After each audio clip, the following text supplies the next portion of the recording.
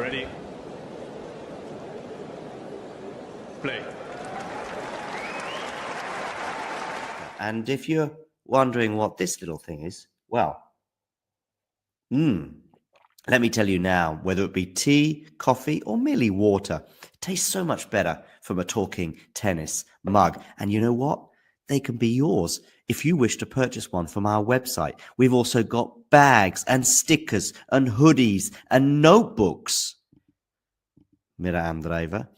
T-shirts as well, of course, coming in both black and white. And we've got a classic jumper for you as well, and many, many other things for you to purchase for excellent prices so you can look like some of the coolest people on the tour.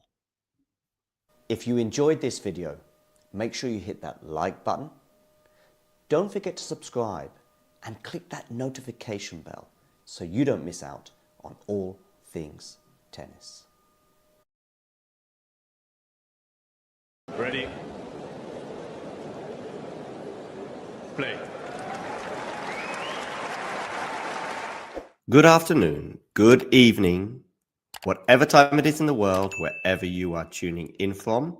Welcome to US Open Men's Final Eve, as it is here in Europe, at least anyway, in terms of it being evening. It's also just hours away from the women's final, which will be coming up live on the channel later on today. We'll have Matthew bringing you live commentary of Aryna Sabalenka against Amanda Anisimova. Feel free to make comments on that in the live chat, but this will be a preview focused on Jannik Sinner against Carlos Alcaraz. Welcome all the members, by the way. This is, of course, a members-only live stream, which will later on be converted into a couple of videos for the broader audience at large, but for now, in terms of being just for members only. So you're a member, you're watching, and you're doing it live. Why don't you get in the comment section? Oh, and also hit that like button. Okay, promo stuff done. Jannik Sinner against Carlos Alcaraz. Are we surprised? Not really.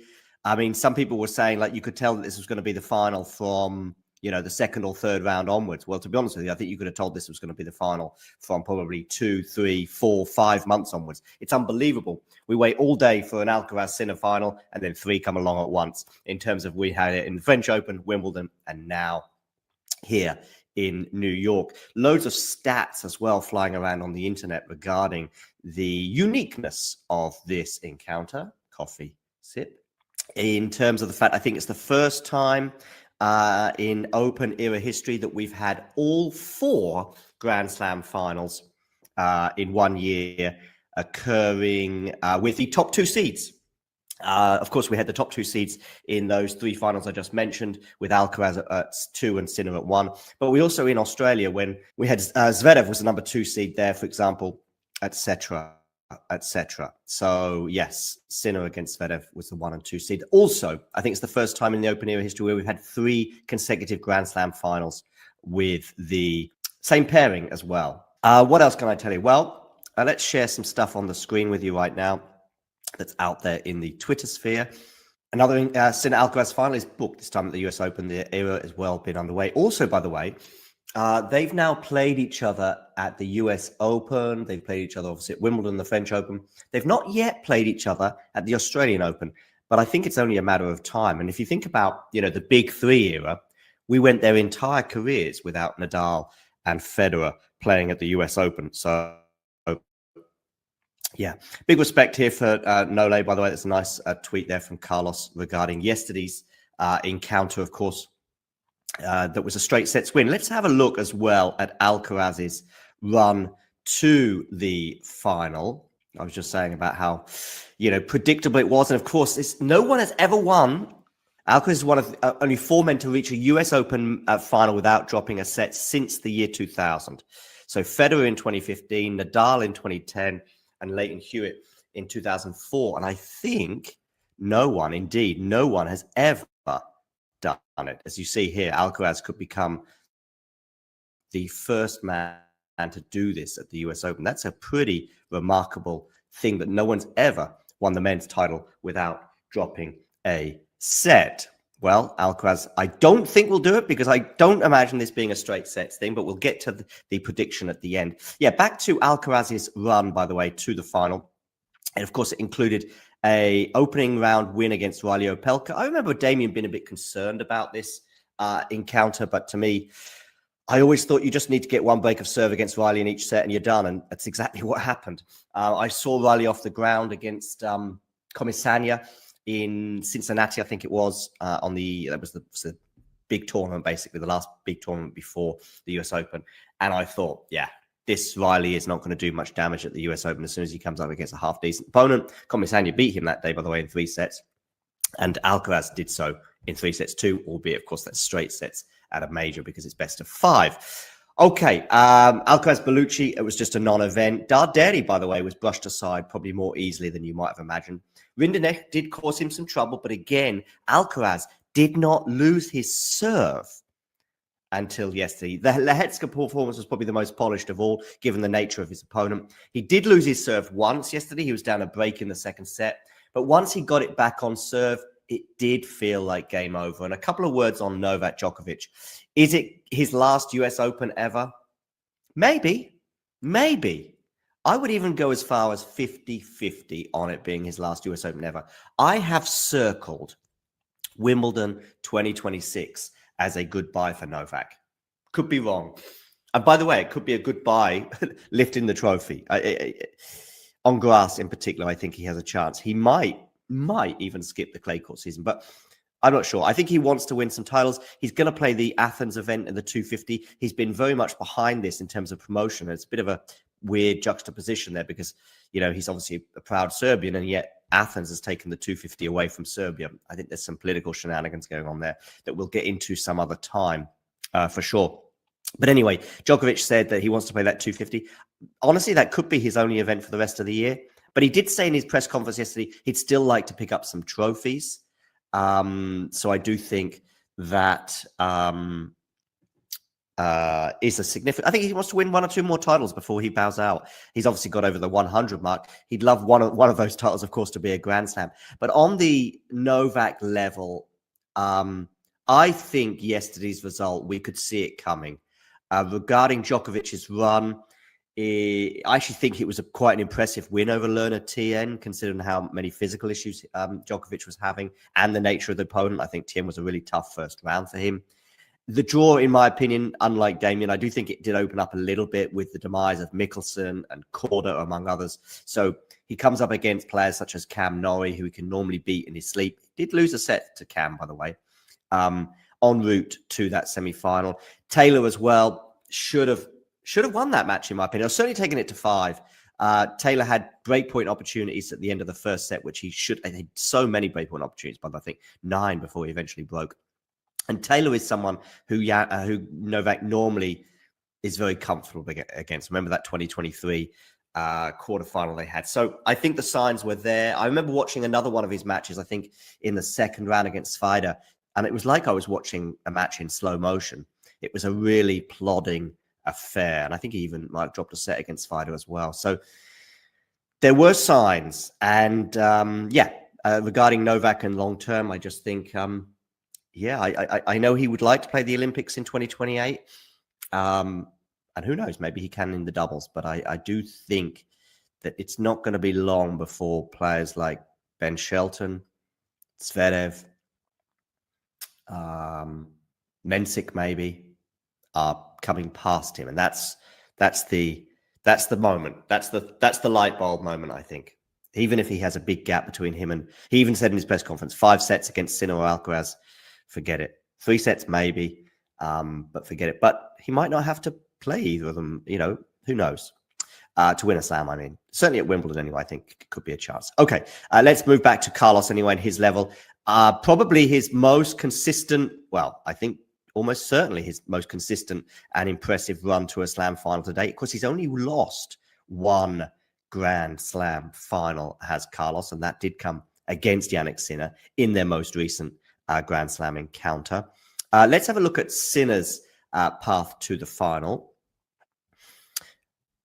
A little tricky in some ways, I think. I mean, I think obviously Kopchiva not really having a serve, that helps. And I think it was always going to be a comfortable win for Jannik. But I think Popyrin for the second round is about as tough as it goes for the number one seed. Chapeau, playing some of the best tennis of his career, was a difficult opponent. Chapeau was up a break in that third set and may have some regrets about not pushing it 5. Bublik was a banana skin for Jannik. And luckily for Jannik, a certain Alexander turned up. When Alexander gets down on the scoreboard, especially in the second set, you do realize that it's good night Vienna, and that's how it turned out. Musetti, I think, was never going to be a threat, and I think that's a nice quarterfinal opponent for Jannik. Whereas the semifinal, I guess, Felix, not too bad, but he does drop a set. So in a way, this is the kind of score lines that we might be expecting from Carlos Alcaraz. If I didn't tell you who had these score lines, but if I said straight sets, 4 sets against Chapeau and was down a break in the third, straight sets, real battle against Felix in the semis, 4 sets, some doubt, could have been 5. If I said that was the run of one of these two players, you would be telling me Carlos Alcaraz. Just you'd be putting your mortgage on it if you had a mortgage, but you'd be putting some money on it if you had some money. Be gamble aware. Anyway, you know what I mean. That's how I view that particular run. Anyway, it is what it is. Let's have a look at the head-to-head. I do also want to get some tennis insights, and I mean from the Tennis Insights website as well, or their database. I've just been in contact with them. We've got a 9-5 head-to-head here for Carlos. They've played a lot of times this year. As I said, it's been a long. We're waiting all that time for a Grand Slam final between the two, and now we're getting our third consecutive one. Of course, the most recent encounter was in Cincinnati, and there we had a very unwell Jannik Sinner, 5-love down in the first set and retiring. Remember, we're getting all the stats out about the last time he was bageled. But by the way, some, of course, might call it 10-5 because they want to include the challenger match that they had in 2019. I know Damon would be very keen for that. Deluded Steve less so. But anyway, 9-5 or 10-5 doesn't make too much difference. But I almost want to probably just hone in on sort of post-puke Sinner, as in like the new Jannik Sinner, the Jannik Sinner of 2023 onwards, perhaps. In fact, I think we can even skip Miami and Indian Wells and think about Beijing onwards, because this was when we got the new Jannik Sinner, basically. And so he's got 2 wins from 1, 2, 3, 4, 5, 6. It's 6-2 here. Again, it looks like there could be a matchup problem for Jannik, but I really don't think so when we start to go into detail regarding some of these matches. So that one in Indian Wells, it's the absolute best conditions for Carlos Alcaraz on the tour, even better than some of the clay court tournaments. Indian Wells will always be like a second home for Carlos, and it was 3 sets, and Jannik Sinner got injured in the third. So, you know, some things to think about. Roland Garros, 5 sets, could have gone either way. Carlos, in fact, did go away at various points in that match. I think in the first set in particular was a long way off Jannik's level. And yeah, but 5 sets, Carlos, we know, can make a difference. And it did that day. I think had it been a 3-setter, he almost certainly would have lost. Beijing final was a paper thin difference between the two. And if we saw Carlos emerging constantly as the winner with paper thin margins, and by the way, they had another one, of course, memorably at Roland Garros, then maybe that is a pattern. Maybe if we go into a 5th set, for example, and we know Jannik has never won a match that went beyond 4 hours, maybe then that does tip the balance in Carlos's favor. But there's by no means guaranteed that we're going to get to that stage. Jannik Sinner, by the way, on 2 separate occasions against Carlos has had match points and not won the match, which is, considering they've played 14 times, so 2 out of the 14, 1 in 7. It's a pretty high percentage of matches where Jannik has had match points and not taken the glory. Obviously, the other one was US Open quarterfinal of 2022, an absolute legendary match that, honestly, if we get that tomorrow, oh boy, oh boy, oh boy. I do feel, by the way, in terms of this matchup, though, as well, Carlos is having to stretch a little bit more. I think because the margin that Jannik plays with just feels like he's a bit more in control, albeit that yesterday against Felix, that sort of crown slipped slightly. Back to these last few matches anyway, and how I feel this 6-2 margin feels a bit different. The Rome match, for example, that they had earlier this year was also another example of Jannik. That was his first tournament back on the tour. I always felt that with a few more matches, that result would have been pretty different. Maybe 3 sets, maybe goes Jannik's way, would be far more competitive than a second set, which was 6-1 in Carlos's favor. Carlos, by the way, serve.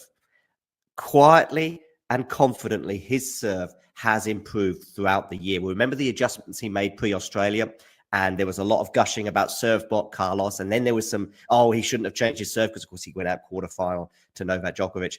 But I think now we are seeing the fruits of it. I mean, in that final, I remember on the clay in Rome, he's hitting aces and serve botting on clay against Jannik Sinner in Rome, probably the best return on the tour. And then we saw the fruition of what I'm saying in terms of the fact that Jannik just needed a few more matches. And we saw that in the opening 2 or even 4 sets against Carlos Alcaraz. Jannik Sinner, over the first 4 sets, was easily the better player and probably should have won that final. Of course, we know all about the 3 match points that came and went, and the serving for the title as well that came and went, and just how close it was just until that deciding set tiebreak. Then in Wimbledon, I actually went into that Wimbledon final thinking, you know what? This is where Jannik does show that actually there have been some asterisks and anomalies regarding the previous losses. He showed it. In fact, could well have won that in straight sets. He was up an early break in that first set, but wasn't able to hold on to that. And some Alcaraz brilliance at the end of that first set helped him win it. But sets 2, 3, and 4, Carlos didn't know how to win points, and he lamented to his team during the match to testify to that account.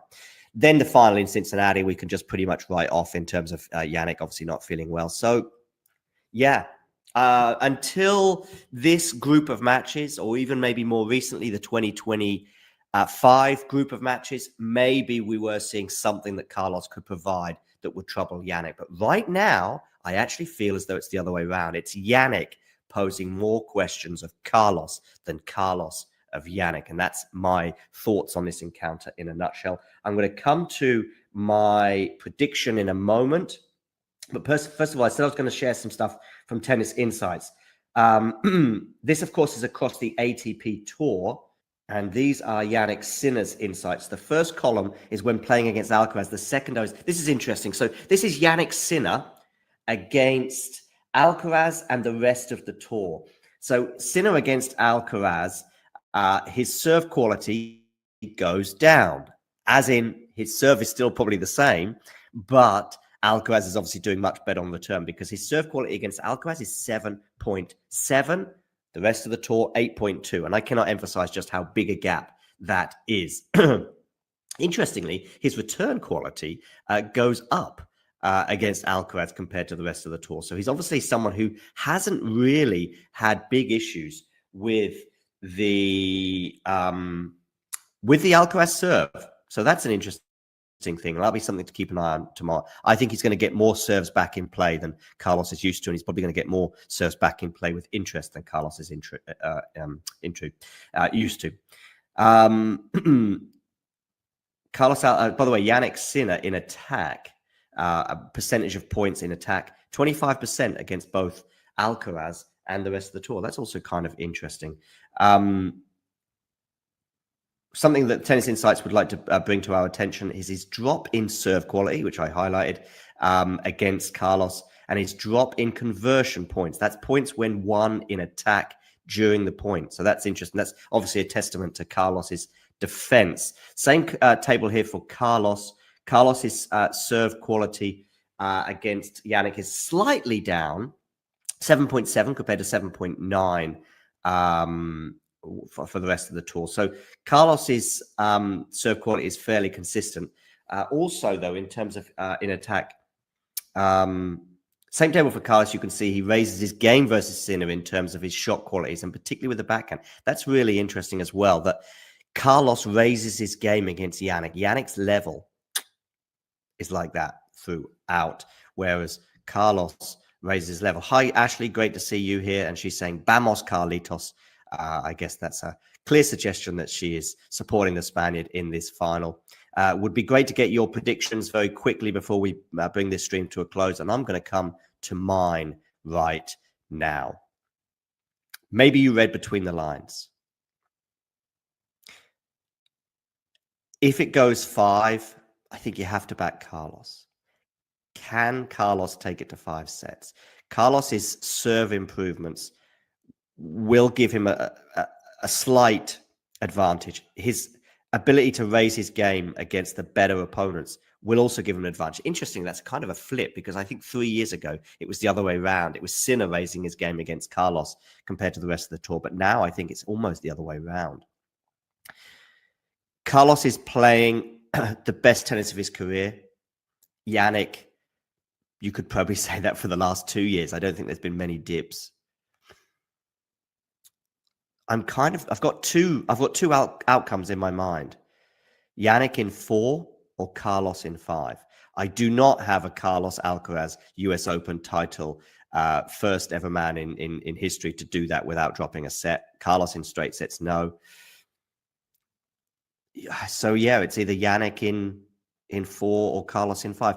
By the way, you can see Zach's name just here. That's because he's also given me a video clip as part of the preview. You'll see that later on today, I'm sure, as part of our package that I wrap up. I'm going Jannik Sinner in 4.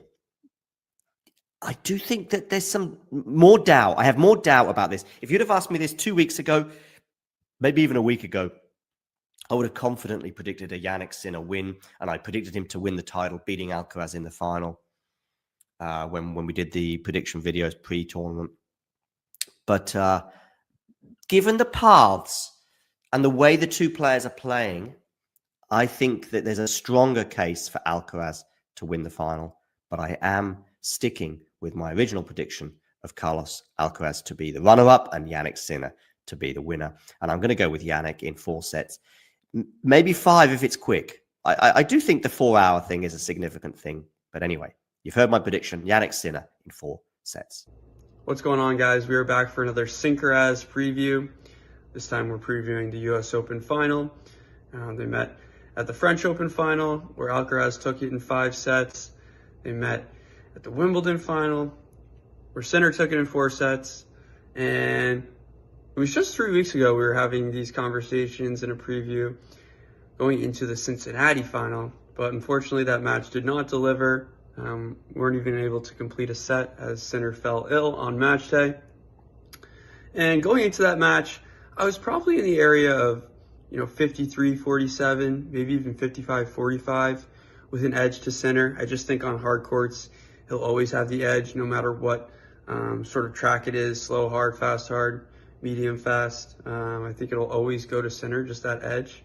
But Alcaraz has looked, I guess, Sinner-esque in this tournament, where he hasn't dropped a set.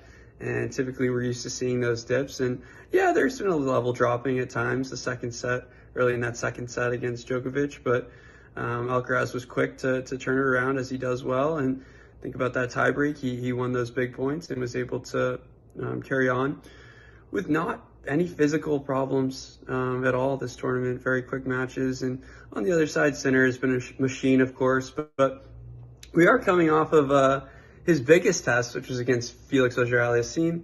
Ended up going 4 sets, which is a surprise in and of itself. But what I did think about that match is that the Felix Auger-Aliassime forehand did a lot more damage than I thought going into it. He's obviously serving really well and hitting the forehand, the +1 really well the last 2 weeks, Felix has. But it did work, and it gave him some opportunities against Sinner. He was the one to create the most break points against him.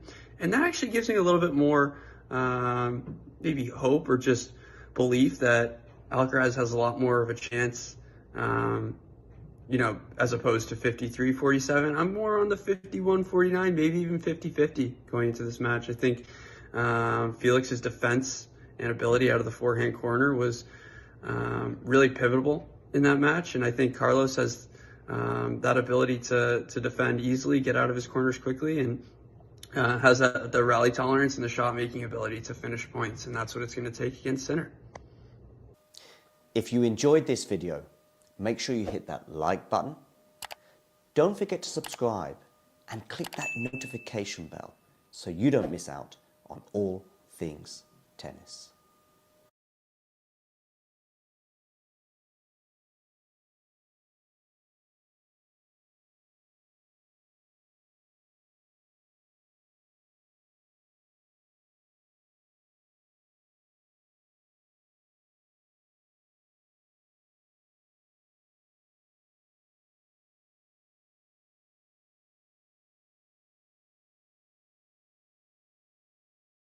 Wherever you are tuning in from, welcome to US Open Men's Final Eve, as it is here in Europe, at least anyway, in terms of it being evening.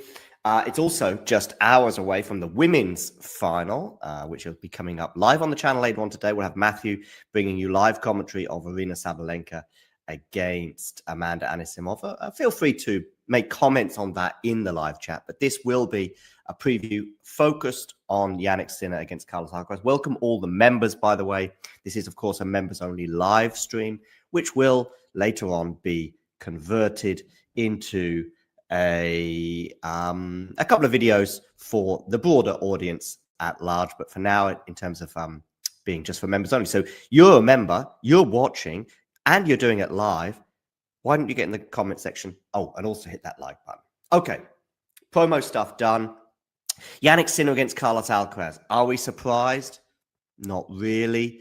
I mean, some people were saying, like, you could tell that this was going to be the final from, you know, the second or third round onwards. Well, to be honest with you, I think you could have told this was going to be the final from probably 2, 3, 4, 5 months onwards. It's unbelievable. We wait all day for an Alcaraz Sinner final, and then 3 come along at once. In terms of, we had it in the French Open, Wimbledon, and now here in New York. Loads of stats as well flying around on the internet regarding the uniqueness of this encounter. Coffee sip.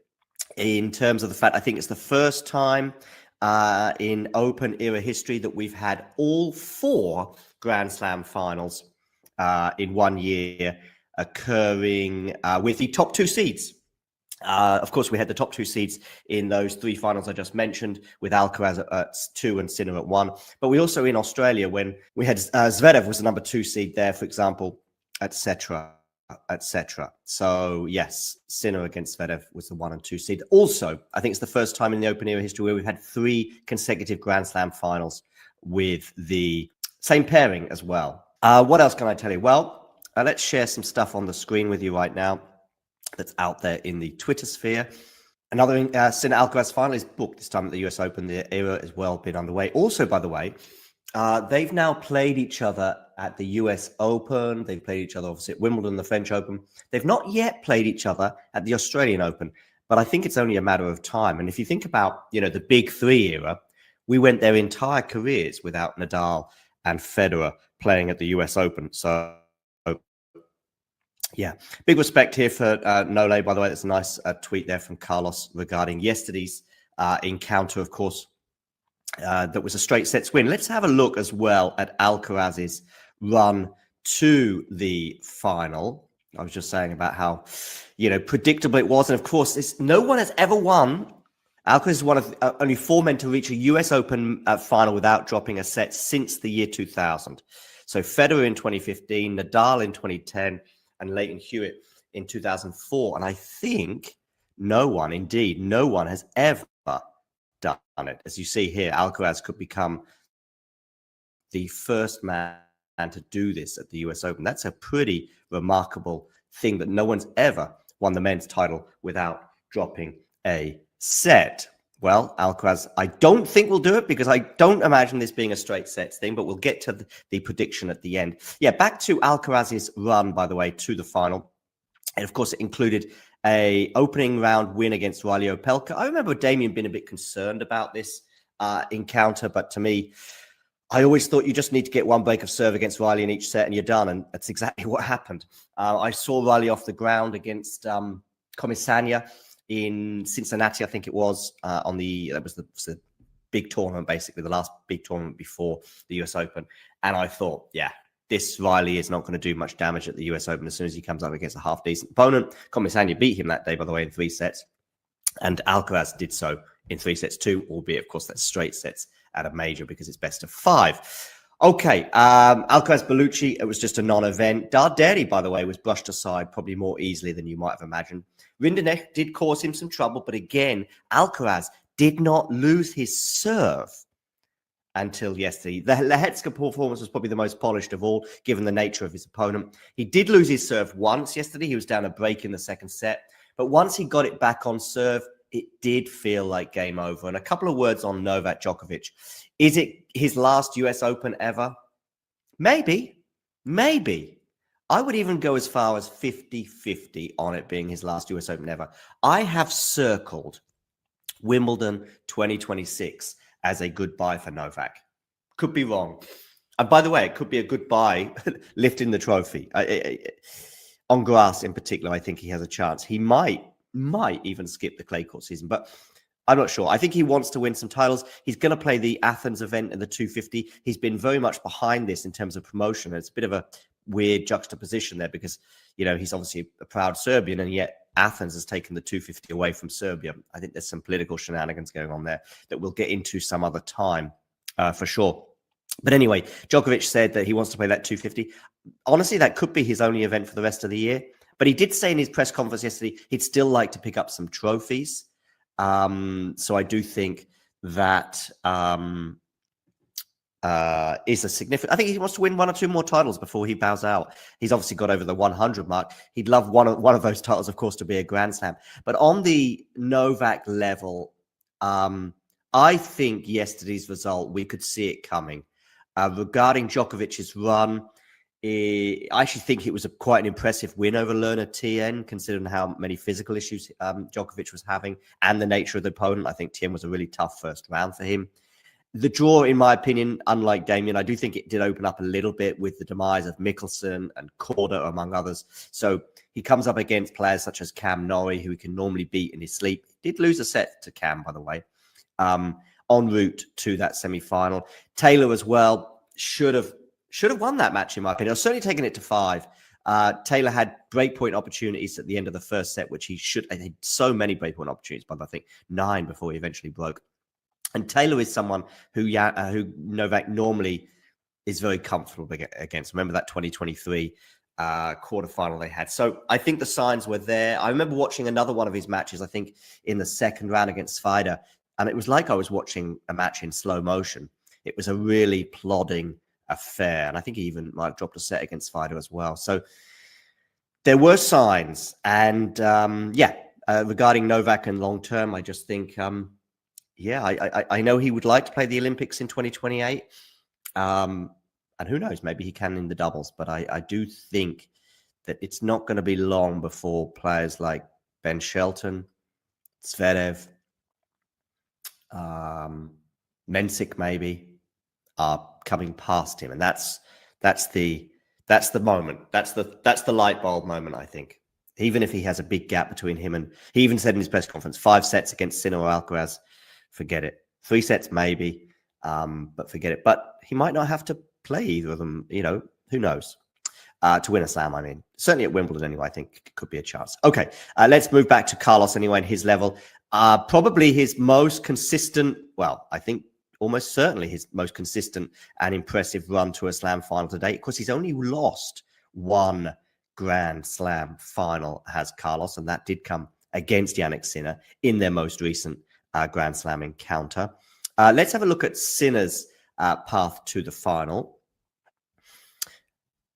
A little tricky in some ways, I think. I mean, I think obviously Kopchiva not really having a serve, that helps. And I think it was always going to be a comfortable win for Jannik. But I think Popyrin for the second round is about as tough as it goes for the number 1 seed. Shapo, playing some of the best tennis of his career, was a difficult opponent. Shapo was up a break in that third set and may have some regrets about not pushing it 5. Bublik was a banana skin for Jannik. And luckily for Jannik, a certain Alexander turned up. when Alexander gets down on the scoreboard, especially in the second set, you do realize that it's good night Vienna, and that's how it turned out. Musetti, I think, was never going to be a threat, and I think that's a nice quarterfinal opponent for Jannik.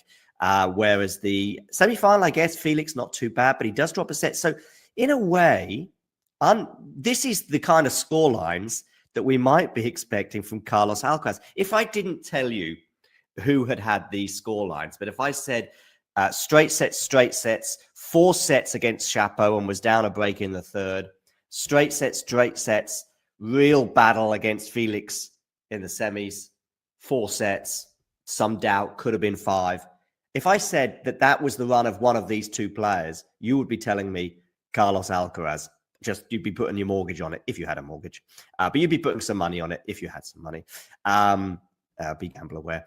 Anyway, you know what I mean. That's how I view that particular run. Anyway, it is what it is. Let's have a look at the head-to-head. I do also want to get some tennis insights, and I mean from the Tennis Insights website as well, or their database. I've just been in contact with them. We've got a 9-5 head-to-head here for Carlos. They've played a lot of times this year. As I said, it's been a long. We're waiting all that time for a Grand Slam final between the two, and now we're getting our 3rd consecutive one. Of course, the most recent encounter was in Cincinnati, and there we had a very unwell Jannik Sinner, 5-love down in the first set and retiring. Remember, we're getting all the stats out about the last time he was bageled. But by the way, some, of course, might call it 10-5 because they want to include the challenger match that they had in 2019. I know Damon would be very keen for that. Deluded Steve less so. But anyway, 9-5 or 10-5 doesn't make too much difference. But I almost want to probably just hone in on sort of post-puke Sinner, as in like the new Jannik Sinner, the Jannik Sinner of 2023 onwards, perhaps. In fact, I think we can even skip Miami and Indian Wells and think about Beijing onwards, because this was when we got the new Jannik Sinner, basically. And so he's got 2 wins from 1, 2, 3, 4, 5, 6, 6-2 here. Again, it looks like there could be a matchup problem for Jannik, but I really don't think so when we start to go into detail regarding some of these matches. So that one in Indian Wells, it's the absolute best conditions for Carlos Alcaraz on the tour, even better than some of the clay court tournaments. Indian Wells will always be like a second home for Carlos, and it was 3 sets, and Jannik Sinner got injured in the third. So, you know, some things to think about. Roland Garros, 5 sets, could have gone either way. Carlos, in fact, did go away at various points in that match. I think in the first set in particular was a long way off Jannik's level. And yeah, but 5 sets, Carlos, we know, can make a difference. And it did that day. I think had it been a 3-setter, he almost certainly would have lost. Beijing final was a paper thin difference between the two. And if we saw Carlos emerging constantly as the winner with paper thin margins, and by the way, they had another one, of course, memorably at Roland Garros, then maybe that is a pattern. Maybe if we go into a 5th set, for example, and we know Jannik has never won a match that went beyond 4 hours, maybe then that does tip the balance in Carlos's favor. But there's by no means guaranteed that we're going to get to that stage. Jannik Sinner, by the way, on 2 separate occasions against Carlos has had match points and not won the match, which is, considering they've played 14 times, so 2 out of the 14, 1 in 7. It's a pretty high percentage of matches where Jannik has had match points and not taken the glory. Obviously, the other one was US Open quarterfinal of 2022, one of an absolute legendary match that, honestly, if we get that tomorrow, oh boy, oh boy, oh boy. I do feel, by the way, in terms of this matchup, though, as well, Carlos is having to stretch a little bit more. I think because the margin that Jannik plays with just feels like he's a bit more in control, albeit that yesterday against Felix, that sort of crown slipped slightly. Back to these last few matches anyway, and how I feel this 6-2 margin feels a bit different. The Rome match, for example, that they had earlier this year was also another example of Jannik. That was his first tournament back on the tour. I always felt that with a few more matches, that result would have been pretty different. Maybe 3 sets, maybe goes Jannik's way, would be far more competitive than a second set, which was 6-1 in Carlos's favor. Carlos, by the way, serve. Quietly and confidently, his serve has improved throughout the year. We remember the adjustments he made pre-Australia, and there was a lot of gushing about serve bot Carlos. And then there was some, he shouldn't have changed his serve because, of course, he went out quarterfinal to Novak Djokovic.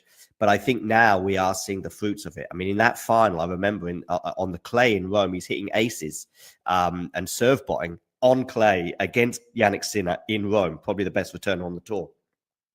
And then we saw the fruition of what I'm saying in terms of the fact that Jannik just needed a few more matches. And we saw that in the opening 2 or even 4 sets against Carlos Alcaraz. Jannik Sinner, over the first 4 sets, was easily the better player and probably should have won that final. Of course, we know all about the 3 match points that came and went, and the serving for the title as well that came and went, and just how close it was just until that deciding set tiebreak. Then in Wimbledon, I actually went into that Wimbledon final thinking, you know what? This is where Jannik does show that actually there have been some asterisks and anomalies regarding the previous losses. He showed it. In fact, could well have won that in straight sets. He was up an early break in that first set, but wasn't able to hold on to that. And some Alcaraz brilliance at the end of that first set helped him win it. But sets 2, 3, and 4, Carlos didn't know how to win points, and he lamented to his team during the match to testify to that account. Then the final in Cincinnati, we can just pretty much write off in terms of Jannik obviously not feeling well. So, yeah, until this group of matches, or even maybe more recently, the 2025 group of matches, maybe we were seeing something that Carlos could provide that would trouble Jannik. But right now, I actually feel as though it's the other way around. It's Jannik posing more questions of Carlos than Carlos of Jannik. And that's my thoughts on this encounter in a nutshell. I'm going to come to my prediction in a moment.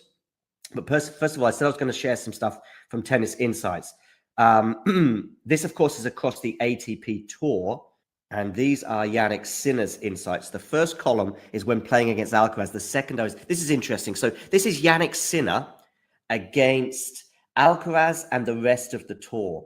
So Sinner against Alcaraz, his serve quality goes down, as in his serve is still probably the same, but Alcaraz is obviously doing much better on return because his serve quality against Alcaraz is 7.7.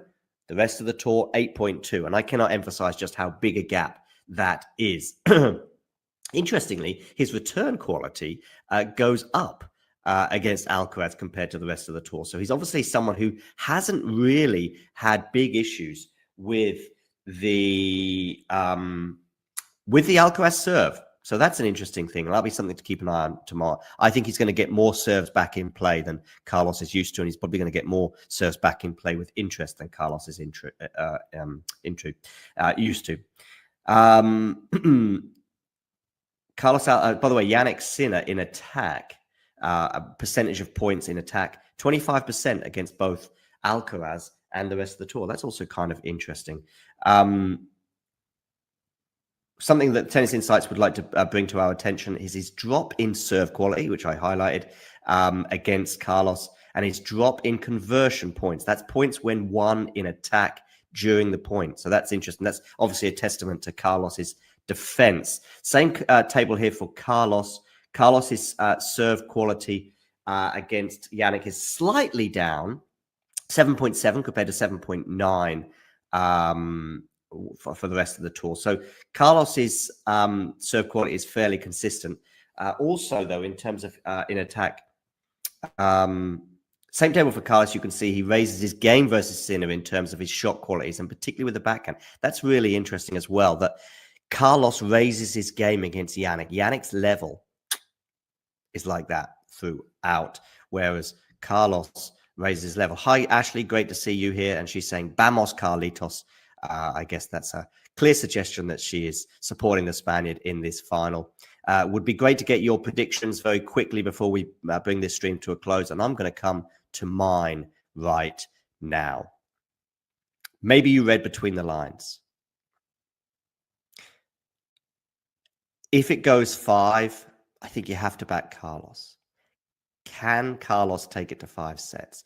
Carlos's serve improvements will give him a slight advantage. His ability to raise his game against the better opponents will also give him an advantage. Interesting, that's kind of a flip, because I think 3 years ago it was the other way around. It was Sinner raising his game against Carlos compared to the rest of the tour. But now I think it's almost the other way around. Carlos is playing the best tennis of his career. Jannik, you could probably say that for the last 2 years. I don't think there's been many dips. I've got two outcomes in my mind. Jannik in 4 or Carlos in 5. I do not have a Carlos Alcaraz US Open title, first ever man in history to do that without dropping a set. Carlos in straight sets, no. So yeah, it's either Jannik in 4 or Carlos in 5. By the way, you can see Zach's name just here. That's because he's also given me a video clip as part of the preview. You'll see that later on today, I'm sure, as part of our package that I wrap up. I'm going Jannik Sinner in 4. I do think that there's some more doubt. I have more doubt about this. If you'd have asked me this 2 weeks ago, maybe even a week ago, I would have confidently predicted a Jannik Sinner win, and I predicted him to win the title, beating Alcaraz in the final when we did the prediction videos pre-tournament. But given the paths and the way the two players are playing, I think that there's a stronger case for Alcaraz to win the final. But I am sticking with my original prediction of Carlos Alcaraz to be the runner-up and Jannik Sinner to be the winner. And I'm going to go with Jannik in 4 sets. Maybe 5 if it's quick. I do think the 4-hour thing is a significant thing. But anyway, you've heard my prediction. Jannik Sinner in 4 sets. What's going on, guys? We are back for another Synchraz preview. This time we're previewing the US Open final. They met at the French Open final, where Alcaraz took it in 5 sets. They met at the Wimbledon final, where Sinner took it in 4 sets. And it was just 3 weeks ago we were having these conversations in a preview going into the Cincinnati final. But unfortunately, that match did not deliver. Weren't even able to complete a set as Sinner fell ill on match day. And going into that match, I was probably in the area of 53-47, maybe even 55-45 with an edge to Sinner. I just think on hard courts, he'll always have the edge no matter what sort of track it is, slow, hard, fast, hard, medium, fast. I think it'll always go to Sinner, just that edge. But Alcaraz has looked, I guess, Sinner-esque in this tournament, where he hasn't dropped a set, and typically we're used to seeing those dips. And yeah, there's been a level dropping at times, the second set, early in that second set against Djokovic, but Alcaraz was quick to turn it around, as he does well. And think about that tiebreak, he won those big points and was able to carry on with not any physical problems at all this tournament. Very quick matches. And on the other side, Sinner has been a machine, of course, but we are coming off of his biggest test, which was against Felix Auger-Aliassime. Ended up going 4 sets, which is a surprise in and of itself. But what I did think about that match is that the Felix Auger-Aliassime forehand did a lot more damage than I thought going into it. He's obviously serving really well and hitting the forehand, the +1 really well the last 2 weeks, Felix has. But it did work, and it gave him some opportunities against Sinner. He was the one to create the most break points against him. And that actually gives me a little bit more maybe hope or just belief that Alcaraz has a lot more of a chance, as opposed to 53-47. I'm more on the 51-49, maybe even 50-50 going into this match. I think Felix's defense and ability out of the forehand corner was really pivotal in that match. And I think Carlos has that ability to defend easily, get out of his corners quickly, and has the rally tolerance and the shot-making ability to finish points. And that's what it's going to take against Sinner. If you enjoyed this video, make sure you hit that like button. Don't forget to subscribe and click that notification bell so you don't miss out on all things tennis.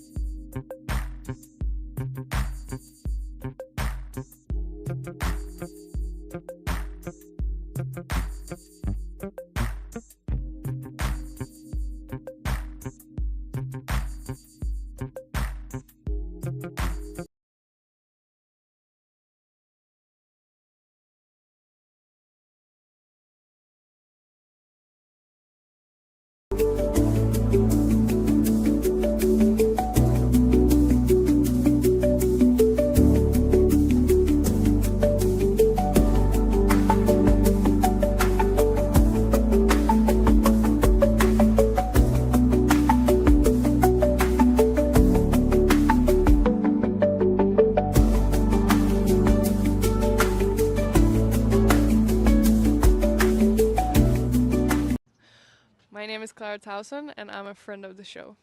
Boom. I am Francisca Jorge, and I'm a friend of the show. Perfect. Hi, my name is Susan Leemans, and I'm a friend of the show. My name is Zainab Sammaz, and I'm a friend of the show. Boom. Hey guys, my name is Sasha Vickery, and I'm a friend of the show. Boom. Hi, my name is Lloyd Harris, and I'm a friend of the show. Perfect. Hi, my name is Jan Faria, and I'm a friend of the show. Boom. Yes. Take one. Well done. Hi, my name is Jasmine Paulini, and I'm a friend of the show. Wow, Jasmine, you got it in one time. Ready. Play.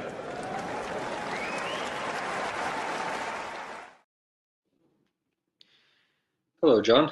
Hello. I should be with you for a few minutes, maybe all the way until Rachel arrives anyway, but we can see the players are on the court at last, 45 minutes after the scheduled start, but it is what it is. How are you?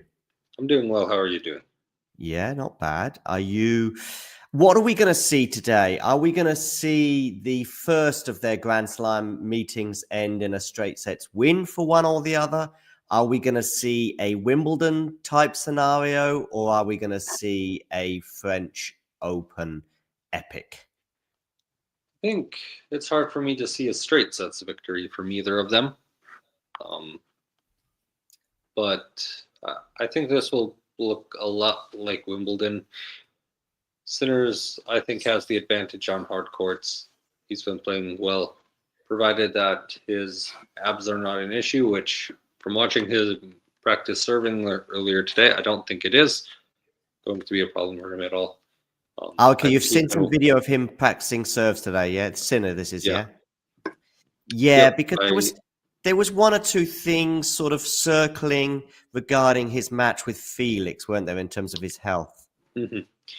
Yeah, it seemed like maybe something going on with his abs or some muscles around that area. I think he's wearing medical tape. And I saw that Carlos is wearing some medical tape around one of his thighs as well. Okay. So hopefully that's not an issue. But, I mean, it's the fourth Grand Slam of the year. It's September. We've essentially been playing tennis for 8 months now. Everyone's a little bit worn down. Right. I've seen Carlos with that kind of taping in the past on occasion, and it's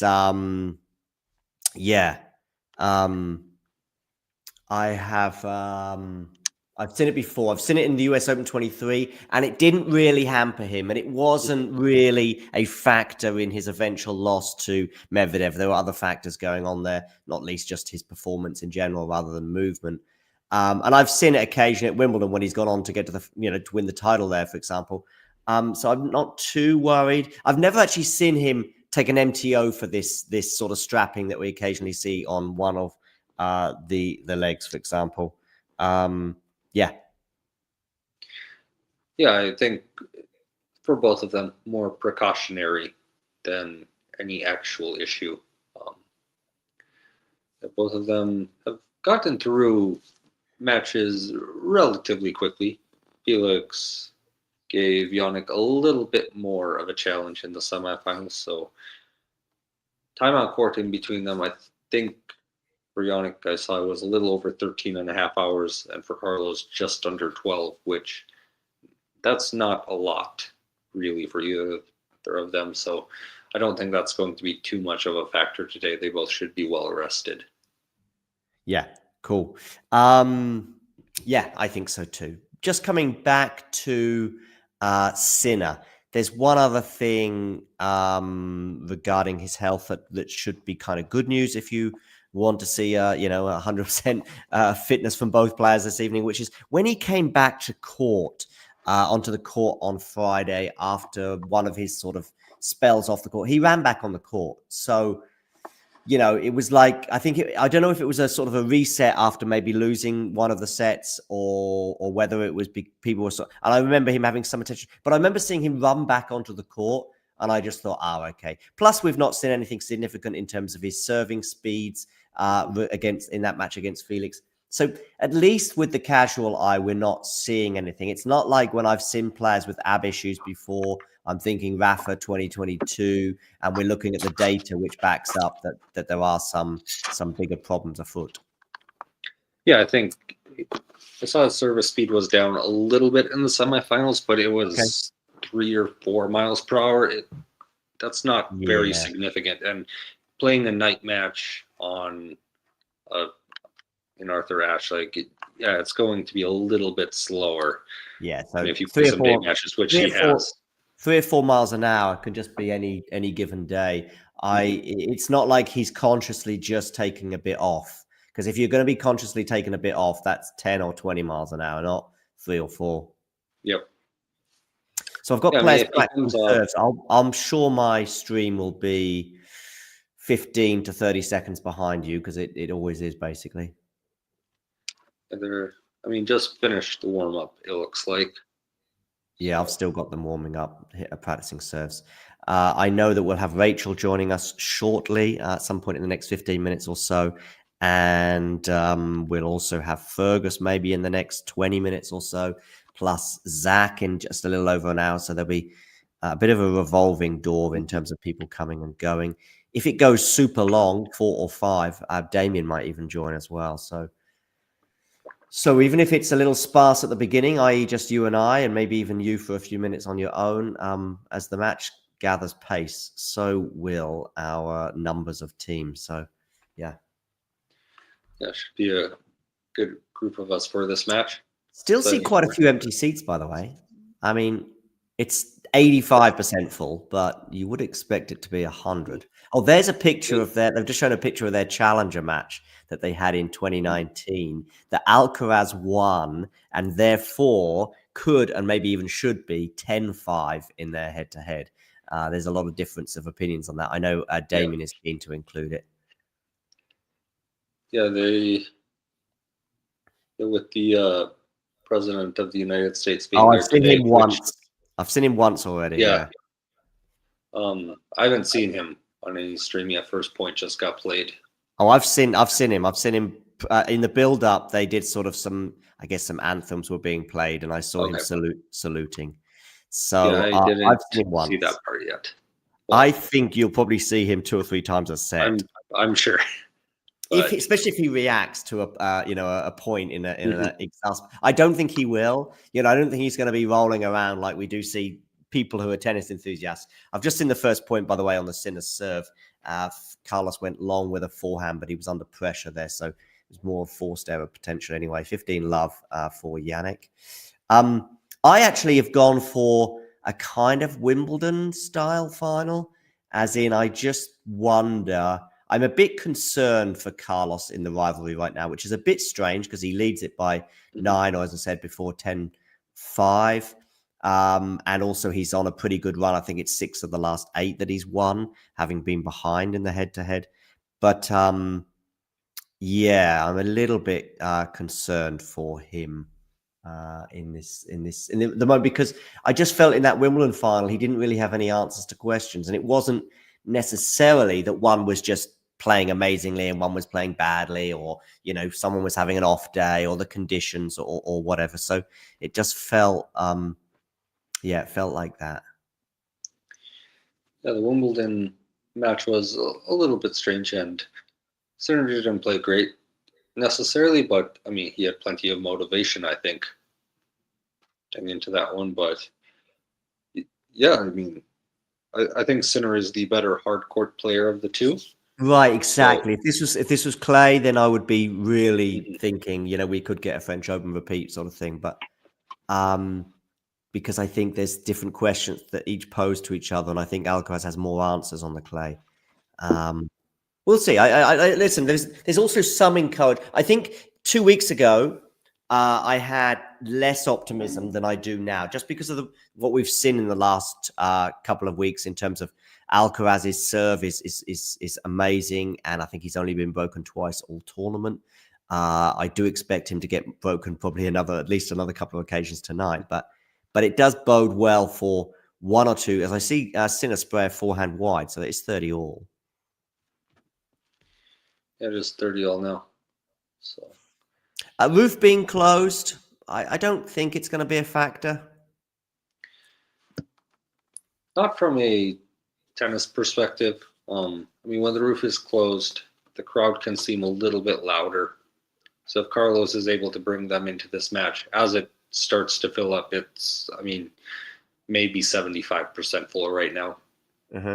But yeah, plenty of, there's, right before they started this game, they showed a shot of outside still, and there's still plenty of people out in line. So extra security measures today. I see. So that might well be why there's still these seats vacant. Okay, gotcha. We've got a break point here for Carlos. So that quickly changed from 30 love to 30-40. So this is an interesting inflection moment already after just 3 minutes of this particular match. That might also be a reason why they delayed the start just by a little bit more as well. So I know there was a lot of things going on, but I wonder if they were just sort of decided to lengthen that as long as they possibly could. So that way we could have more bums on seats. I believe that's what the USTA posted. Okay. Sinner just, by the way, got an unreturned serve, so it's deuce.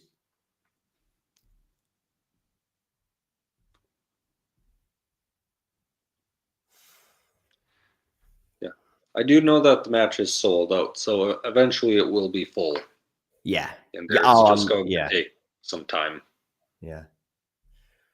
I know as well. I was thinking about this about 2 or 3 days ago that we hadn't seen any kind of protest, whereas I know in the last 3 years, I think, and on each occasion, there's been something. The most well-known was 23, I think, in the semi-final when some people stuck their feet to the ground. 22, I was there, and there were lots of placards. So these are generally environmental issues against some of the financial institutions that sponsor the US Open. Oh, net cord there, backhand. Okay, we're into a rally here, forehand to forehand right now, but Carlos goes long, so we've got a game point for Jannik. Yes, I remember there were placards being handed out in the 2022, and in fact, as I walked in, and lots of people didn't realize because they were done in the same kind of color scheme as one of these financial institutions. So it's like people were just picking them up and not realizing. And as soon as you walked in, they were being taken out of your hands, let's say. Yeah. Last year, I think there was something as well, but I don't remember what. I know the French Open as well has had 1 or 2 issues as well. And I thought about this just a few days ago. I'm thinking, oh, there hasn't been anything this year. So, and then with Trump's appearance, a loose forehand from Jannik, so juice. With Trump's appearance, I then thought, oh, okay. But on the flip side, with Trump's appearance, I think they're going to be even stricter. Oh. Yeah, I know there's very enhanced security there today, and yeah, usually these things get planned out well in advance. I know from that this was not necessarily told to the USTA very far in advance that he was going to be attending, so that's part of the issue with security here. Okay. May have lost John there. Spinning circle of death on the black screen.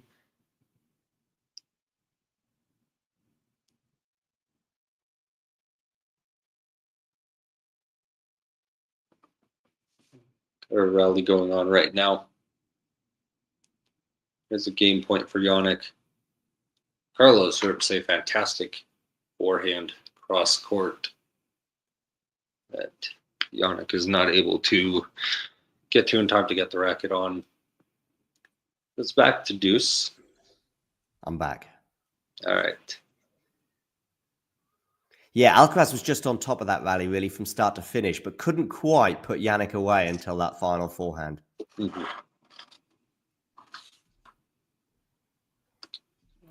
Hey, Jane and Ghosty.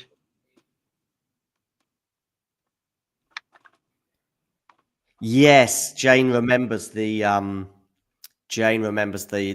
exactly those placards. Yeah, they were sort of like fans. So they were fans, and they had some wording as well that might have been quite similar, and certainly signage and colors. But they were basically just very critical of said financial institution. I think it would have been Chase, but it could have been JP Morgan. Anyway, we're into a rally here at deuce, as Sinner goes backhand into the net. I tell you what, if this game is a sign of things to come, however it pans out, that we could be in for a long one. We could. It's been a long game, 8 minutes already. Yeah. At a second break point now for Carlos.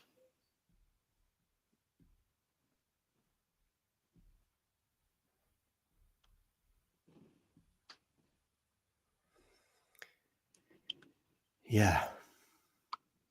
Pretty far back to return these serves, so that might be an interesting evolution. Sinner just put a backhand into the net. Yeah, we got the break.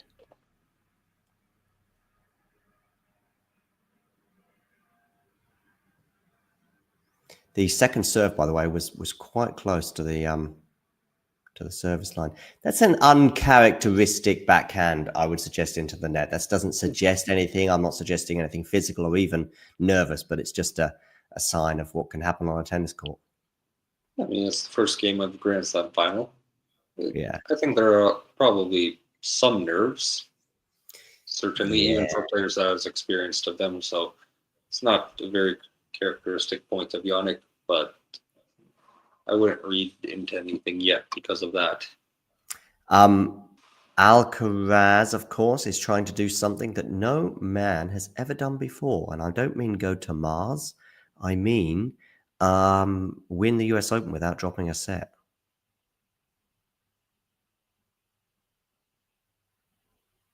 In the Open era, anyway. And he's off to a good start, as Jane suggests. I don't think he'll be thinking about that at any juncture. He's just thinking about. I think he'll probably know, but I don't think he'll care that much. He just wants to win the US Open one way or another. It's not the kind of history that would distract you in the same way that a calendar slam might. I don't think he's thinking too much about that, or about only being broken 2 times. No, he's just he might be thinking my serve has put me in a better position, although that backhand slice cross court doesn't. Yeah, it's like fun stats for after the tournament, but in the middle of the match, if you're thinking about that, your head is probably not in the right place. Jane, yeah, we addressed this just as we sort of began our show, and it was just to the extent that we're not too concerned by it. Carson saw him practicing serves earlier on today, and it seemed to be fine. In addition to that, the data in terms of service speeds was slightly down against Felix, but nothing too crazy. And just his general play against Felix, if there were errors, let's say, coming off his racket, they were not due to a physical issue. At least that's how it appeared with the naked eyes. I see him put a backhand into the net. We might hear something post-match, if Jannik loses this one way or another, there might be something emerge from the press conference. Having said that, I would imagine he'd be quite guarded, because it's very, you don't want to come into the press conference and then the headlines are, I lost because of ab injury,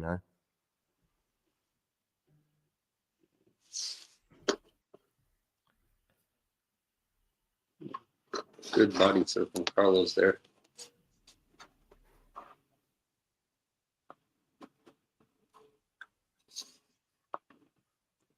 Yeah, I think you don't want that to be the headline coming out of any slam final, but especially in a match where also if he loses this, he will lose the #1 ranking as well. Yeah. Just a small subplot to this match is that they are playing for #1 in the world at the moment. So yeah, I think he's classy enough to not let that be the headline. Yeah.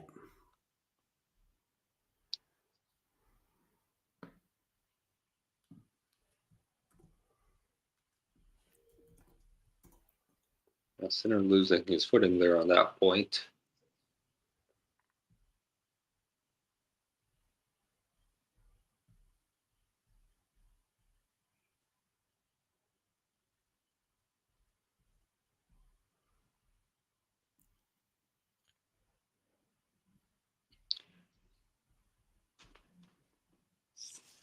Got some game points as well now.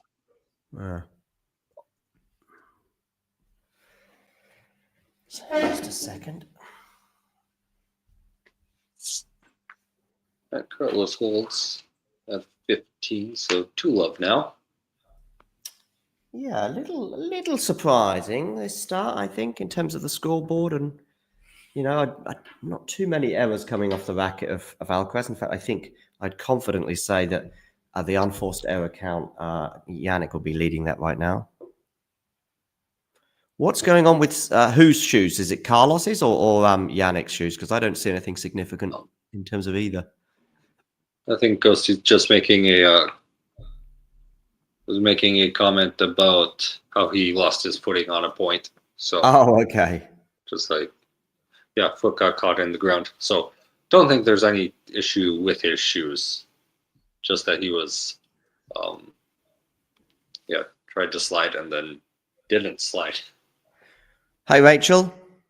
Hello, hello. Hey, Rachel. Hiya. How are you? Good, thanks. It's been a while since Who you got I've done winning? one of these.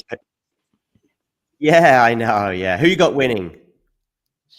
I think I'd like Alcaraz, and I think he will take it. However, I don't know. I think Sinner's slightly stronger on hard, so I think it's going to be. I don't think I can call it, to be honest.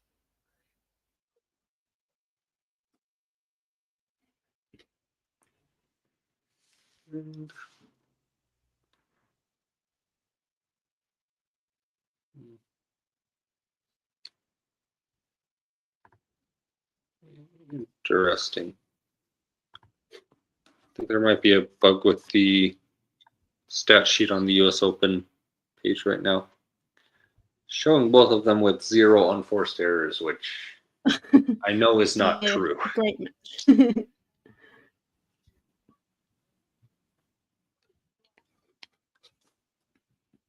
I mean, I think both players would like to have that as their stats.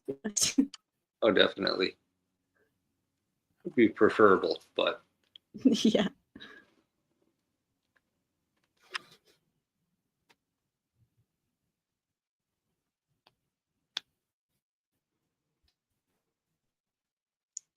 some really good defense from Carlos on this point. Manages to save it. Barely. 30 all now.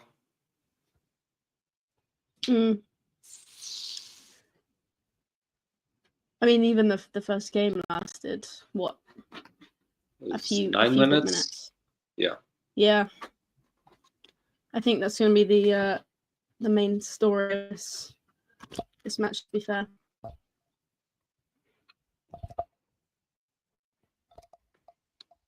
Do you see this being a longer match? I think I'll be quite surprised if it's straight sets, to be honest. Mm-hmm.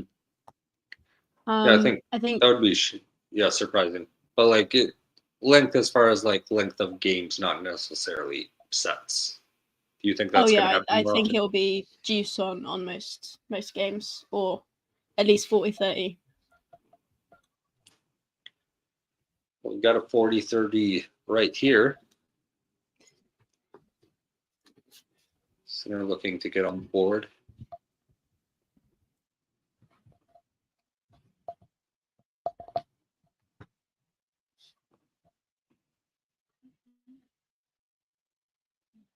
He's such a consistent server.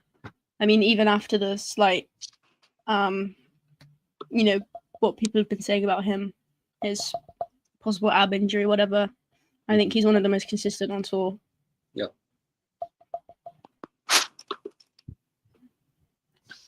He's quite consistent. I'm not necessarily too concerned about ab injury. He had a medical timeout in the middle of the semifinal. But his serve speed, it was down a little bit, which will happen just from playing a night match, but it wasn't significantly down in the semifinal. No. So, hey, Ashley. He is consistent in everything, Ghosty. That's so true.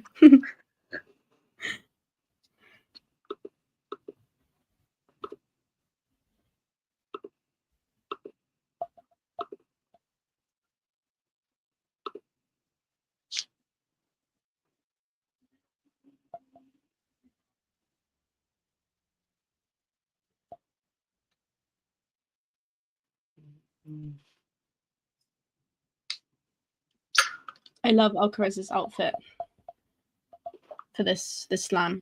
I think it's great.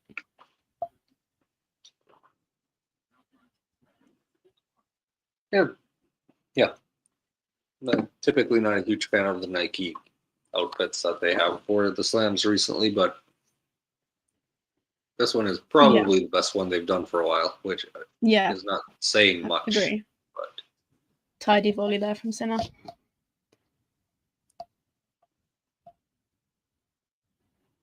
Surprising seeing coming to the net actually. He's such a good baseliner and can win from the baseline. He's proven that. So interesting choice there.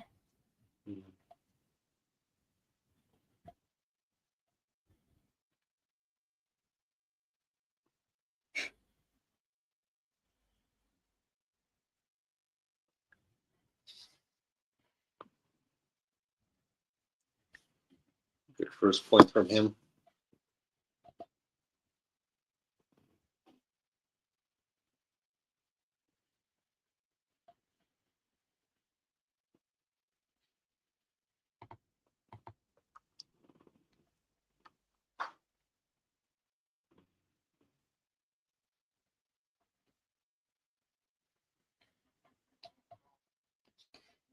Two. Ooh, that's a very nice forehand.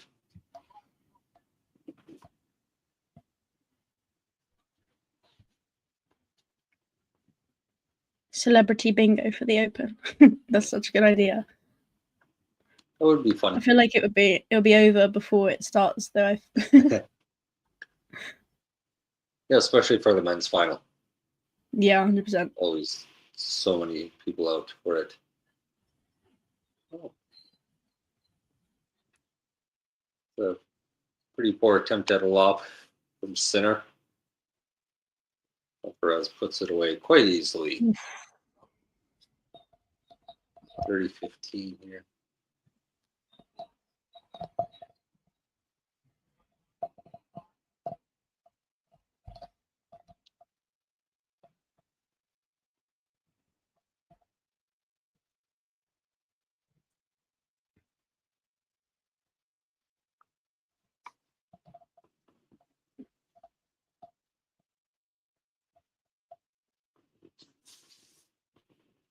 And a forehand error from Jannik.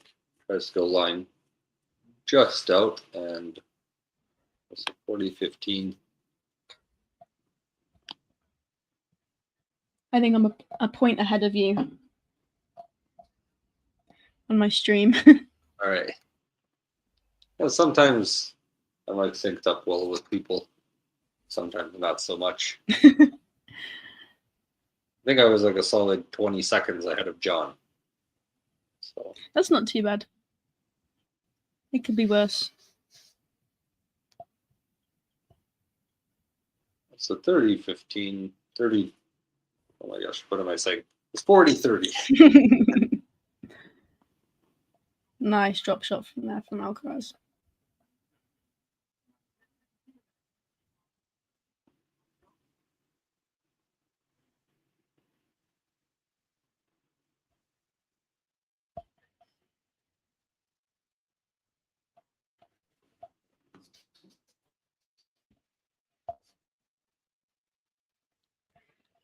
Great final so far. Yeah.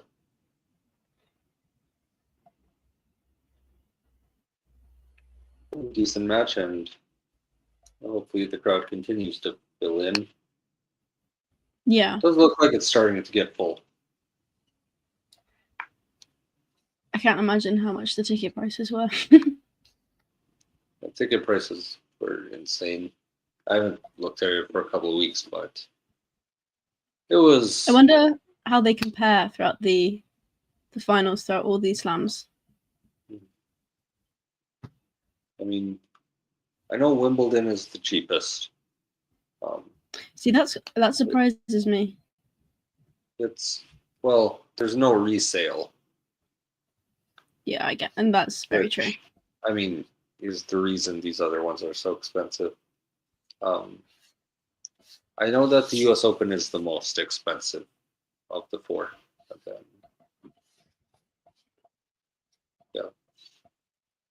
Probably Australian was second most. Yeah. Ooh. Tricky little shot there. Too good.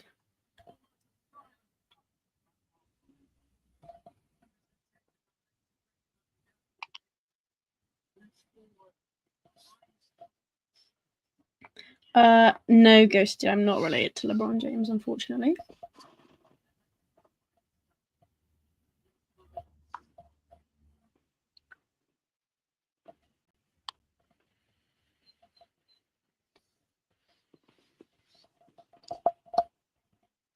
Some quick pressure from Carlos here, looking for second break.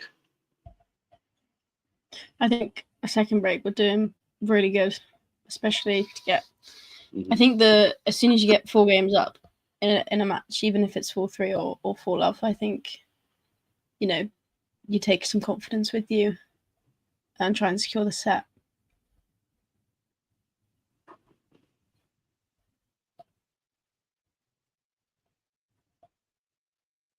Really fantastic. Very fast winner. Jannik, 112 miles per hour.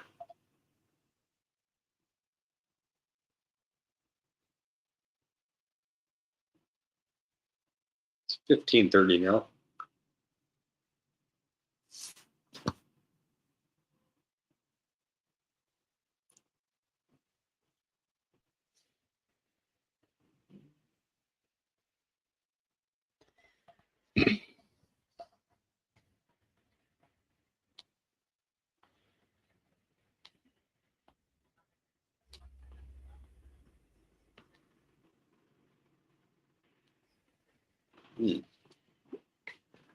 It's a well-placed forehand from Jannik. It is so deep into the court. Yeah. Carlos able to get to it, but can't do anything with it once he gets there. No. I mean, I think the only choice there is to return it deep, as he tried to do, because if, a short ball would have led to a winner from Sinner, so he was kind of stuck either way.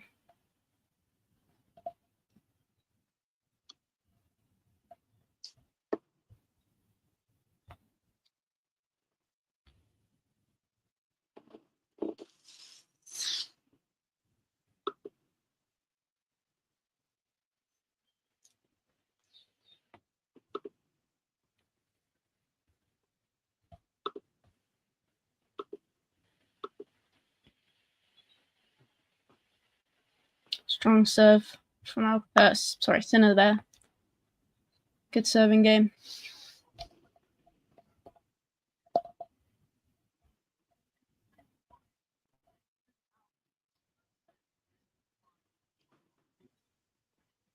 It fends off a little bit of pressure. Absolutely. Yeah, still just down a break. Anything can happen still. I know it's too early. It's way too early to tell. Yeah. I mean, I think even 3 sets deep, it's still too early to tell. It can be. Unless, obviously, really, it's 3 sets to one person. It can. Haven't seen much in between them yet. Carlos looks like he may be a little more loose. Yeah. Yeah, whether that's I'd agree with that. because of physicality or mentally. Just seems a little more comfortable at the moment. Being up a break will help you with that as well. I also think he enjoys the crowd at the US Open. Everybody loves him. I think that's a big favorite. part. Yeah, absolutely.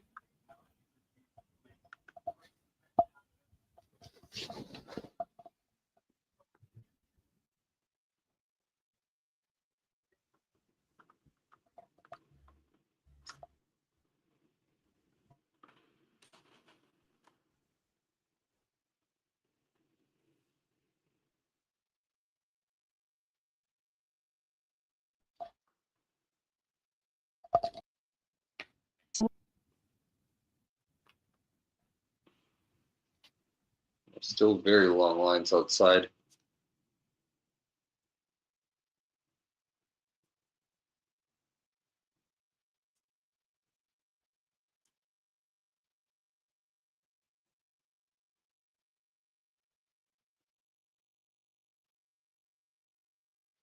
Looks like the lower bowls are starting to fill in. The upper deck is still fairly empty.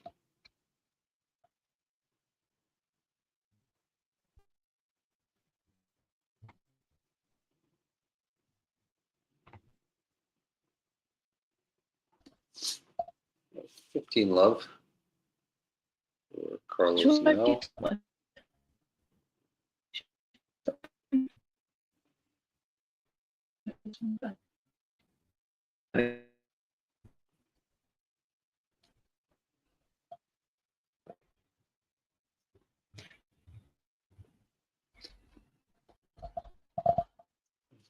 $30 love.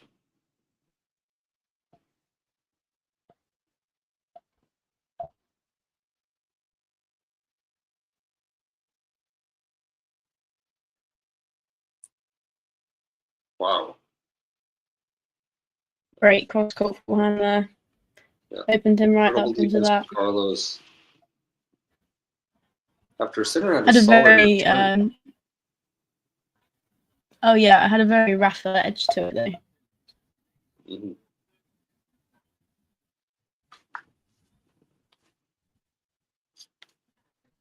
And Carlos holds very easily. But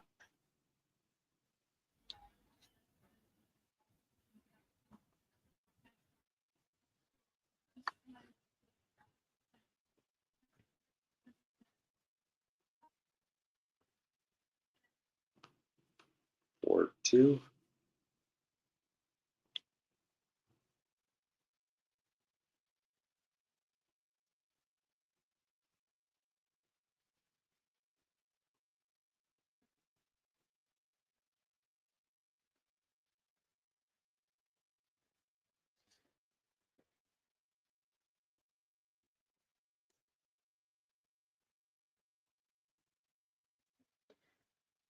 great aggressive play from Alcaraz. You can tell he wants it.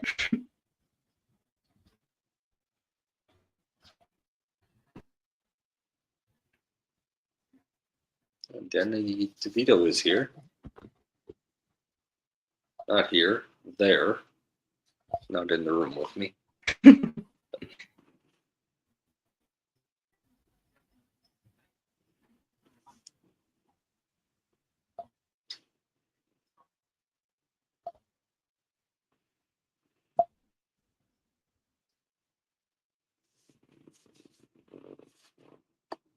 Mm-hmm.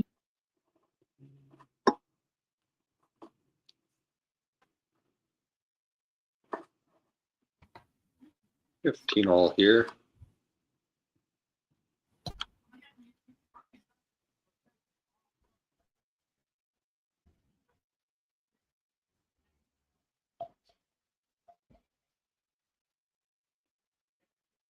Oh no.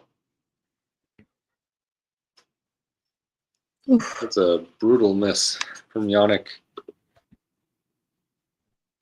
He went for the low percentage shot. I mean, Carlos was not really in a great position to move back to his right, so it didn't need to be quite that good.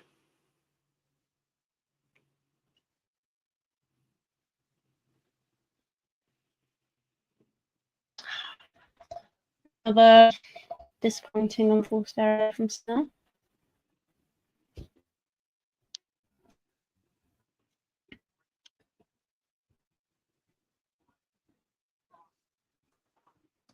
Alcaraz looking good, looking to get the break here.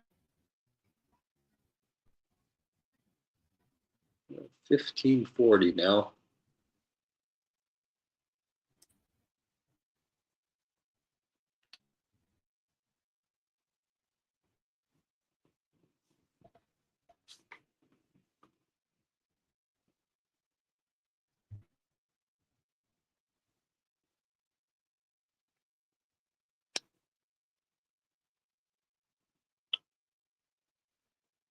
First serve into the net.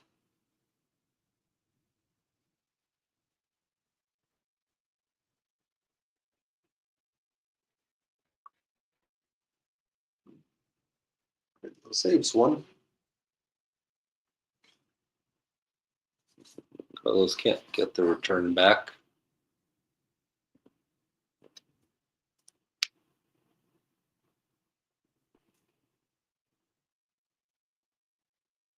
And that's up. Step around. Coach of Andre Rublev now. Good serve from Sinner. And breaks himself. Volley straight into the net. It's 5-2 now in favor of Carlos. Change over, they'll sit down for a moment, and then Carlos is going to serve for the first set after just 34 minutes so far.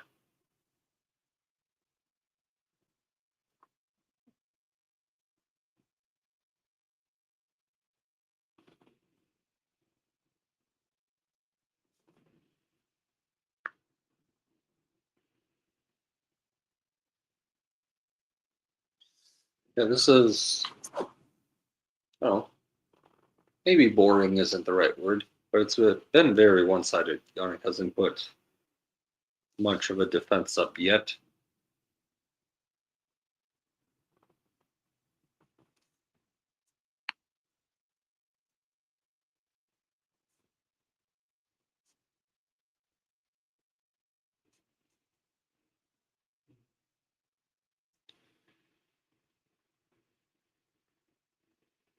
It looks like there's still a ton of people outside.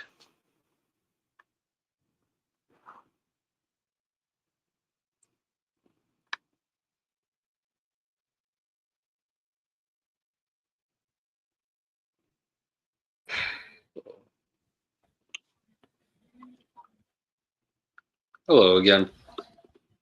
There we go. Sorry, had some connection issues there. Carlos about to serve for the first set. Here we go. He's looking so strong. It's good to see.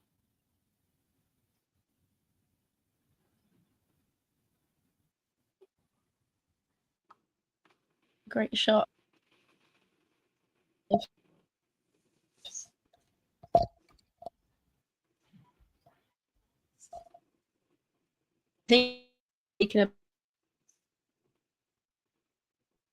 That's really good from Carlos. Do. Sorry, I think you cut out there for a moment.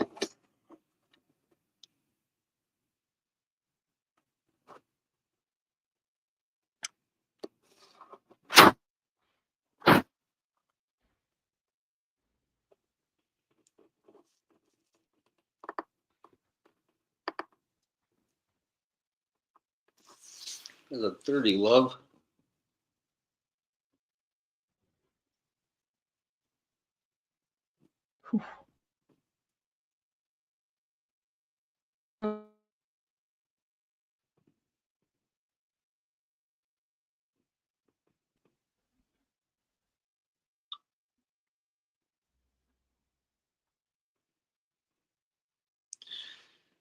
All right, 3 set points now for Carlos, who, as Ghosty is pointing out, is not dropping any serve points so far. But very impressive for. Great way to win a set. Great scoreline. Great stats. Maybe it will be a straight set win for Alcaraz. It might be if Jannik doesn't raise his level relatively soon. Alcaraz is on fire right now. I won't lie. Yeah. We are on pace for less than 2 hours at the moment. Yeah. Which is incredibly quick.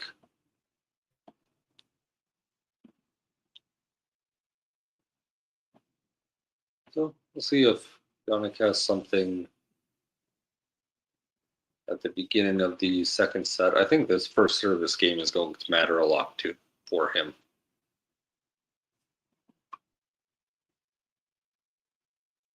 It'll be pretty important. If Carlos is able to break him there, this could turn into a rout relatively quickly.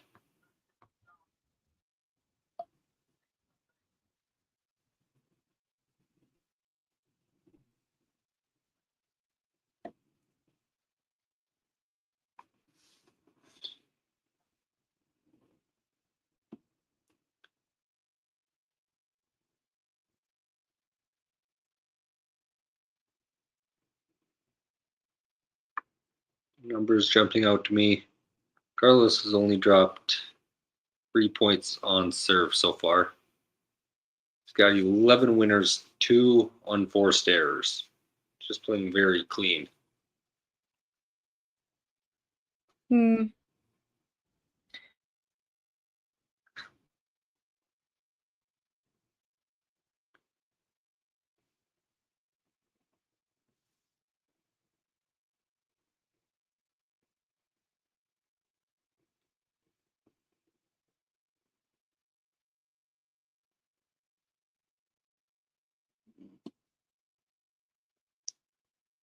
Wearing hoodies on purpose, it's not necessarily intentional. I'm wearing a hoodie, but yeah, a little bit of a chillier day where I'm at in Minneapolis. It's been mid-50s the last few days, so it's a good hoodie weather.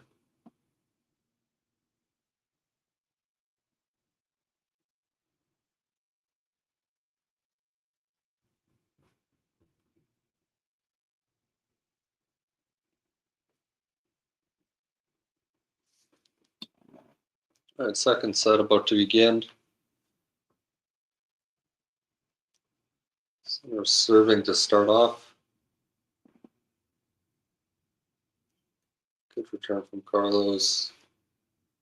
We're in a forehand rally for a moment. Carlos tries to take it up line, hits it into the net. Center up 15-love in this first game of the second set. I have never flown Emirates before.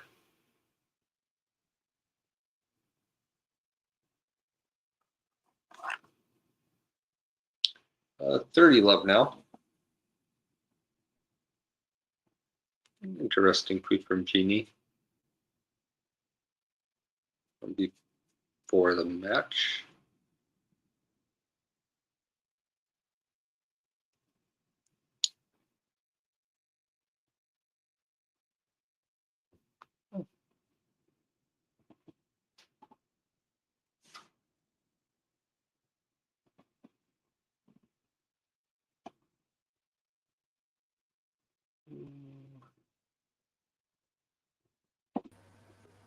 That's an interesting. I'm not sure how much. Hey, Fergus. Hello, Carson. How are we doing? Doing well. Good. How are you doing? I am doing good. I've literally just got in the house. I'm trying to catch up. Is Alcaraz now double break up? Wow. Won okay. The first set. He won the first set. Yeah. That flew by. Yeah, it's. He has been playing very well, and Jannik has been pretty bad so far. That's like. It's like both things happening at the same time. Hello, Rachel. How are you? Hello, Fergus. I'm very well. How are you? I'm good, thanks. I'm sure you're very much looking forward to going back in next week. I can't wait. I'm so excited. In case you didn't know, Carson, me and Rachel go to the same university. I did not know that. And we are on the same course. Yeah. Goes the... You're so English. Carson might be the most American-sounding person I've ever seen. Yes, I am. So that's terrible. The most American-sounding person you've ever seen. Apart from Zach. That's it. Apart from Zach. Apart from Zach, who may be joining us in about half an hour. Excellent. So scale of 1 to 10, how much is this Alcaraz and how much is this Sinner? As in, how much is Alcaraz playing like lights out and how much is Sinner playing not good? I mean, it's both at the same time. Like break point. Yeah, another break point here. Is he just? Surely not. Surely Alcaraz doesn't like completely walk Sinner the entire. I mean, it's hard to see a world where it's like 2-2-2. That would be insane. Can you imagine? I think, to be honest, this is peak Alcaraz. This is the best we've ever seen Alcaraz play, surely, as in a tournament. No dips in concentration. All focused. Typically, you just like hang around against him and he'll drop a set. He's not dropping games. Yeah. Oh, good second serve from. Yeah, that was good. I mean, that Fognini match just kind of like, that's prime. Mm-hmm. Like how Alcaraz was basically like, it actually looked like he was messing around for 3.5 hours. Yeah. And then when he had to lock in, he was like, okay, fine, I guess I'll try. And then won the last 6-1. Which is a little upsetting that it's just that easy for him. Yeah, it's insane that he can just do that. Yeah. Sinner does hold the first game here. Does he? Because I have a 0.2 hold for him. Yeah, he just hold. Yeah. Okay. He does hold to start set number 2. That's that's very important for Sinner to. I mean, yeah, every single game that Sinner has won on his serve, it's been deuce. So even in the games where he is winning, Carlos is having a ton of pressure. Carlos is having all to say. Yeah. He's only lost 3 points on his serve so far. That makes me upset. Yeah. 11 winners, 3 unforced errors. Oh, this is prime Carlitos. This is prime Carlitos. Yeah, I mean, you expect him to play very well. He's number 2 player in the world and a 5-time Slam champion. This is fantastic, but this is. I mean, you don't expect him to do this against Jannik Sinner. I mean, if it keeps like this for another hour and a half, 2 hours, then he will be the world number 1. I mean, if he keeps like this, it won't be 2 hours. No, yeah. We could be 75 minutes away. We could be.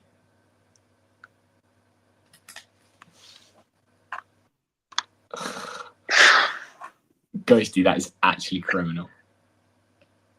If you said that in the wrong stream, you would lose. Lose all rights to comment on a stream. Yeah. By the way, you're very lucky that we like you a little. Is it bit. Is it only Ghosty in chat? Is there no one else? It's basically been only Ghosty. Ashley was around a little bit earlier. Jane, I think.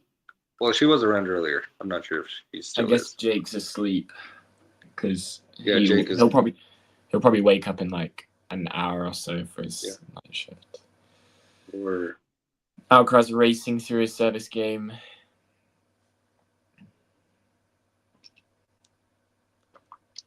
I could be offended at myself. No, that's not the point. You're missing the point, Ghosty. Yeah, you're missing the point that you if you're offended, then why are you saying it? It's not how it works. Yeah. I thought Carlos holds easily.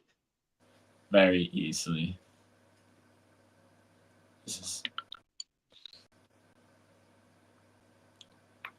Okay, but not gonna lie, all 3 of those returns Jannik makes against anyone else. Like, he's just missing.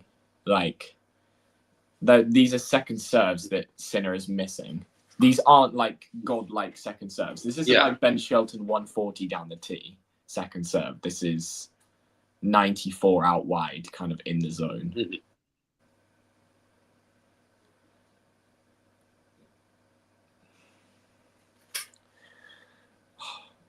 I'm going to stay off Twitter whilst the score's like this because it's just going to be filled with PUBG. I haven't blocked, so none of that. It's actually like a game I like to play with myself of when will I actually comment on a PUBG post saying something like get over yourself or like find a new hobby. Yeah.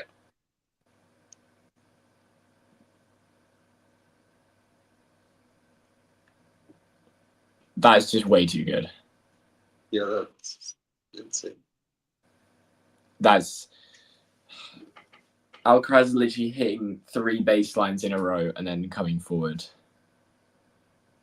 That backhand down the line is so good. Yeah.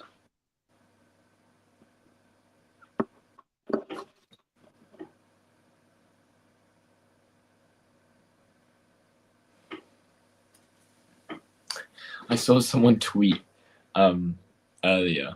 They said, I'm not really into my tennis. Are there any other tennis players that actually play? Because all they see is Sinner and Alcaraz. Yeah. Which, in like kind of a way, no. There obviously are, but like not that can challenge these two like in a 5-set format, really. Yeah. When was the last time Sinner played a 5-setter? When was the last time Sinner played a 5? Was it actually at the AO? Roland Garros. Oh, Roland Garros, yeah, of course. The final. That wasn't Alcaraz. That I don't know the answer to. I actually I want to look that up, actually. I actually probably think it was Medvedev at the AO. In 24? 24, yeah. I'm going to look this up. Because, frankly, that seems like an exciting thing to do compared to this match right now. 20.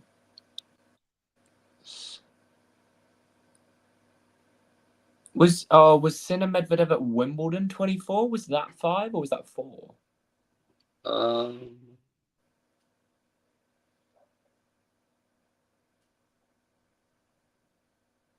Those people wearing Medvedev at Wimbledon was 5.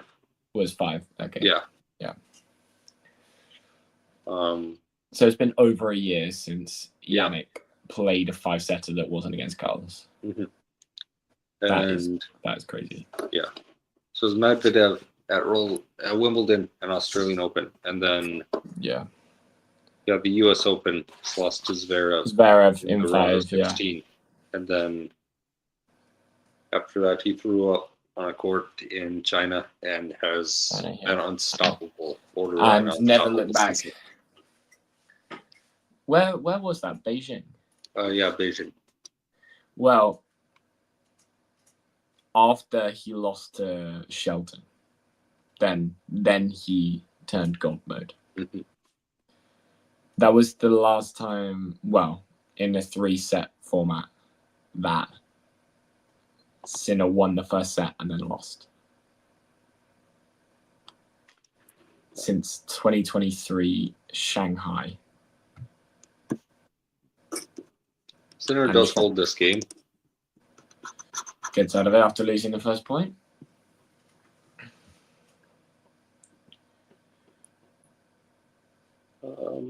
Ghosty. I mean, some of it's athleticism, Ghosty.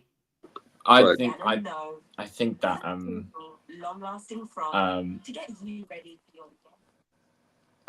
Alcaraz is by far the better athlete anyway, in terms of comparisons. Alcaraz for me is a far better athlete than Sinner is. Yeah.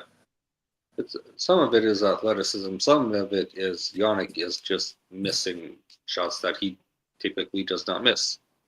This is pre-puke Jannik we're watching right here. Which is really weird. Because I'd never really seen a world where Sinner wasn't unreal. This is Jannik, Sinner, against Tsitsipas in the 2022 Australian Open. It's like he's got a decent service game and no clue what to do on a return. That's what it's like right now. You're playing, to be fair, you're playing peak Tsitsipas, so. Yeah. It's like that same type of match. Yeah. So. Who, before this match started, who did you guys have winning? Just curious. I had Sinner in 4. Alcaraz in 5. Oh, I had Sinner in 5.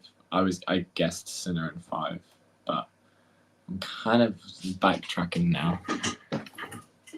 I think we all are. You can't do that. Yeah, I know I can't do that. But, you know, I'm backtracking mentally. I'm not actually backtracking.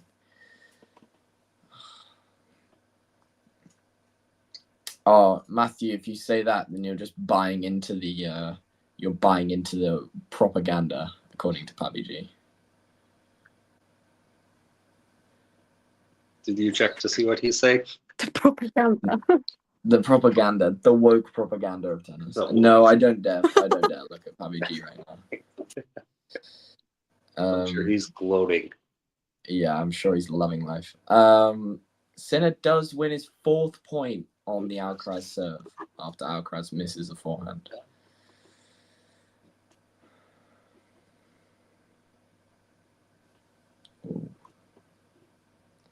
Let's love 30 now. Whoa, here we go. What propaganda? You clearly don't read enough PUBG, Ghosty. If you don't know... Oh my god. Yeah. If you don't know, you don't know. You don't need to know. What a point. What a point. If Alcaraz had actually stolen that point, that'd be ridiculous. That running squash shot forehand is actually unreal.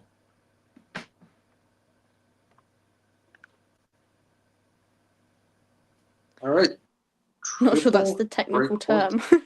Squash shot forehand. Squash shot is the technical term. Squash shot is most definitely the technical term. I do wonder how many pairs of shoes Alcaraz goes through a tournament if he's sliding around this match. Especially on hard. Yeah, exactly. I'm not sure. Great passing shot. Goes long. Oh, well, you guys are clearly ahead of me. I'm going to guess Sinner breaks then, if there's a... I know, I'm behind Rachel, I think. Rachel's got an elite stream. What are you watching it on? Sky.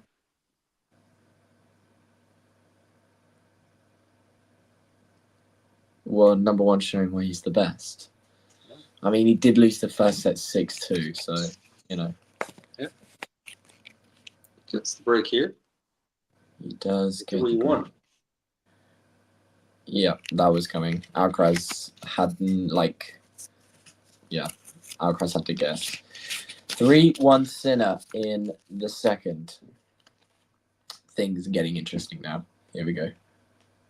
Yeah, Ghosty, you're correct. That approach from Alcaraz was, yeah.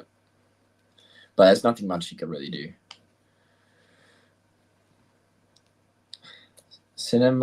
Is Sinner the most nonchalant player on tour? Is the most what? Nonchalant. Do you know what that means? Yeah. I do know what that means.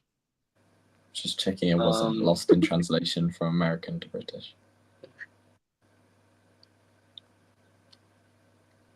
I think he is, because he can play the most insane point of all time and just put up his fist. There's no come on. There's no vamos or anything like that. It's just a fist, and it really annoys me when he doesn't get hyped when he wins a big point.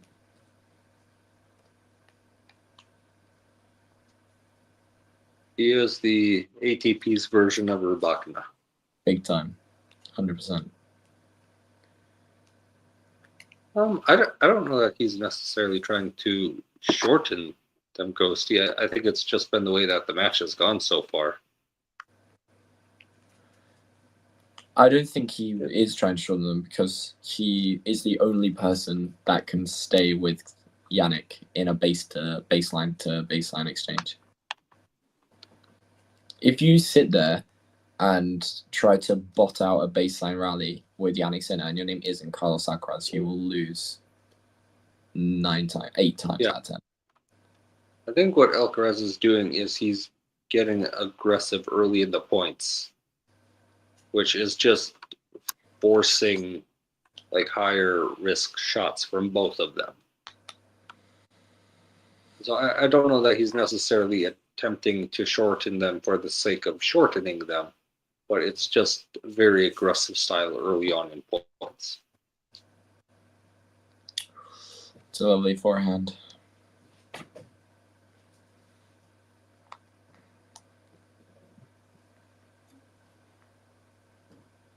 Djokovic, for sure. When Sinner does it for till he's 38, then I'll say Sinner. 40-15 now. I can already see it. I can already see it, a 38-year-old Sinner playing a 29-year-old Fonseca in like the AO final.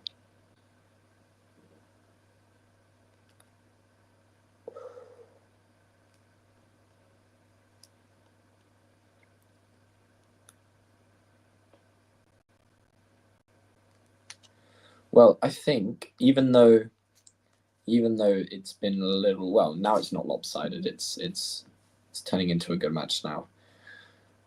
This has already been better than the last US Open final, which was terrible. Fritz versus Sinner, that is. Mm-hmm. It's just a bad matchup for Fritz. Yeah, terrible. He's a great player, and Sinner is great at everything he is great at, and just better at literally everything. Yeah, literally everything. Bingo. Really? You think it's wild that Alcaraz has more forehand winners? Alcaraz is the biggest forehand on tour. By, not by much, but I'd say undebatably has the biggest forehand on tour. 4-1 now. There you go. The worst thing that could possibly happen is that Sinner breaks again, and we have a 6-2-1-6 situation. Then it just becomes a best of 3 when both of them have barely done anything. As in, we've been playing for just over an hour. Yeah, it's literally been 1 hour of play so far, and we could be pretty close to the end of the second set here. How about a 28-year-old Darwin Blanche? I don't want to think about that right now. I don't want to think about Darwin Blanche in a Grand Slam final. Thanks. How old is he now? 17? 18? I think he's 17. Something like that.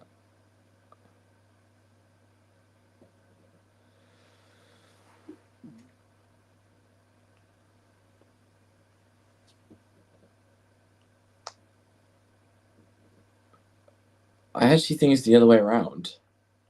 Sinner has the slappiest forehand I've ever seen. Sinner slaps the hell out of the ball. It's like Federer. Alcaraz can. You feel like Alcaraz can literally just hit bombs whenever he wants. It's like he just picks the ball and then he goes rip it right there. Yeah.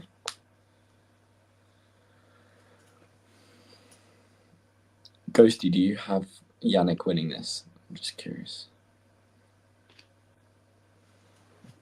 I also wonder how many people bet that Trump would be a major component in today's proceedings. I mean, it started 45 minutes late, so... Why did they... What do they mean by security checks? I didn't really read it. What do they mean by security checks? Is in, Trump was in danger? Or...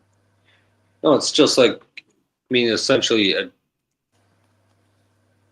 advanced screening for literally everyone. Oh, okay. I feel like that Like could have it- been thought about ahead of time. Well, I had someone who told me that they were not exactly given a lot of heads up that he was going to be here. Classic. Yeah. But we aren't going to talk about US politics. No, we don't need to. We don't need get into that. We'll talk about English politics since most of you are English. I don't really want to do that either. Fun. No, I think that's okay. We can pass on that. Yeah. Okay. Is Trump there? Yes, Trump is here. Yeah, he is there. He was at the women's final last night as well, wasn't he? No, he wasn't at the women's final. I thought he was at the women's final.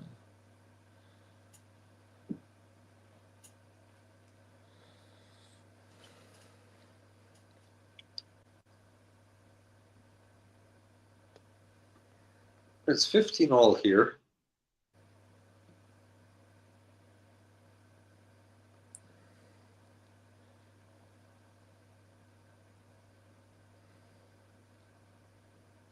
Oh, yeah.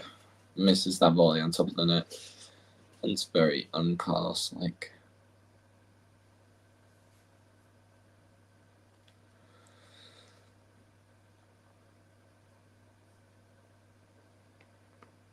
Maybe, if you're talking about 28-year-old Darwin Blanche, maybe it'll be Darwin Blanche versus Federico Sinner in a Grand Slam final in, like, 15 years. Maybe that will be the final. But I'm sure there'll be an Alcaraz V2 that comes up at some point in the next 10 years.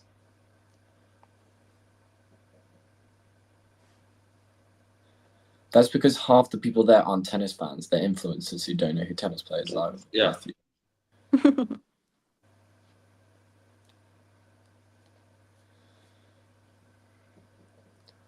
Great volley from Alcaraz.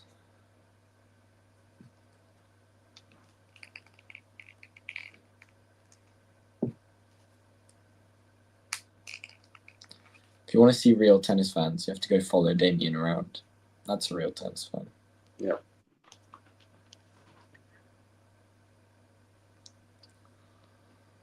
Alcaraz does hold pretty comfortably in the end.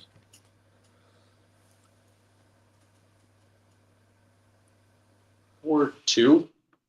Maybe Carlos will start running doubles in his late 30s. Will he start?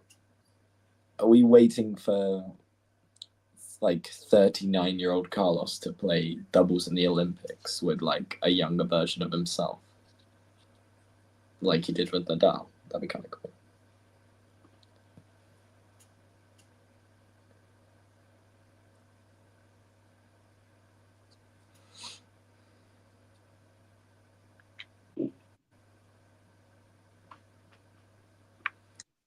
I think it'd be really cool if we saw Sinner and Alcaraz play doubles together. That'd be kind of funky. In like a slam or like an exhibition?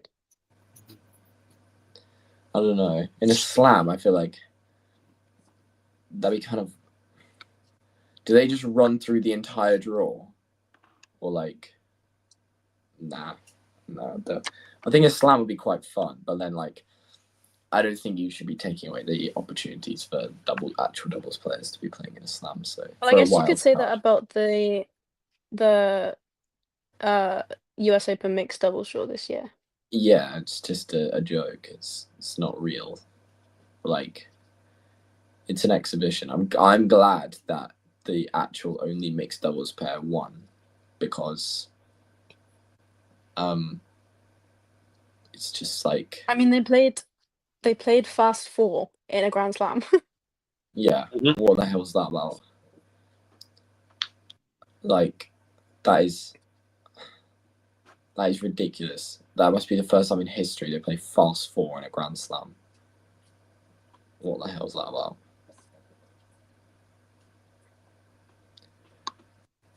shut Riley Opelka up, didn't it? So it's fine.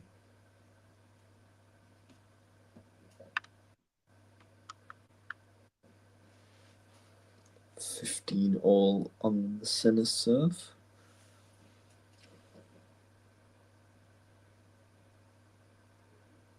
Oh, did that miss? Oh, I'm excited to see it now. It will come up in a second. Sinner Just serves. barely out. Goes on.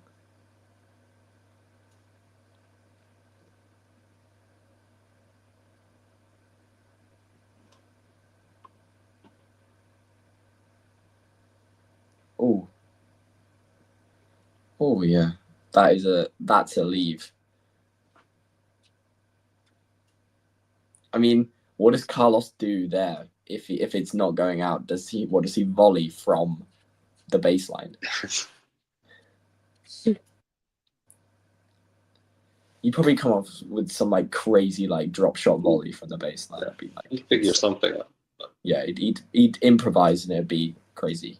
I actually think Carlos probably plays his best when he improvises because he just like it's just insane the skill that he has.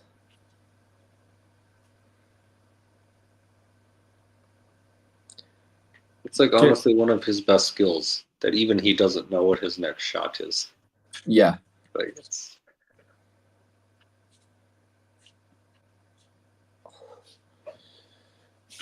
I don't actually know. Are you guys more Carlos or Jannik fans in a sense? I don't know if I necessarily lean one way over the other. Carlos. Yeah, Carlos, yeah. For sure. If Sinner wasn't like it's hard like he's like lovely in like post and he's great in post-match interviews, but like I can't get behind him on a tennis court because it's like watching a robot. And I mean, Carlos is definitely a lot more fun to watch. Yeah. For sure. Who has the better backhand? Jannik. 100%. I think that Sinner has a almost a Djokovic-esque personality about him that's, not dislikable, but I think it's harder to favour him over someone like Carlos. Yeah.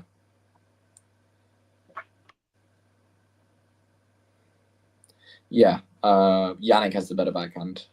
Jannik has the best sliding two-handed backhand of all time. I don't think that's crazy to say. I think he's the better baseliner. 100%. For sure. But then you like come up to the net and Carlos is far better. Sinner does hold for 5-2 in the second set. Tennis bees that way sometimes. That's funny. I appreciate that.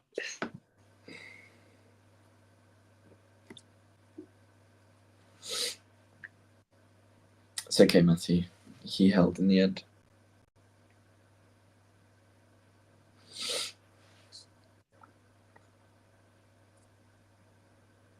Oh. Yeah. Can you imagine Can you imagine Sinner having a Medvedev moment? That would be hilarious. I think that would change so many people's perspectives on him. Yes. That would be hilarious. I'd pay for that to happen. That's why I like watching Medvedev, because you actually have no idea what's going to happen. Thanks for clarifying that we don't have enough evidence to see that God is real, Ghosty. Thanks for this religious chat. As we go through a Mute character development. That's criminal. Poor Sinner.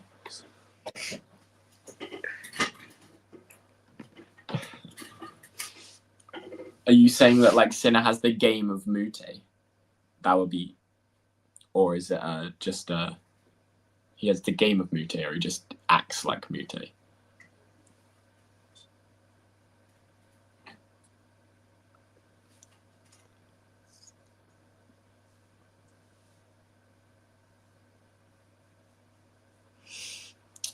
Carlos will serve to stay in this second set. Sinner does win the first point, though. Love 15.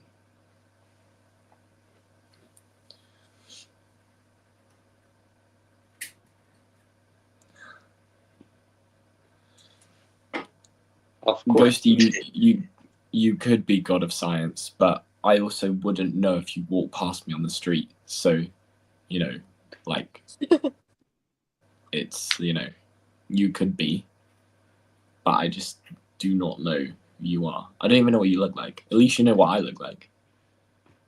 Like, it's a little upsetting that you know more about me than I do about you. And you just make really random and sometimes offensive comments in our comment section and then disappear.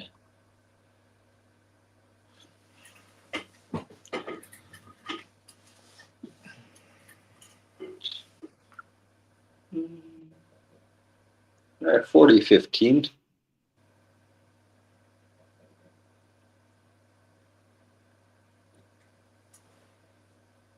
Looks like Jannik will have to serve for it. Does feel like we're quite actually racing through this match. Ooh.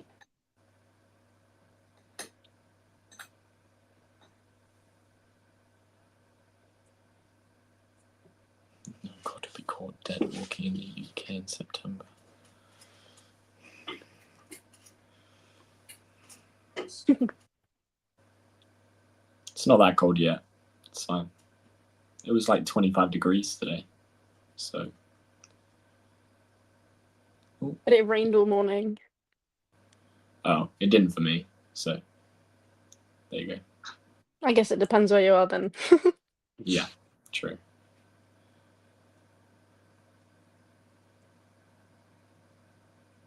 That's a ridiculous return from Jannik. You guys are way ahead of me, but.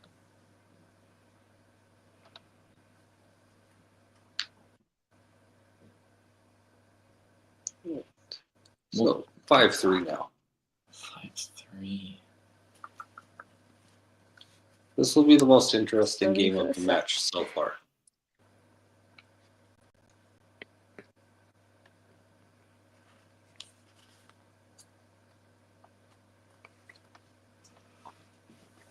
Too good. Any nerves for Jannik?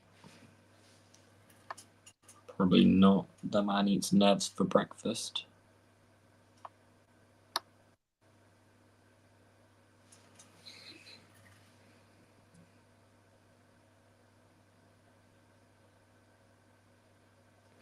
Yeah, that's solid.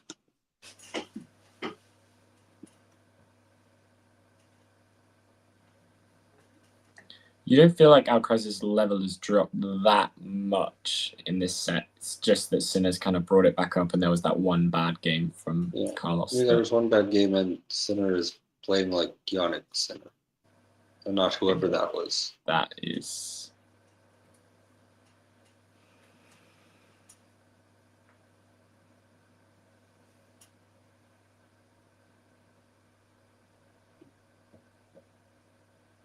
Ooh.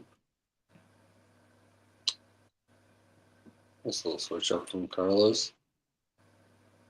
Forces an error.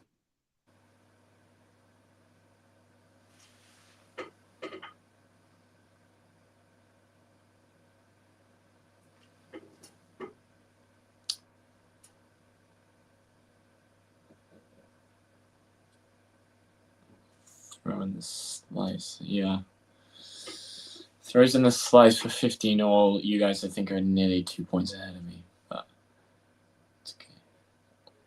Yeah, Carlos has far more variety. Yes. In his game. Does anyone disagree with that, actually? I mean, if you find someone to disagree with that, then I'll be very impressed. I also will probably believe they lack education. Or eyesight ability.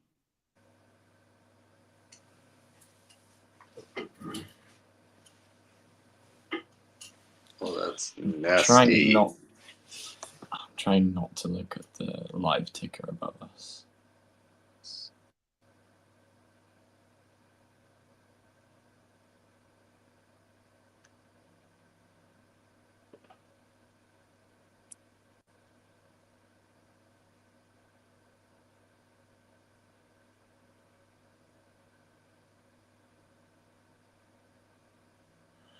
Yeah. Very good. Very good from Jannik. I think that's the best point of the match so far. Maybe.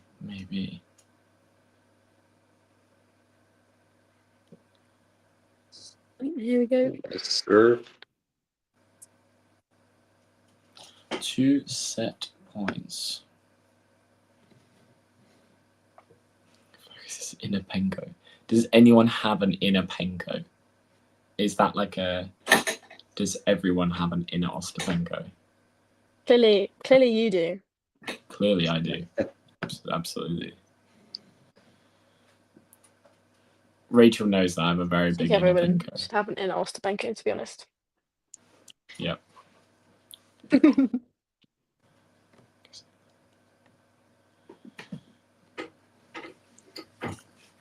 Two still. Okay.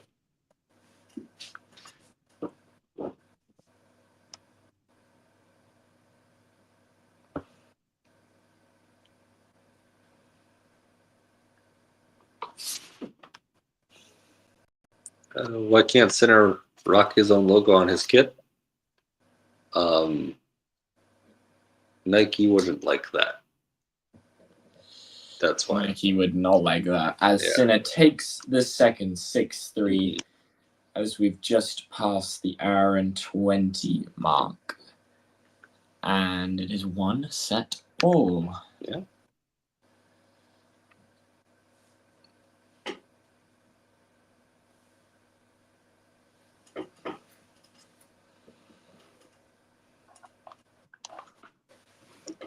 I mean, to be a little more specific about that, Nike hates other logos on their clothing, period.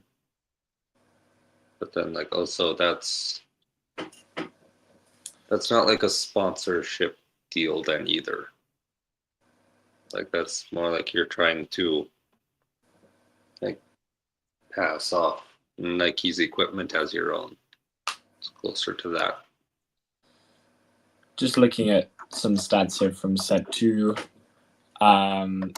Just the 1 break point save from Jannik right at the start. I wonder how different the set could have gone if Jannik had, if Carlos had taken that break point right at the start of the second set. Carlos winning 33% of his second serves. That is seriously low. Jannik stepping in and taking it very early, taking time away from Carlos, which we've seen in previous meetings between the two, that Jannik always looks more composed when the rallies are very fast and very long. So Sinner using that to his advantage. Carlos still winning more behind the first, though, 90-71.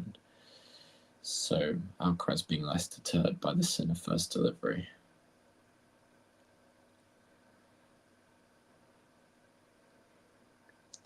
The Nike swoosh, isn't it just the Nike tick? Or is that just a British thing? So the Nike swoosh. We call it swoosh. You guys call it swoosh? Yeah. That's adorable. Don't really hear swoosh. I think that's the first time I've heard that word in a couple of years.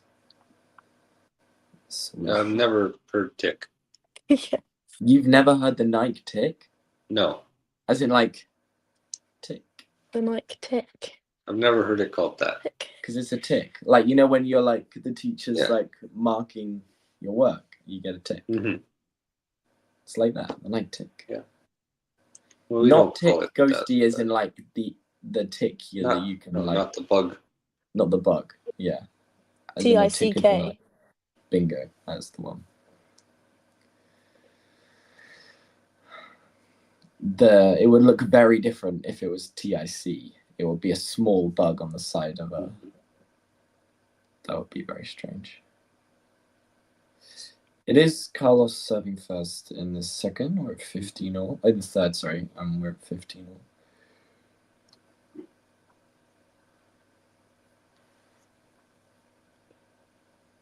Yeah, I thought that was Lindsay one.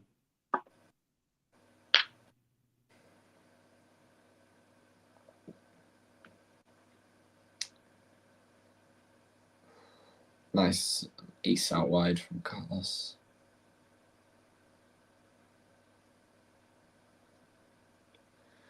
Yeah, I mean, this time last year it was Kalinskaya in his box.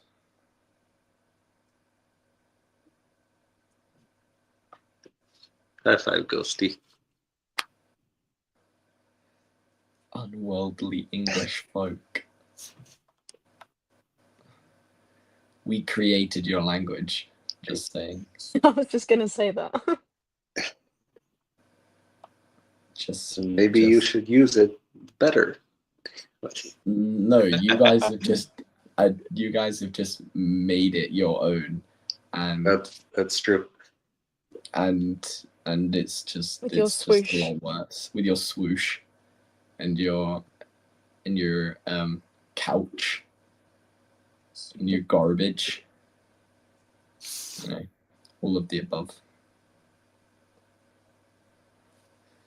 Ooh, that's such a huge forehand.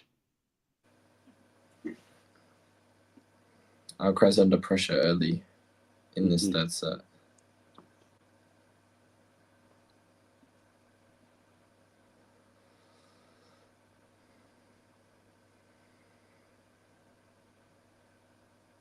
Ooh. Whoa. That is rather large. Some of set one Alcaraz in that first game in the third. You're telling me Sinner has a bigger forehand when Carlos has just hit that? No, sorry.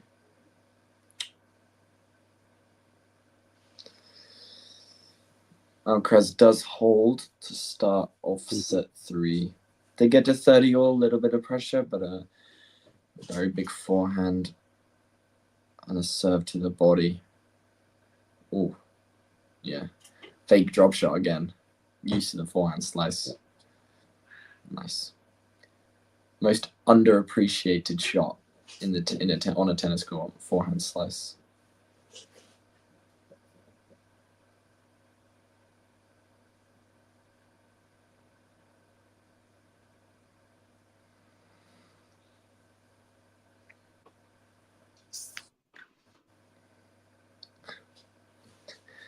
Orange smoke and a scent of sulfur.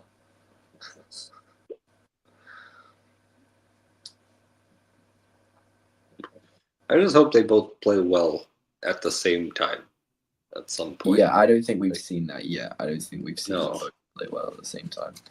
Which is when they produce like these incredible points, right? The just ridiculous. Yeah.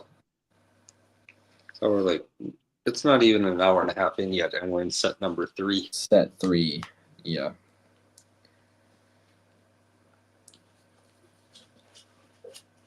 Well, I mean, actually, I think at this point it was similar to the Roland Garros final. That kind of raced along, and then obviously we had a couple incidences which slowed the game down, and then it went 5 very long sets.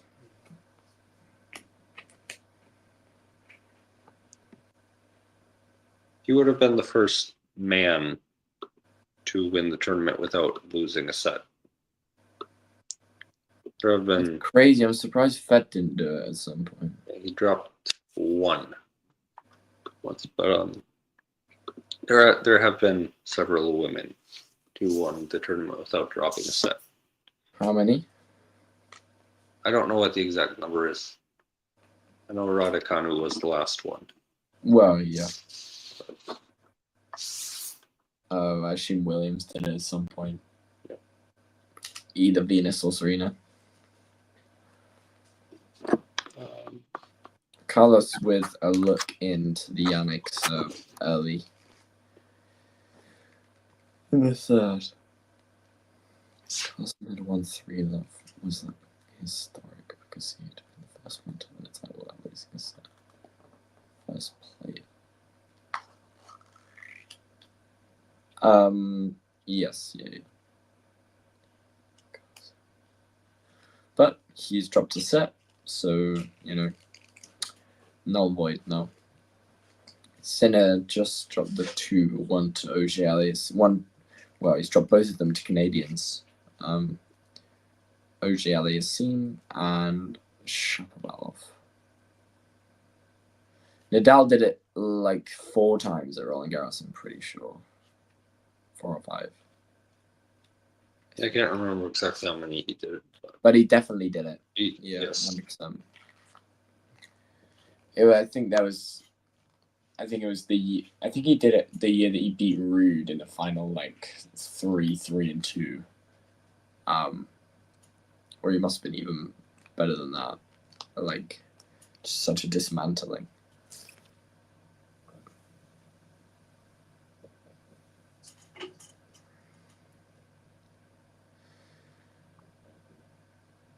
We have a break point for Carlos early in the third, like we did early in the second. Carlos at break point.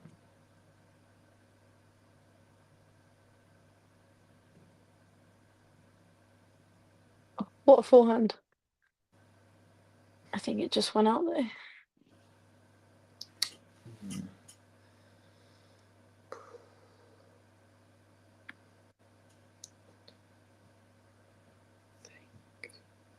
Yep. I hate how 2 far games up behind in the my... third. Oh, I hate how far behind my stream is. I was like waiting. What are you watching on? I'm watching on Sky too, but like it's on my phone, so it's slower. Yeah.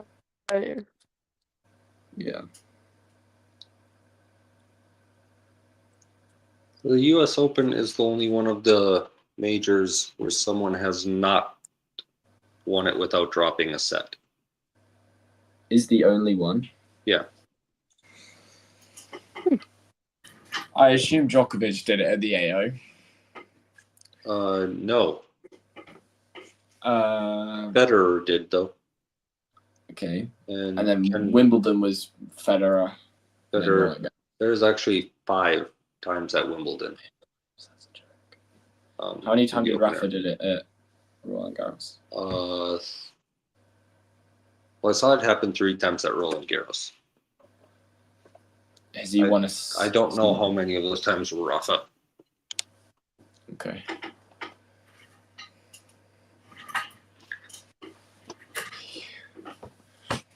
So, Alcaraz is up 2-love.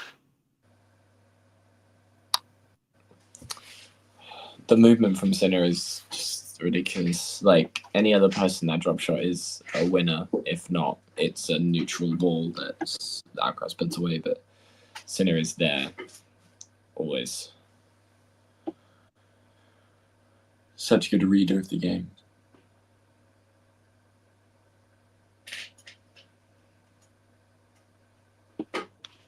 Interesting now.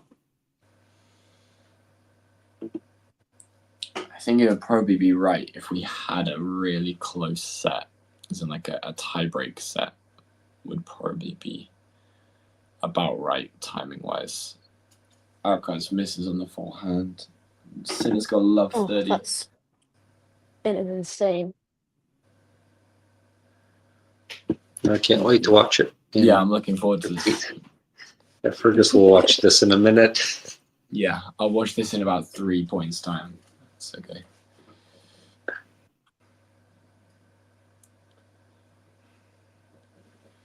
Do you guys... Oh, okay. Yeah. Spin was insane. Do you guys follow Tsitsipas on Twitter? Yes, my reading his tweets is my favorite thing. It's it's so What a funny serve. to me. Oh my god. Oh my, yeah. The swing on that is that Emily Blunt? Yeah. Just for reference, go see that is not how you spell Emily Blunt. Zach joins us. Zach.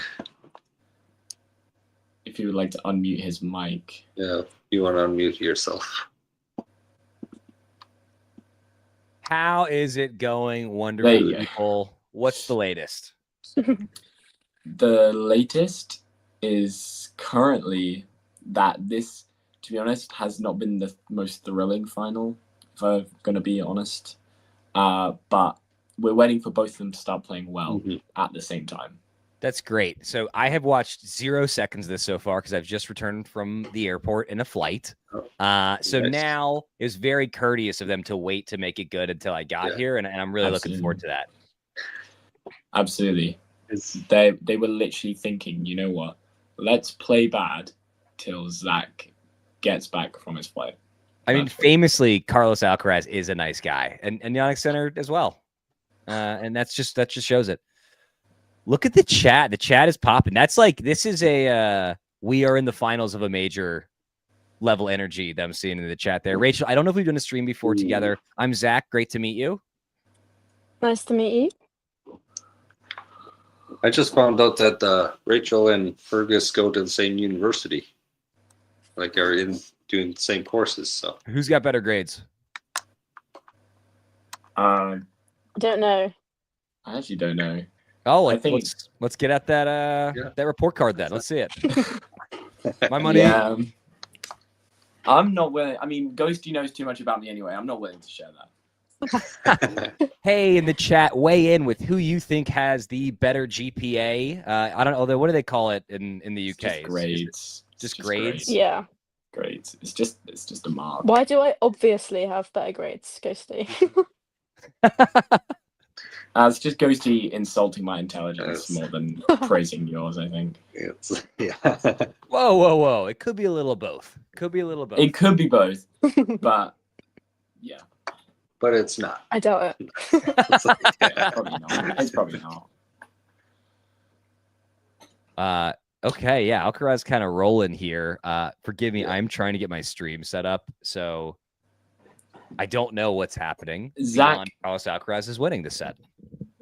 If you this is obviously your first time with Zach, Rachel. If you think my stream's slow, you will. Zach famously has slow streams. This is terrible. So I paused my stream to be more accommodating to that slow Brexit UK Wi-Fi that you all have, and this is what I get. I get ribbed by Fergus for it. Sad.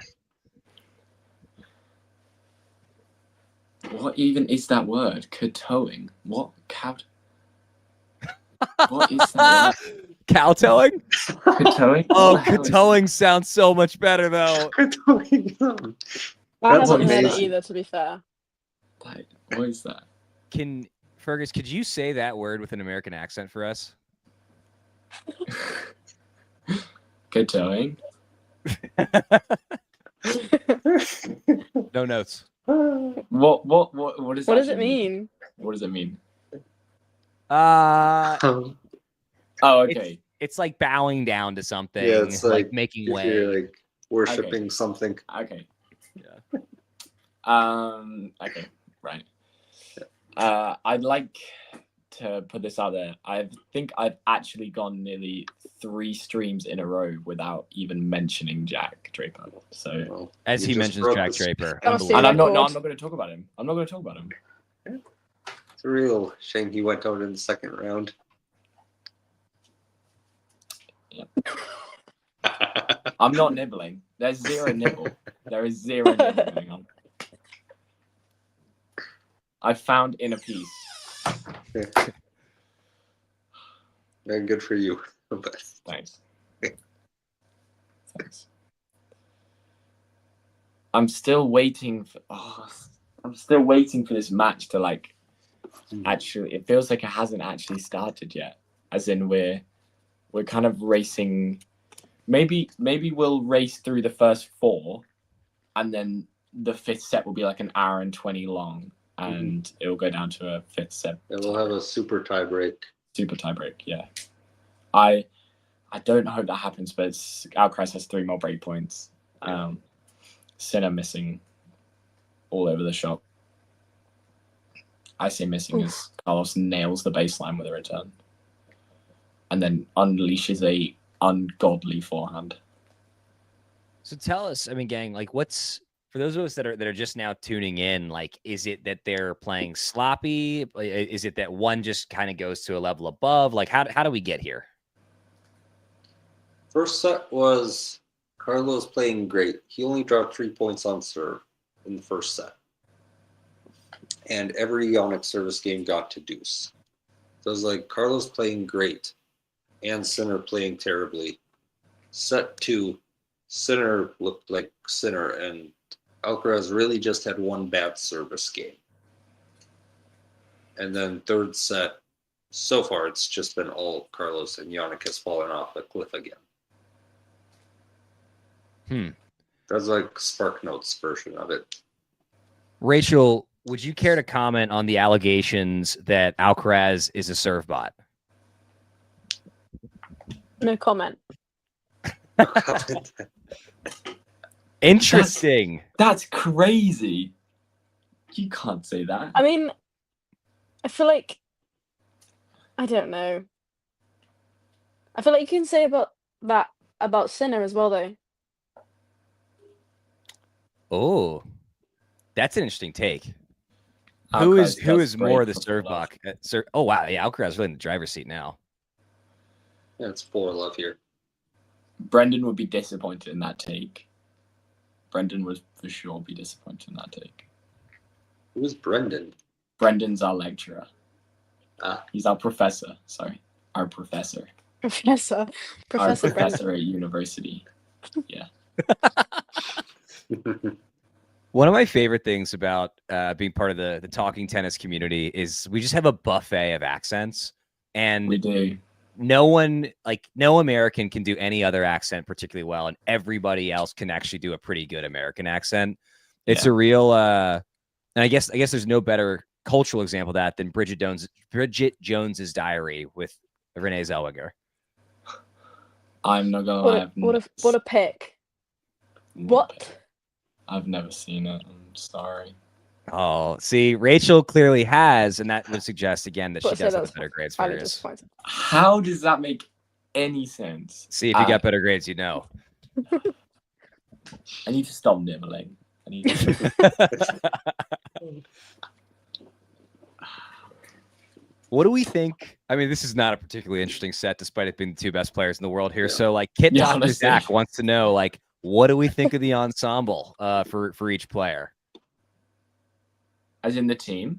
Like Carlos has got the pink up top, the purple down below. Like, do we like that fit? Oh, the kits. Yeah. Kits. I like the fit. I don't like the hair. That seems to be semi-universal.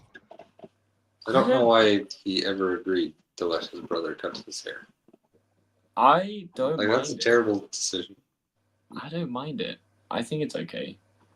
I think it's like one of these like eras. It was like it's like bold Alcaraz was like absolutely insane.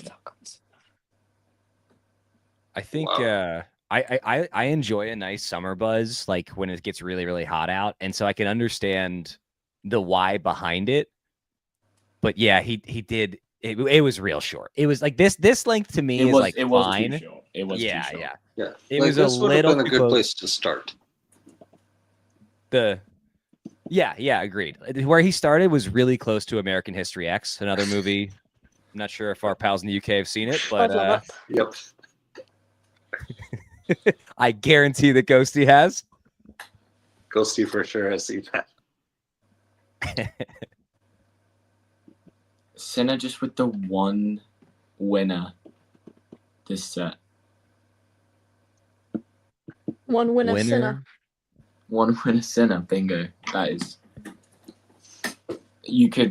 That could be a tweet. That could be a tweet right there. One winner Sinner. I'm trademarking it. You trademark. I'm gonna print it and put it on a t-shirt. Yeah. I'd just like to say, Zach, you saying that everyone could do a pretty good American. I've never heard Damien's American accent before, and I would love to hear it. That would probably be epic. I'd very much like to hear that. There was a Scottish gentleman that did a stream with me who was so good and so funny. He did struggle a touch more, and I don't know if the Scottish accent translates as well to the American accent. as the British.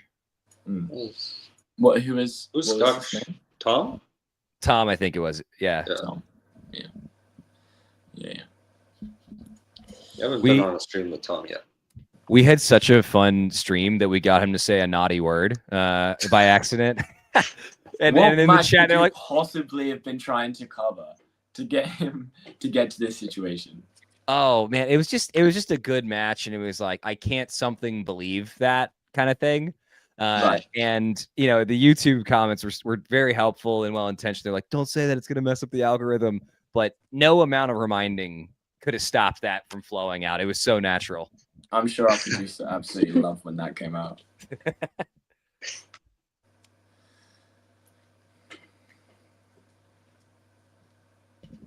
The US Open, and I think we can all agree it is the premier major, the premier tournament in the world.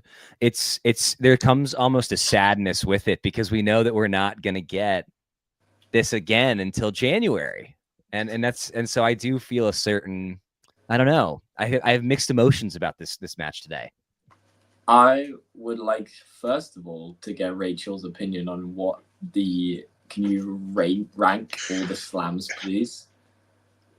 On the basis of what? In basis Just of your enjoyment, favorites. integrity. My favorites. Yeah. Which ones do you like? Which one's the best, just in general? Wimbledon. But I'm a bit biased, I think. That's the wrong answer. Well, it's the right answer, but it's the wrong answer in this situation. It's the right answer. There's no wrong answer. It's subjective. You're playing into their hands. Roland Garros is the wrong answer. It's you never say Wimbledon because they'll just say, well, that's bias, isn't it? Come on. Well, I know it is. It obviously is Wimbledon, but you can't say that. I meant to say it was Open. Wake up. I told you an hour Jake could wake up. Hello, Jake. Hi, Jake. Good morning. Jake Davies, where are you that it is morning time? It is 4:30 in the afternoon in lovely North Carolina. He works night shifts, so night shifts in the UK doing security. So, Jake Davies, who are you keeping safe, or what are you keeping safe? Yeah. Are you allowed to say? You can tell us that. I would just like to follow up on a statement that Zach made about the US Open being the most prestigious tennis tournament on the calendar.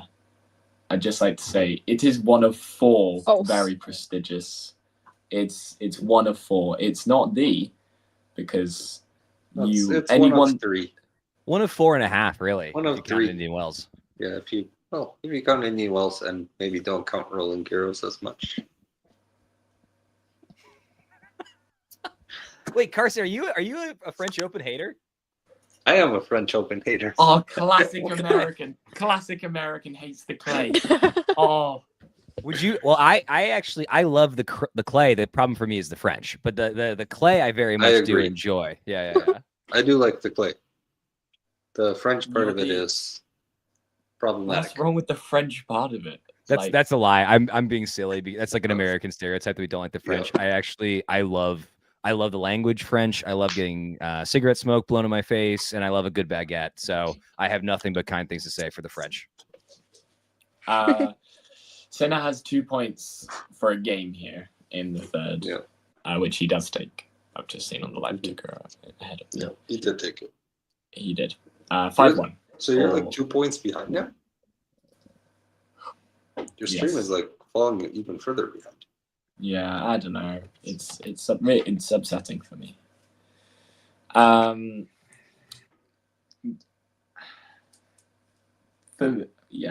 don't dislike Roland Garros, but it is my least favorite of the 4 slams. If we are ranking the majors, though, they make the most money at the US Open. So just want to toss that out there. That's because you guys that's because you guys have the biggest stadium in the world of tennis. And you guys we want it to be the most accessible, not like elitist or exclusive. Like we want maximum people to be able to enjoy it for sure. Yeah. Ignore the $10,000 resale tickets for the finals here. Don't pay attention to that part. Ignore the amount of influencers that get invited and the actual lack of tennis fans that gets tickets, because it's all influencers. Yeah, also ignore this, please. Hey, is there anybody notable in attendance for the You US could say Open the same today? thing about Wimbledon. Well, I think there's Oh. less so, Wimbledon I think. than at the US. We Like- don't have the heir to a I guess you've literal got like throne. the whole royal box thing. Yeah, you could definitely make that. Yeah, you- but you that's could the for sure. entire lower bowl of our thrash. Yeah. Whoa, I've Carson. also heard Whoa, from whoa, someone whoa. that is very experienced in the Arthur Ashe arena that it's not great to watch to actually watch tennis from. It's most of the lower bowl, Carson, and all of the boxes. So let's make sure that we're getting it right. And all other boxes, yeah. That's so much better. You had me worried there. You really had me worried. Yo, they must be broke in Australia though. They don't give out hardly any money for their tournament comparatively. That's actually a Ghosty. You make a good point. I went to Nottingham and it did feel like I was.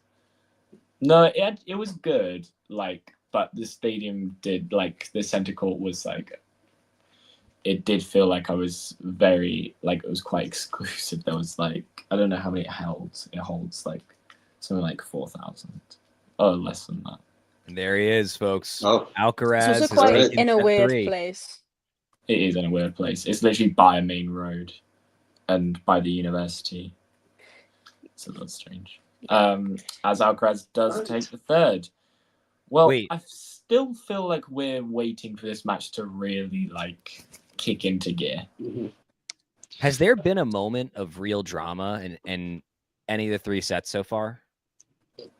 No. Not really. Like all of the Not breaks happened particularly. very early on in the set. Hmm. So there hasn't been any late set drama. There's Oh, been no just long had- games. The first game of the match was like 10 minutes long. It's like And- the Alcaraz Djokovic 24 Wimbledon final. Yeah. Speaking of the greatest tennis player of all time, Novak Djokovic. It was so interesting seeing his remarks after that last match about how like, hey, maybe in best of 3, but in best of 5 right now, like he basically was saying, I don't know that I can get there anymore in a best of 5. And I'm so curious for all 3 of y'all, do you think that Djokovic has one more win in a major against either Alcaraz? And I'm not even saying that one more major in him, just one more major win against one of the 2 of them. It's so tough to see how, unless one of them would be injured in the match.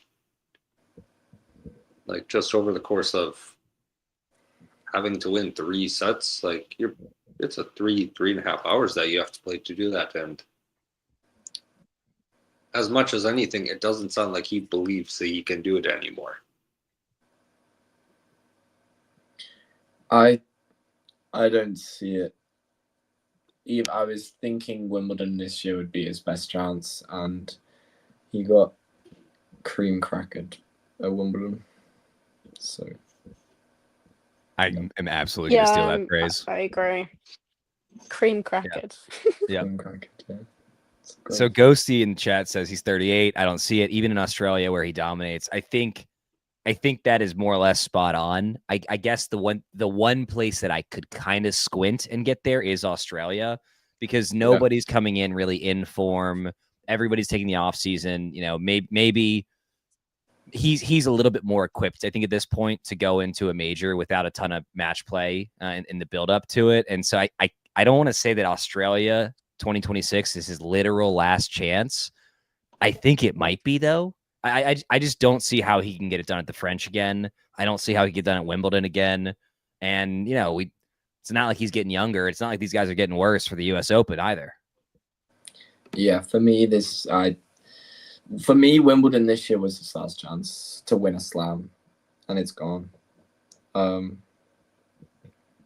Yeah, I mean, I think it was John who said that he thinks he'll retire at Wimbledon next year, which wouldn't surprise me. But it also wouldn't surprise me if he retires at the AO next year. But why would you retire at the Australian Open? Why would you then play it and then just leave the rest of the season?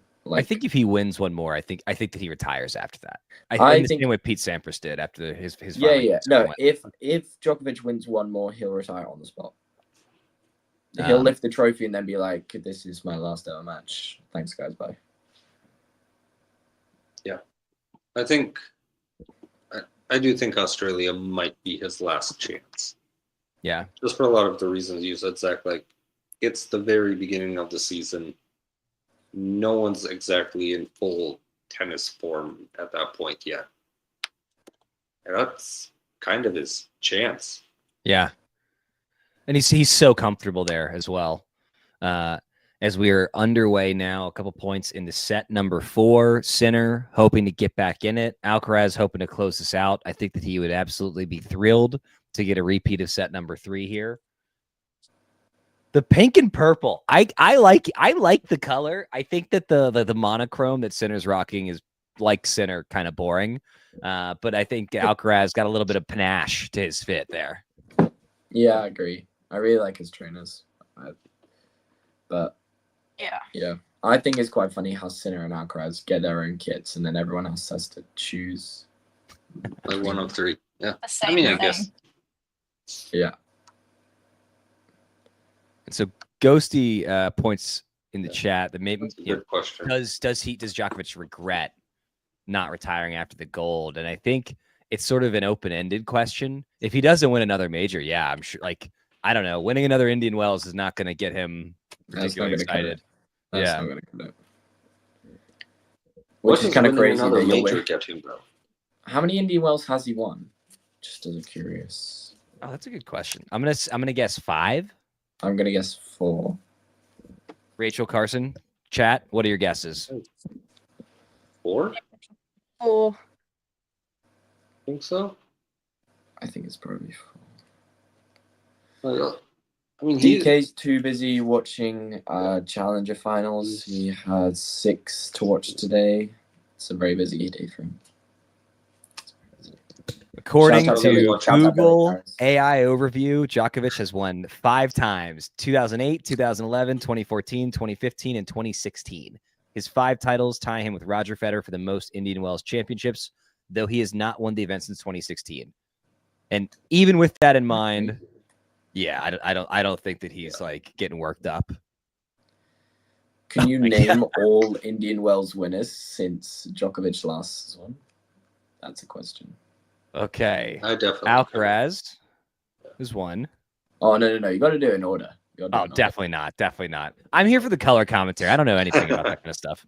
I think 17 was Federer, 18 Del Potro, 19 Team, maybe. 20 didn't happen. 21 was Nori. 22 was Alcaraz. 23 Alcaraz. 23 Med. Oh my God. Sorry, did y'all just see that get on break point for Alcaraz there? That was freakish athleticism. I cannot believe he got a racket on that ball. Another break point. I mean, that is a perfect approach shot by Sinner. And Alcaraz and no other player even goes for that practically. They did, just, by the way, show American royalty, Bruce Springsteen in attendance. There are many other celebrities, some more controversial than others, including a few politicians in attendance, it's my understanding, but probably going to stay away from that. We've already talked about that. Yeah, what do we say? Are we all really happy? Do we think that's good for tennis? No comment. I don't think anything to do with Trump is good for tennis. I don't think anything with him is good. Period. Yeah. Yeah, not much to add there. Yeah. But, yeah, I mean, match literally started 45 minutes behind schedule because of extra security precautions and stuff that they're doing. Because someone decided last minute, hey, I want to come. Don't leave me out. It was a sponsor, I thought, that invited. Sponsor invited him, but who the hell is thinking? Yeah, let's get him in. Rolex. Well, Rolex. Someone needs to be fired at Rolex. They're trying to get around that 65% tariff. Anyway. That's so valid. Yeah. That's fine then. If they're trying to get past this 65% tags turf, then that's fine. Oh God, Ghosty's plugged in with the Eric Adams reference. Yeah, the mayor of New York, who's a criminal, might get appointed ambassador to Saudi Arabia. It's incredible. It's so hard not to make fun of you guys. I mean, so look, hard. I get it. We had a lot of fun in the Boris Johnson years. It's your turn. Like, go nuts, go nuts. They both have silly haircuts, so like there is a bit of a connective tissue. There's in our special relationship between our countries. Yeah, it's super special. Especially right now. Big time. Yep. Who won? I'm now trying to think who won Indian Wells in 2022. American. Was it Medvedev? Did Medvedev get a? I'm thinking it might have been Medvedev. Fritz. Okay, Alcaraz with another great point. Yeah, it's Fritz. He bit Nadal. Then Alcaraz 23, 24, and then Draper. Yeah. There you go. That's all the Indian Wells winners since 2016. Off the top of my head as well. I mean, I'm sorry to cut you off. That point is freakish. And Sinner's fired up, and the crowd is too. I still, like, even on the points that he's winning, Alcaraz steals the show. It's a little bit, actually, Sinner and Alcaraz remind me quite a bit of the Gallagher brothers in that no matter what Noel or Sinner is doing, everyone is looking at Liam or Alcaraz because some people just have it. And the other ones can be really good. That's ridiculous. Are we finally starting to actually see like a good, hopefully, that's an unreal volley from Sinner though, and the get from Alcaraz is ridiculous. Absolutely. So Carson, they just showed on our screen the net point stats and the win rate. They're both in the 70% range. If you're Sinner, do you try and get forward a little bit more this set to try and change the momentum?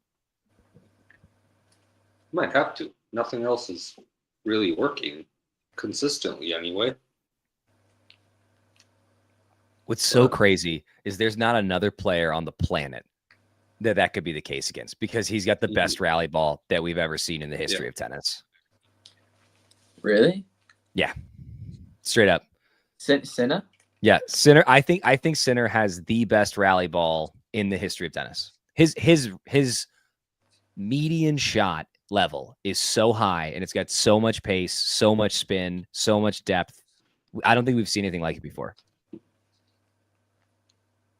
There were some times during the semifinal against Felix where they would cut to the camera shot that's like lower down, more level with the court.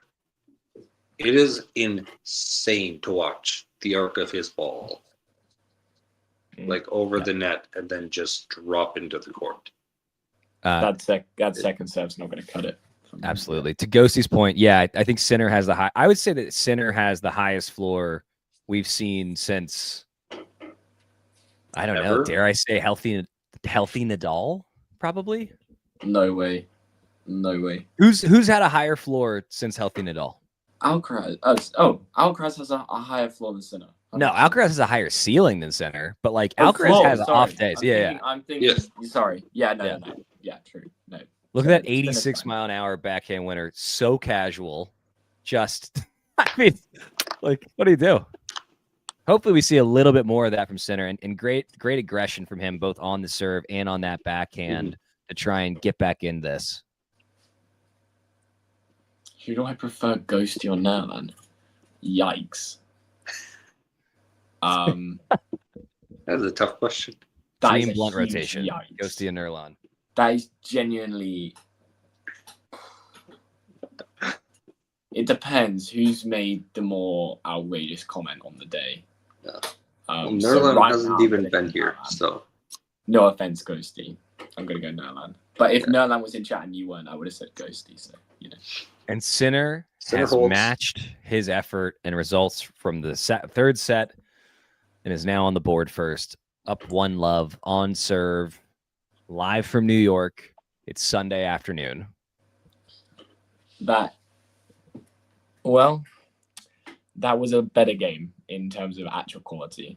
That was a more entertaining. That was like first game of the match, like actuals back and forth. First time we had a couple deuces. Yep.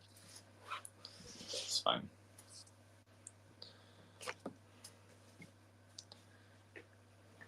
You know, for everybody who's streaming this, you know, Carson, Fergus, Rachel, myself, we typically have the match muted. Would love in chat. Let us know kind of what the crowd reaction is, what the energy is like there. I can't hear it, but I'd love to know, and it's relevant context. I'd imagine that they are going absolutely nuts for Sinner right now, willing this to go to 5 because anyone who paid for their own ticket and wasn't invited by the director of social media or whatever paid a lot of money for it and probably wants more tennis. I mean, Zach, the stadium was literally only half full after the first set. Oh, if I had my way, anybody who had a seat and then got there after the first set, we would publicly flog them. We would actually put them in the stocks. We'd throw dirt, like nasty fruit at them. Well, it's not even their fault. Like, the lines outside were just so backed up. Oh, because of Donnie T? Yeah. Oh. Like, there's just that much extra security. Yeah, I mean, so one of the reasons that 2001 Wimbledon remains my favorite major final of all time, beyond just Goran Ivanisevic winning being awesome, is that because there was so much rain, they did the finals on a Monday. Yeah. And it was very much like a for the fans finals. I believe that they had a bunch of seats that were free, kind of first come, first serve. And it wasn't just corporate sponsor nonsense. And yeah, like the atmosphere at all the major American tournaments get worse as the tournament progresses because normal people can't afford to go. And the billionaires and the rich people and the corporate sponsors, they get the good seats and they don't really care and they don't take advantage of them. And it's sad and it's a shame. Just a second. I need to grab my charger for my computer. Charge on. Oh, Ghosty, music to my ears. If they did another For the Fans final, it would just be incredible. And, you know, there's other ways to make money besides just the live gate. I mean, think about if you hype up that it's for the fans, like think about what that does on social media, think about the numbers you do, think about the discourse and all the think pieces that's going to generate. Like if there's a tournament willing to take a risk, and it's crazy that doing right by the fans and the diehards is taking a risk, there's money to be made in it. Like it doesn't have to be altruistic. Just find a way. Oh, Jake Davies, I hope that you are taking copious notes and writing a book because I'm very interested. I'm sure that you see all kinds of wild stuff there, Jake Davies. Is Alcaraz looking very good on his first service game of the fourth set here, up 40-15. Carson, I want you to weigh in on the ServeBot discourse. Are these guys, like, their hold rates are getting so good? Are they reaching ServeBot status? I mean, to me, ServeBot, more than just serving, it's like that's the only thing you do. And like that's neither of them. Like to me, Opelka is a serve bot, and Petchy Pericard is a serve bot, partially because that's the only thing they're great at. Wow. I agree. That was a great point. That was an insane point. Steph Curry in attendance with his family. Ghosty, I think that the numbers, those are close. The overwhelming majority of the USTA budget does come from the US Open. But 25 million people played tennis in the United States last year, and they're hoping to have 30 million playing by 2030. There are ample revenue generating opportunities. And because they are woefully mismanaged, they don't really tap into them. And so what do? They just let rich people have a special day at the US Open finals instead of the fans. There he is. There's Alcaraz's brother, the man who hopefully will never cut his hair again, but probably will. Let's well, you know, I've got a brother. He's probably going to cut his hair again.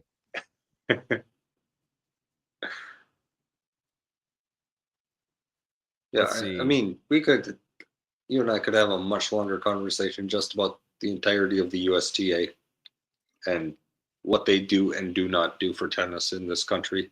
Yeah. But yeah. I mean, this doesn't get talked about enough, but I think it was about 12 years ago, their treatment of Taylor Townsend was shameful, absolutely disgusting. And there were no consequences for anybody involved. No. They took the American #1 junior and they shattered her confidence, and they put a spotlight on her that was ridiculous and inappropriate because she was a teenager and they didn't deem her body tournament worthy, despite her being the #1 American junior. Mm-hmm. You could argue that in some cases they do more harm than good. Now, Totally. I think that's the USTA I mean, national is very different than USTA state and local, right? Yes. And so I'm very lucky to be part of be engaged with USTA state and local.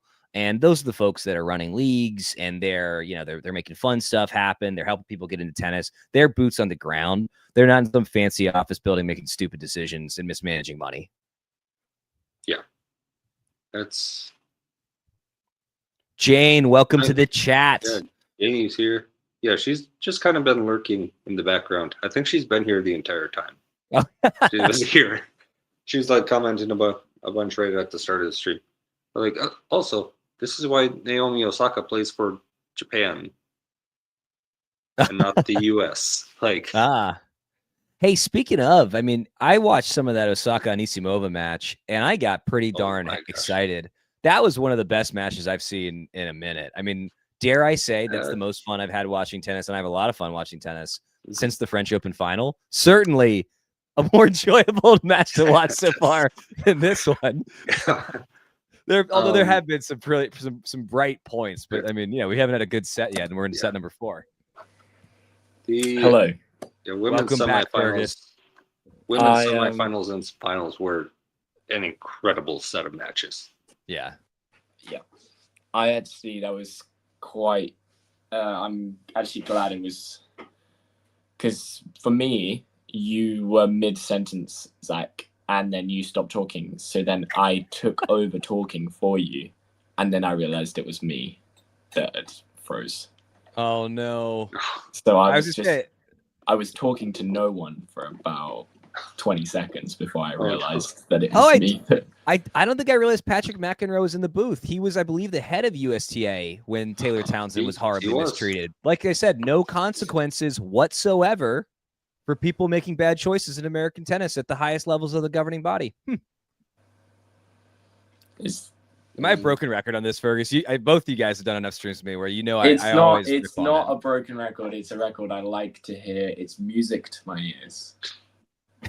But I mean, like, mismanagement, like, that's one instance, but it's just like an overwhelming like sense of mismanagement on the national level. That is partially why we haven't had a men's champion since Roddick in 2003. And why our best players like Ben Shelton don't even go through the USTA system at all. Like, he completely bypassed that thing, and now he's arguably is going to be our best men's player. It is ridiculous to me for the amount of American female and male tennis players inside the top 100, let alone inside the top 50, that you guys have such a failing system. I mean, none of them really. Yeah. Go ahead, Carson. The players who do the best go around the system. Yeah. Like Coco Gauff didn't really participate in the USTA system at all. Anisimova and Kennan, those are slightly different situations. But yeah, they like completely went around the system. So there's a rich history of public court tennis in this country, which is rarely talked about or acknowledged because the USTA doesn't do a good job promoting it and doesn't do a good job of getting folks from that world into the pipeline. There are unbelievable academies littered across the country that produce good players. There are staggering amounts of players. We have huge numbers of tennis players per capita. Again, 25 million people in the United States picked up a racket last year. That's a lot of people, right? So the pool is deep.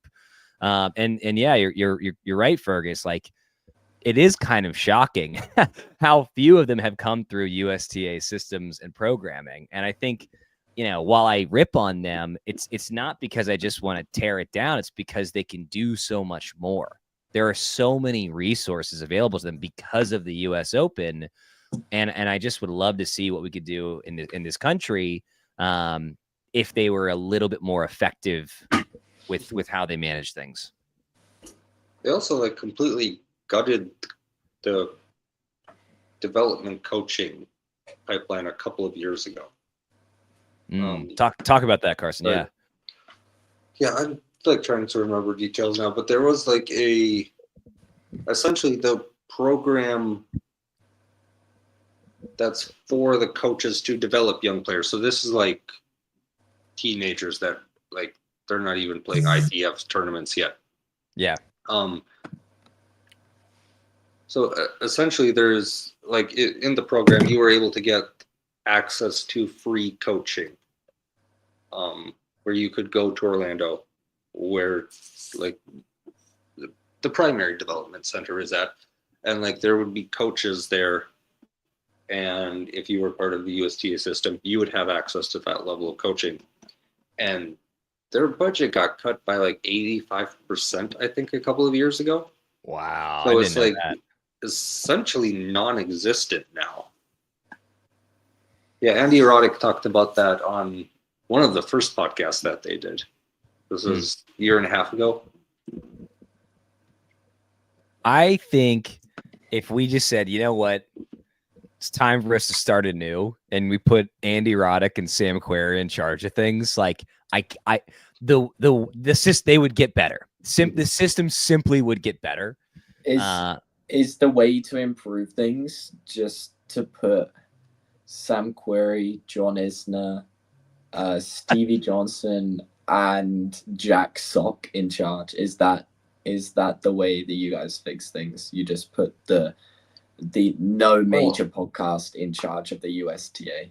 Yeah. The problem with that is like I think it would improve the men's side of things, but I don't know if it would improve the women's side. Yeah. At all. I guess what I'd say though, the Nothing Major podcast, they don't exactly make much of an effort to cover women's tennis. When something is broken, the answer is new, right? Because if it doesn't work out, it was new, and then you stop doing that, and you do something new again. When something's broken, the answer is not just keep doing the same thing, and that seems to be the attitude, not just of the USTA. Let's not pick on just them. Tennis governing bodies at large.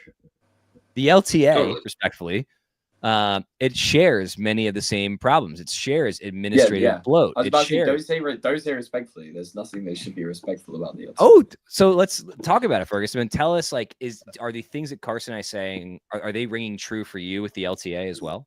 Yeah, absolutely. There's such a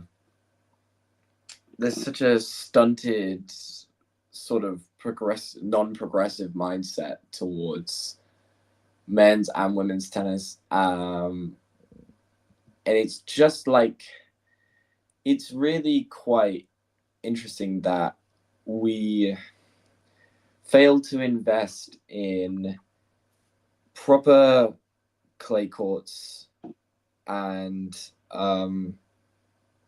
we failed to to be fair, in the last couple of years we've really had some great progress with junior stuff, but before last year it's been a real struggle for a country that plays as much tennis as it does, to have 3 men and 3 women inside the top 100 is really not great.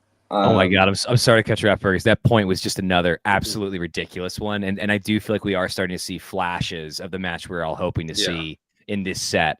Fergus, please continue. It's all right. I'm just watching this point you were talking about. I mean, it's the angles. Has he landed that? He just missed it wide, just wide. Oh my God. That's a great point. It just feels like we're stuck in the 80s and we're not going anywhere. Yeah. And it's so frustrating because we should be capitalizing on these players like Draper and Raducanu that have had success, especially Raducanu. To be honest, we've had a big upsurge in women's tennis in the UK since Raducanu won the US Open, but that's expected, absolutely expected. But men's tennis, ever since Murray retired, and obviously Murray hasn't had Murray didn't have success for hasn't had success for 9 years and retired last year. He will always be an iconic figure in British tennis, but there's no leading man, and now we have that leading man. I think we need to invest more in him. But as in the the LTA need to promote him more than they do now if they want to get more kids into tennis. And yeah, I mean, the whole thing with Draper's dad being high up in the LTA is, kind of rings true that there is this slight elite. Well, I say slight. There is this elite. Yes. You know what's funny? In this country, we used to make fun of the UK and be like, oh, like it's like a hierarchy and like a classist system, and like we don't have that, and like it's such a joke that because we so obviously do here, and like our structures and our entities in the USTA embodies this have it, right? I mean, I think for if you want to get into a good junior program, much of the country, the only way to do it is through a private club. And I think that Jay is pointing out how they do the system in Czechia or the Czech Republic, and it's incredible. It's low cost public clubs, like Jay points out. It's programming in schools. There's so many things, and this is not just LTA or a USTA thing. There are many countries with programs that mirror these same things. And I will just bring this up on every stream that I'm on. Tennis, the players see less of the money than any other major global sport. 20% of every dollar goes to the players. It's a joke. It's a joke. They're so grossly underpaid.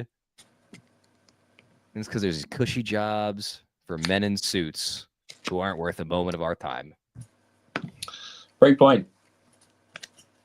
Let's diverge from the PAVG conversations and he gets the break. He gets the break. Oh, I mean, that first serve kind of missed by much, but he does break. Is that the match? I mean, with the way Sinner's playing, yeah. With the way Alcaraz is serving too. Oh my God. Djokovic would beat this Sinner. I think in the interest of focusing on the remainder of this match, I'll avoid talking about what departments and ministries America has right now, and we'll keep it on the tennis. I mean, that particular part of the conversation wouldn't be very long, but yeah. Oh boy, yeah. I think. Look, Alcaraz. This is like the most obvious, useless piece of analysis. Alcaraz in the driver's seat. Yeah, he's up 2 sets in a break. Mm-hmm. Like, you'd rather be him than Sinner.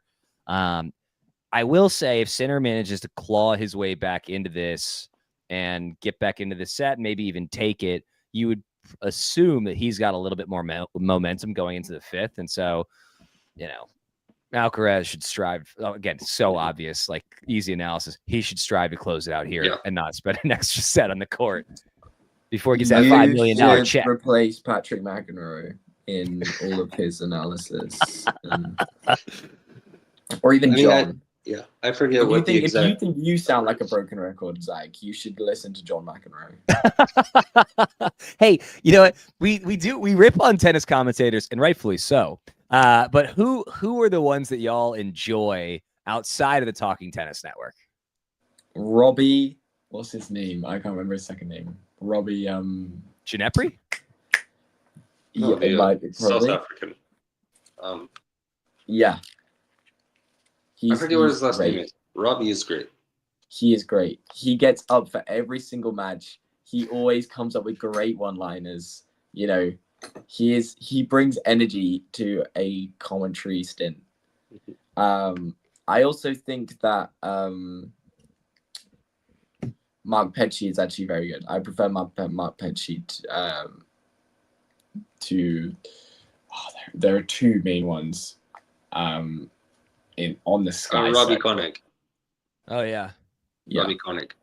So you're talking about, Carson, who you got? Who are the commentators that get you excited to watch tennis? I mean, I think Jim Courier is fantastic.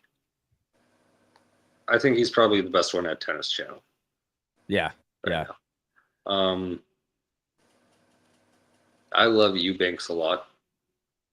I would love if he could keep playing a few years. But if Chris decides to just go full-time in commentary, like, he's fantastic. It's a lose-lose situation for PAVG. I got to tell you, I'm like Who do you obsessed with the idea of getting Andre Agassi in the booth more because he was so good around the French, and I thought he was so honest and I thought refreshing. he was really good. Yeah, I thought he was really good. and he wasn't like some of the folks that have been doing it for a long time. They're so media trained; they just default to like safe, boring. Andre Agassi does not care. You can tell that he believes what he's saying, and that he is saying it because he thinks it's worth saying, not because he got media trained. And then another one, I love Martina Navratilova. I find her to be a very, very insightful commentator. I mean, her analysis, her in-match analysis to me is the best in the world. Yeah, I in think match, she's excellent. In match, she's really good. How about that final shot at 30 all there from Alcaraz? Really, really put a little extra mustard on it. It's about to come up for me, so I can't comment. Another one, Todd Woodridge. Was he was a longtime doubles player, yeah? Yeah. Yeah, that's right. Yeah. I do like him. Alcaraz, man, I think that with that serve, he will now be pretty darn close to 90% win rate on his first serve. That's outrageous. I just can't. I actually don't find Kyrgios particularly good in the booth. I know that some people love him. I think like his off court stuff is annoying, but like I also just don't think he's like a good commentator. I think he's just like, yeah, I beat Federer. And it's like, yeah, we get it. Okay. Like, I know. Yeah, I know. that is literally Kyrgios' entire personality. Yeah. Get angry. I beat Federer. I beat Nadal. I beat Djokovic. And then also be like, and I didn't even try that hard. Like, sick. Dude. Yeah. Sick. And I didn't really try, and I'm really good at tennis. Okay, cool, mate. I love that Jay is bringing this up, but Petkovic is incredible. I haven't had the chance. I haven't heard her in the booth much. How what's her style? I mean, she only retired a couple of years ago, so it's like, yeah, she's not like very over the top about anything. There's like a lot of nuance to her commentary, which I love. Yeah. Yeah. I think Renee Stubbs is good on the sideline. In commentary, I don't love her as much, though. What's the saying? If you don't have anything nice to say, don't say anything at all. Yeah. What's Darren Cahill is very, very good as well. I have like complicated feelings about somebody who coaches the world #1 who was also suspended for doping, having a constant and consistent platform. But he's very good. I just like it's sort of like Tom Brady doing American football. It's like, oh, you own a team. Like there's a clear conflict of interest here. I really can't believe what you're saying on any number of topics because of that. I would only trust Darren Cahill commentary if it was on the world. Like if we were talking like the world number 320 versus the world number like 280. Yeah. Has no effect on Jannik whatsoever. I'd love to watch Cahill do Challenger commentary with John Silk of Talking Tennis, which, by the way, everybody should subscribe to if you haven't so far. Zach has plug. A special talent to weave in subscriber talk. And it's a special talent. So, gentlemen, this is a name that hasn't come up yet, and I'm a little surprised by that. Ghosty has just raised it. What about Brad Gilbert as Alcaraz? Oh yeah, here, look at this. That's a heck of a forehand. That's Sergio Perez.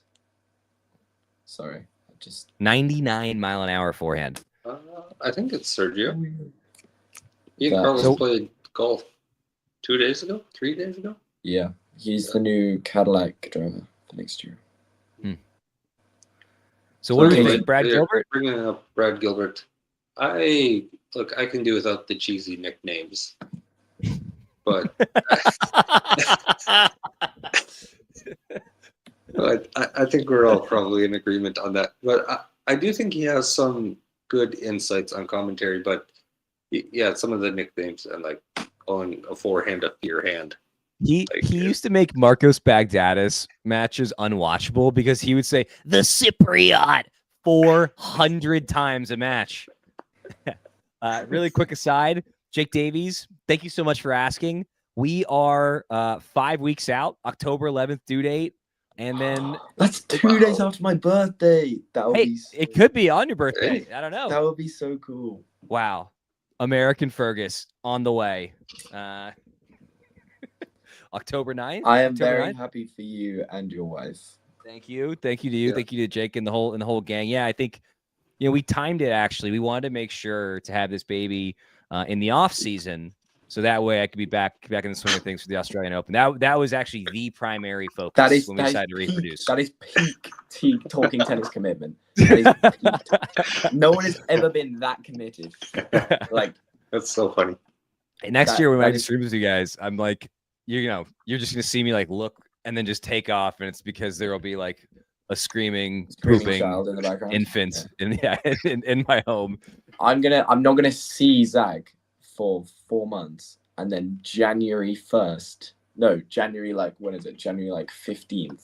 when the draw comes out for the AO, Zach's gonna be here, and I'm gonna be like, he's back. He is so back. I think that if we do it, we have the name picked out. It's baby Archie, who will then one day become young Archie, and then full Archie, maybe, and then maybe old Archie when he gets old.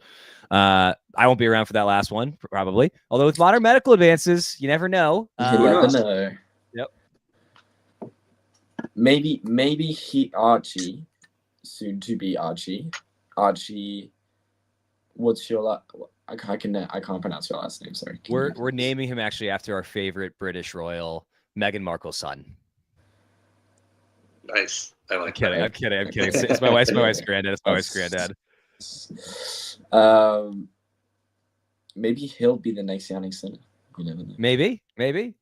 So yeah, Fergus, I mean, you're doing, I believe, a stateside swing next year as Alcaraz is up 30-love with another 90-mile-an-hour forehand winner. Where does this come from? And so yeah, I wish I was doing a state swing next year. No, it's gonna happen. Yeah, because we're gonna get press passes, and we're gonna send you and Damien to the States to do a road trip and document it and all that. You're gonna go to Lexington Challenger. Get in, I will be there. I will so be there. We're gonna put Fergus on the Bourbon Trail and the Lexington Challenger, and he's never going back to the UK. He's gonna get America pilled. I will go to the Winston-Salem Challenger event next week. Whoa, it's 250. Easy, it's a 250. 250. Excuse you.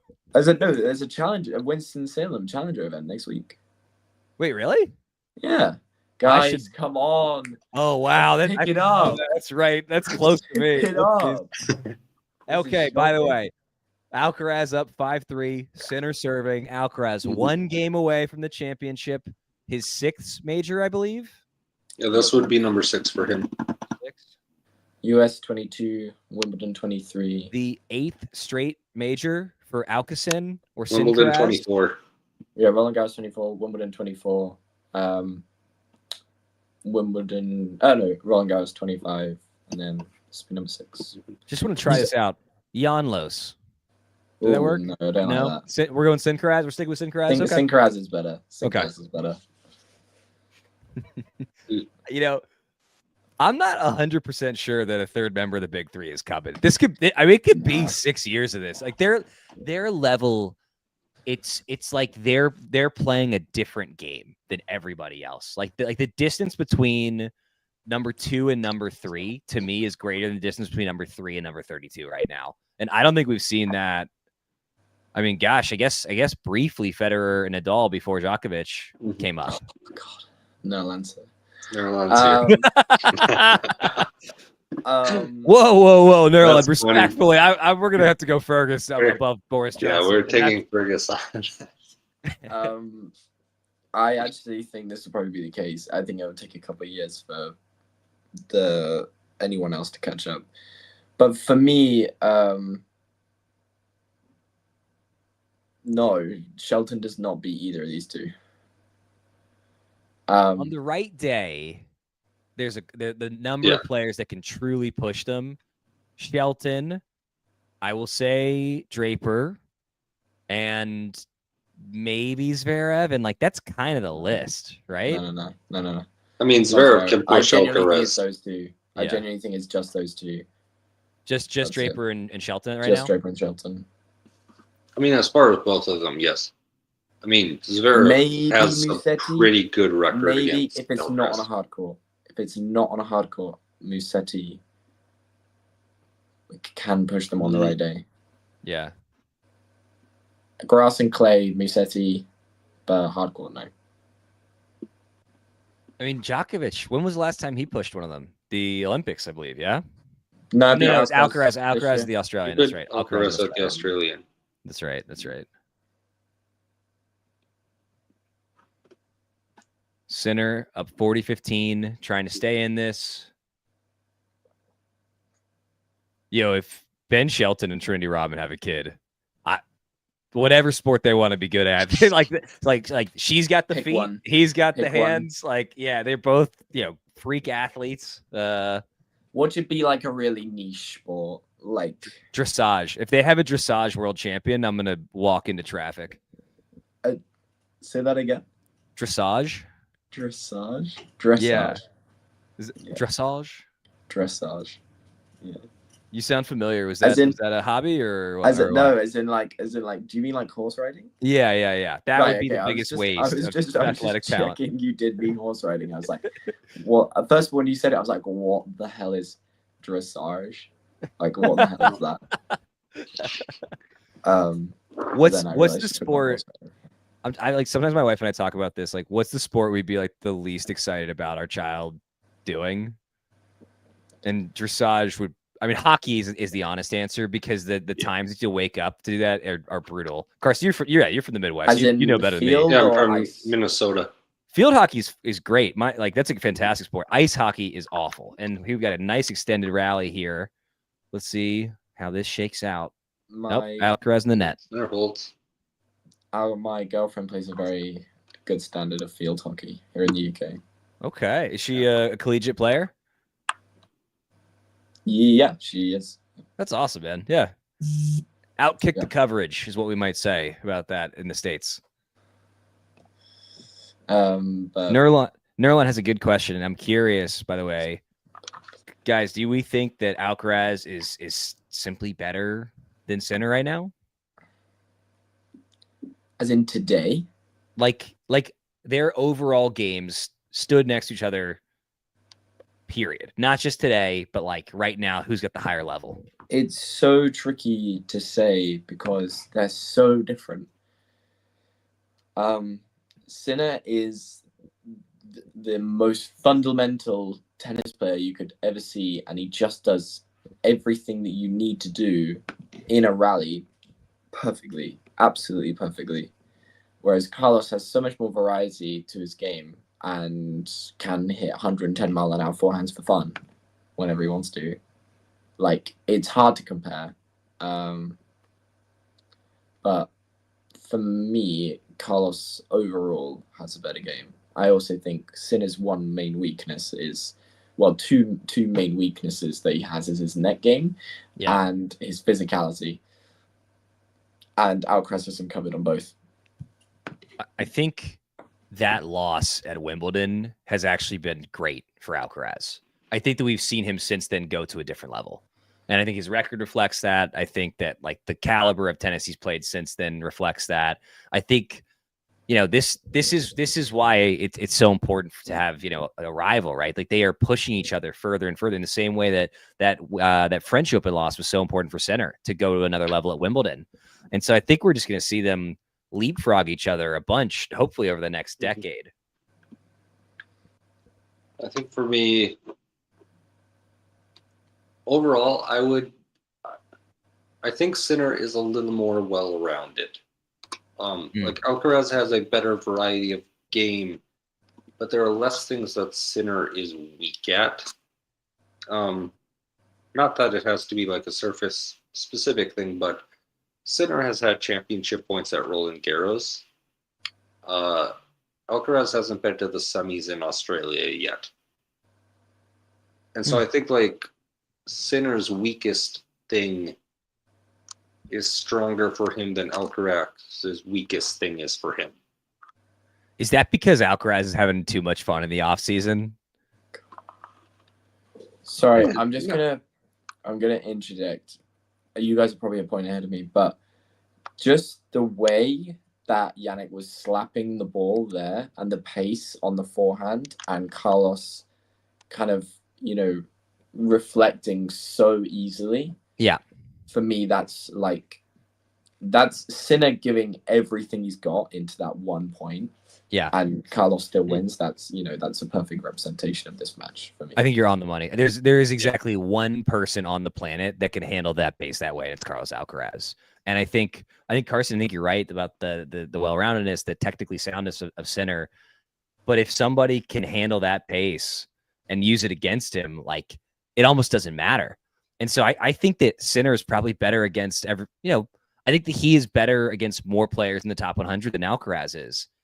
But Alcaraz is good enough against them and then some that he can still get here. And then he's just Sinner kryptonite as he's at 30-15, 2 points away from his 6th major and $5 million, which, if there was any justice, would actually be more like $10 million, by the way. Yeah. At least, actually. It really would be more like 12 if tennis players get the same ratio of the money as basketball, football, and soccer players did. Ooh, did he miss that? I think he did. He did. We are at championship point. Dude. Jane points this out, and this doesn't come up, but Sinner is 2 years older. And so the pace of progression in theory could still be a little bit faster for Alcaraz, who's only 22 years old. Fergus, how old are you? 19. In 3 years, that could be you. Big time.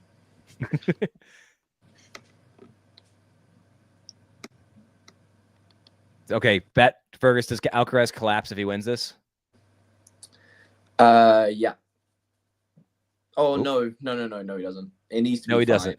Carlos collapses. It needs to go 5. Okay.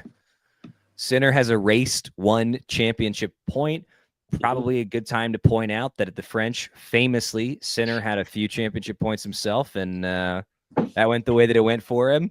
Be pretty nuts if he returns the favor here. That would be insane, actually. Yeah, that's a joke on forehand, though, to save it, by the way. Yeah. First we get a second serve. Yeah.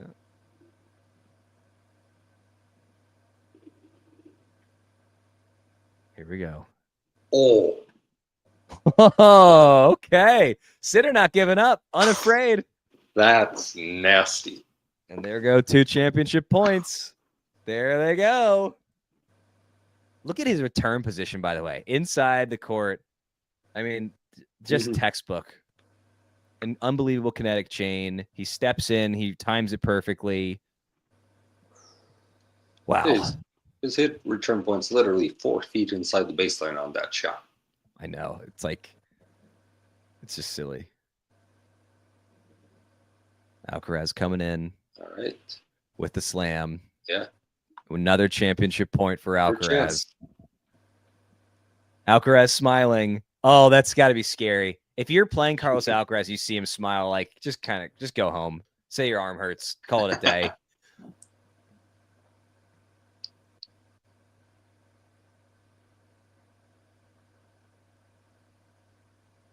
Here we go. Championship point number 3. Alcaraz serving.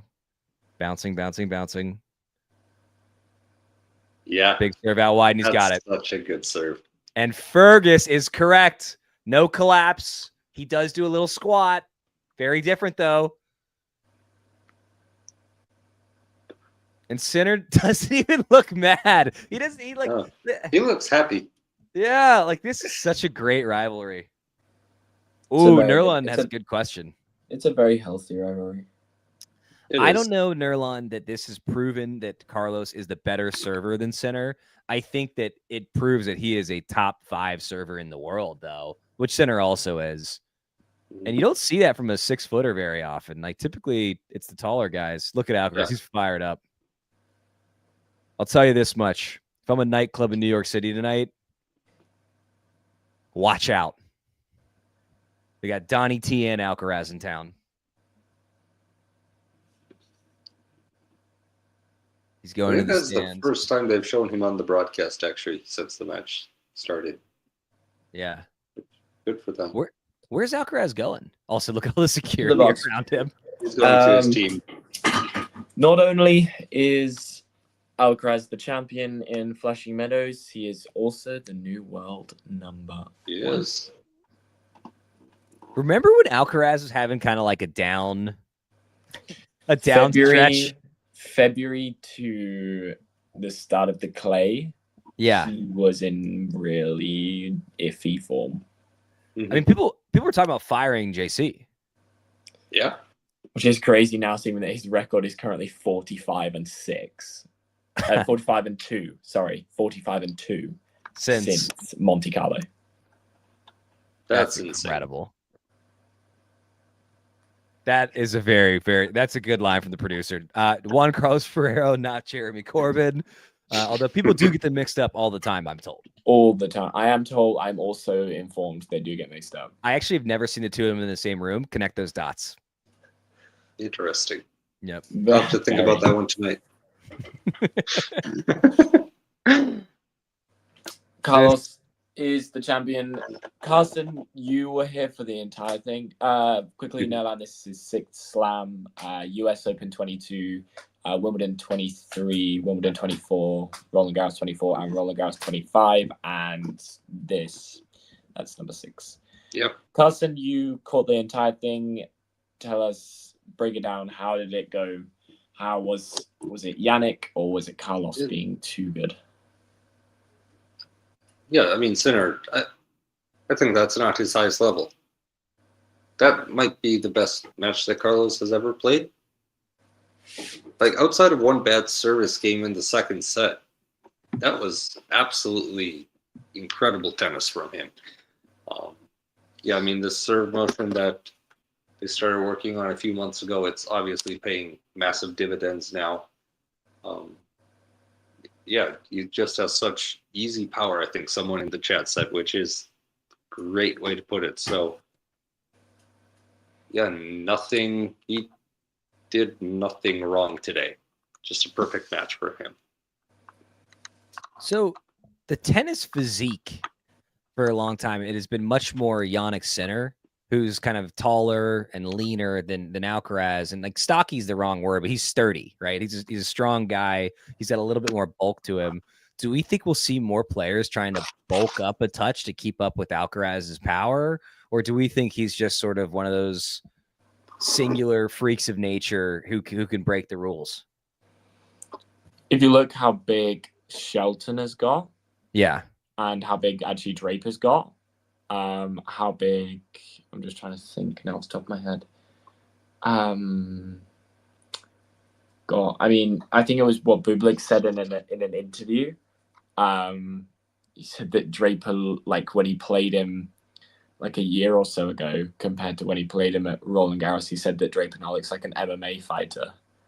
Like he's just so big.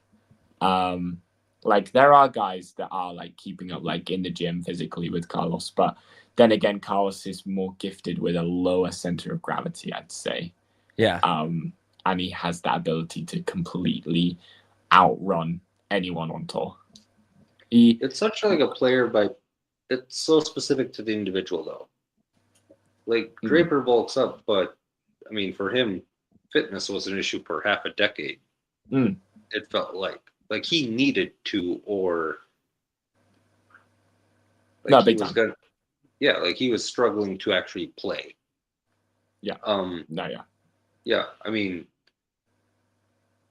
other players, like I think some young players don't necessarily need to bulk up in the same way. But then again, you look at someone like Fonseca who has effortless power. Yeah. And Fonseca's like, he's not even fully developed. Like the kid's not even 19 years old yet, and he has an absolute monster forehand. But that's somebody where it's like, you know, he's at a stage in his career where he could lean up, he could stay where he is, or he could bulk up a little bit, right? And so if you're in his box, if I'm them, I'm saying, hey, like, I don't know, do we want to put on 5-10 extra pounds of muscle in the off season? And can you add even more to that power without losing some speed and footwork? And I don't know the answer to that, but Alcaraz certainly can. I can confirm, Ghosty, that my laptop screensaver is not Jack Draper. What about your iPhone background? Oh, you hesitated for that one. Well, you just switched it. Enough, yeah. Just switch it over to his girlfriend. Oh yeah, it was Draper, but I just switched. It was Draper 5 seconds ago. Oh, we're being asked about our favorite MMA fighters. Any notifications on there because still Ghosty knows way too much about me. Talking MMA. Talking MMA. That sounds crazy. I mean, Alex Pereira.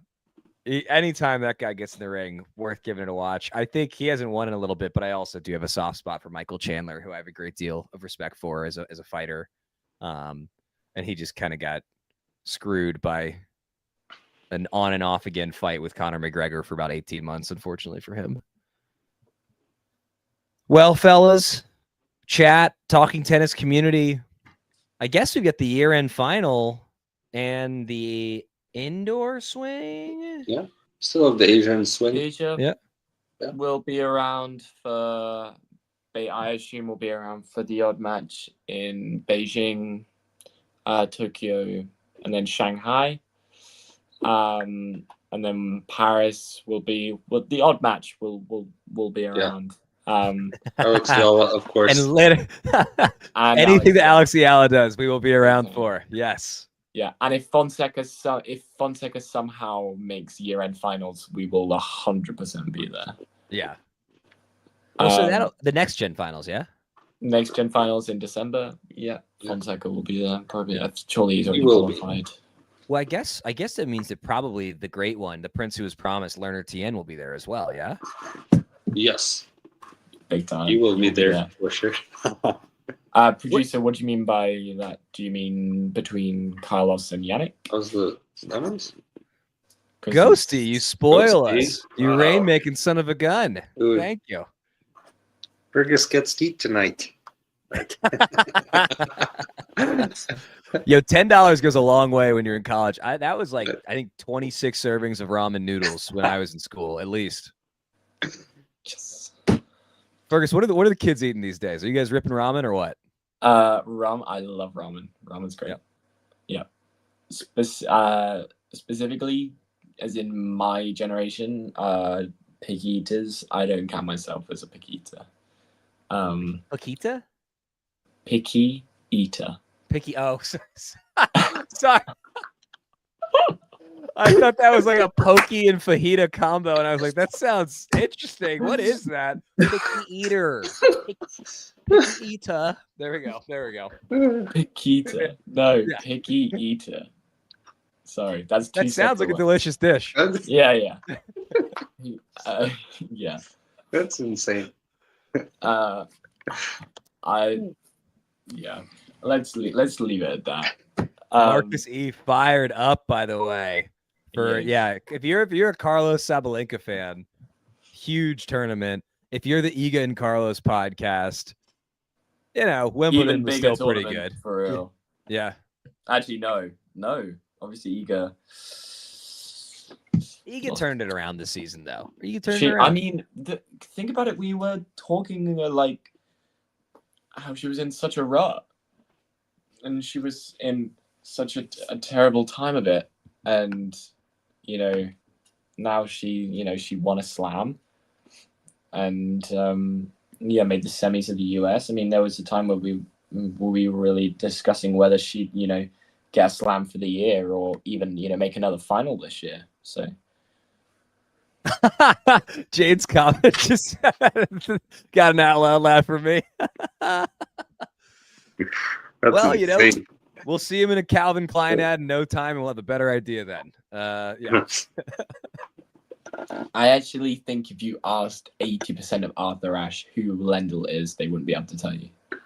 That's probably true. He was the guy with as much personality as Jannik Sinner. It's like maybe I less. find it really disturbing. Not disturbing. Like you have to go to smaller tournaments like 250s or like 500s to actually find tennis fans. If you go to a slam, you find tennis fans, but you also find people that are there for the aesthetic. I was in the queue at Wimbledon 2 years ago, and no, last year, sorry. And I had a very bizarre situation where Cam Norrie rode past me on his bike. And I then went back to the queue and I said, "Oh, Cam Norrie just ride by on his bike." And I was like, and they were like, "Who the hell's that?" And I was Wimbledon? like, at Wimbledon. I was like, these were English people? These are English people. Okay. Yeah. Amazing. It's just like, you guys are here for the aesthetic of Wimbledon. You guys aren't here to watch tennis, which is really upsetting. I mean, that is the tournament that the aesthetic is the highest. People, that is the one that people show up for the aesthetic the most for. Yeah. Yeah. Definitely. Yeah. And you think it's the best one? Spade. Just one more wind up. One more wind up in 2025. Zero. Yeah. Ghosty's right. So like tennis is having a moment. We have a young, charismatic star, a great champion, and we also have Jannik Sinner who's very good. And as a result, there are more people watching and playing. And yeah, like I guess like as somebody who's been a fan for a long time and like yourselves who's been a fan for a long time, like it is frustrating when like there isn't that baseline level knowledge, but at the same time, it's ultimately a good thing for the sport. The people that don't know Cam Norrie, hey, you know what? Hopefully they found out that day. It is kind of weird in that moment. It's like, how'd you end up here? Like you didn't do your homework for this? No, it's not even like you have to do homework. Like if you're coming to watch Wimbledon, like at least look at the schedule, right? At least look at the friggin' schedule. Like you're just gonna honestly, so frustrating. It's like these idiots that get ground passes. They get media passes and they ask Cam Norrie whether he's dating Emirati Rakhanu. And I'm like, how are you a journalist? How did you get a ground pass? So true. And let the record reflect. You're terrible at your job. If the talking tennis team got grounds passes and press passes, that level of unprofessionalism would not be exhibited. And so, maybe that's something the LTA should consider next year. The day that I listened to a Wimbledon post-match interview and I hear Damien's voice coming through the microphone, I will live for that day. I'll live for that day. Mm-hmm. I'll settle for Damien at Winston-Salem. That's still pretty good. Has Sinner? That's actually a good question. Oh. Has Sinner played a worse match since? I'm actually gonna say no. I can't remember the last time he looked this out of sorts. I'm just gonna. I mean, just the Bublik match. Well, honestly, the Struff match before the Bublik match was pretty terrible. He won that, but that was pretty bad. Also, probably one of the Rublev losses last year, right? Rublev in Canada. Yeah. That wasn't a good match from him. I think one of the things that we're seeing though is like, especially in those last few games, Sinner was crushing the ball. I mean, he was hitting a rally ball that like it was silly almost how hard he was hitting it, and Alcaraz just handled that. And so I think like he left it all out there. I just think he didn't have the answer. And I think right now for this version of Alcaraz he saw today, I'm not sure that he does have the answer. Like, we talked about at one point, does he need to get forward more because he's got a good win rate at the net? Like, yes, I think that's the route that he could go. But like against every other player on the planet, he can stand on the baseline, crush the ball, hit through them, win. He cannot do that against Carlos Alcaraz. And so I think he's got to add, a few more tools to the toolkit in the offseason.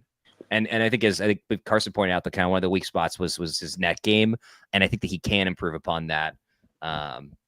Maybe hiring Goran Ivanisevic, who's available. My favorite. Hypothetically, he does need a new coach in a couple of months. Cahill's going, isn't he? Yeah. Cahill's retired. Well, Cahill he's taking a break from coaching at the end of the year. Yeah, well, he's just getting too much heat from Pavi G, clearly. Who is Pavi G? I'm not on social media. So I don't know who Pavi G is. I'm offline, dude. I don't know anything anymore. Pavi G is an insane human being. Like clinically insane. Is someone who is so. I'll read you his bio. Actually, I'm gonna read you his bio right now. Please do. Bearing in mind, I was just gonna point out that the head-to-head now between these two is now 11-6 Alcaraz. So this is getting it to be a bit like the Nadal-Federer rivalry, which really wasn't much of one because Nadal won far more often than not. Pavy citizen journalist, VCRL tennis, You know tennis and paddle player, citizen tennis journalist writer, alone. Yeah, I'm good. exposing Yeah, I know. corruption, propaganda, and bias in tennis, anti-establishment British flag. Anti-establishment British flag combo is hilarious, by the way. Yeah. Do you know what the most celebrated holiday in the world is?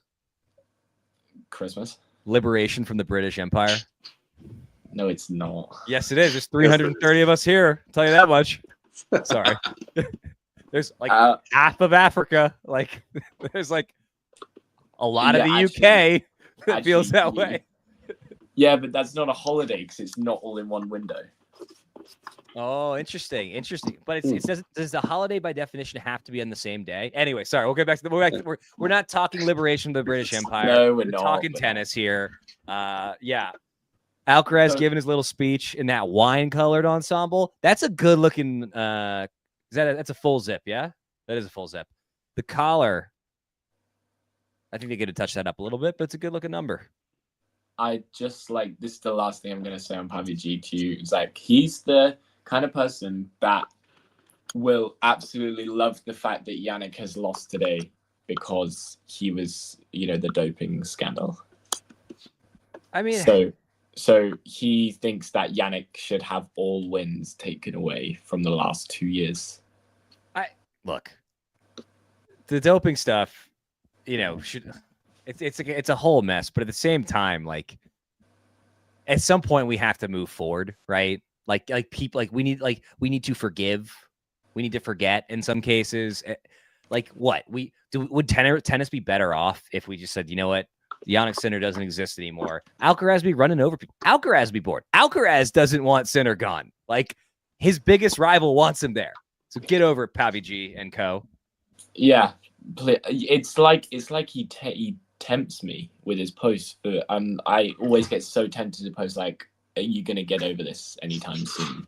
Are you gonna get like a new hobby? Because this is getting quite boring." Yeah, I've never met someone I've never met him, but I've never heard a more broken record than Pavy G. That makes me feel happy because I always complain about how terrible the tennis governing bodies are. He also said that when we reached, I think, what was it? We reached 8K on Twitter when we had our old account. He said, congrats, guys. I really don't agree with what you guys promote, but congrats anyway. Wait, do we have a rival? Is Pavy G our rival? Is No, he the Jannik Sinner, the boring, lame one, to our Carlos Alcaraz, the sexy, cool one? Anyone that tolerates Jannik Sinner is. Yeah.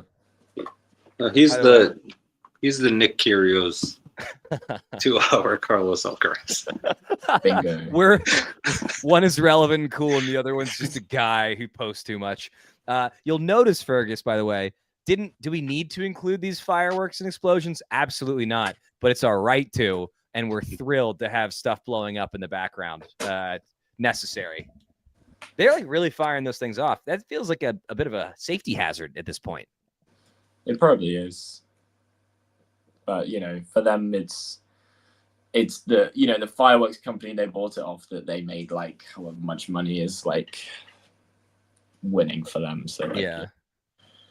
I always feel that the one thing, if you want my genuine opinion, I obviously joke all the time that the US Open is like my least favorite slam, just to wind you guys up. By the way, that's an excellent article from a trustworthy news source, DW, by one of the most talented journalists in the game. There's no bias. There's no appearance of bias here.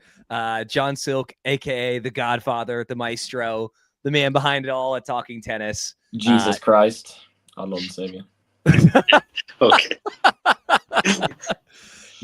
Another J name, something to think about. Yep. And so, yeah, definitely give that a read. Give it a retweet. Give it an amplification. John puts a ton of work in. He did start this tournament off. That's right. Me and him. It was having a glass or two, maybe three, of wine, watching Lerner T and Djokovic. and Djokovic looked terrible in that straight sets win.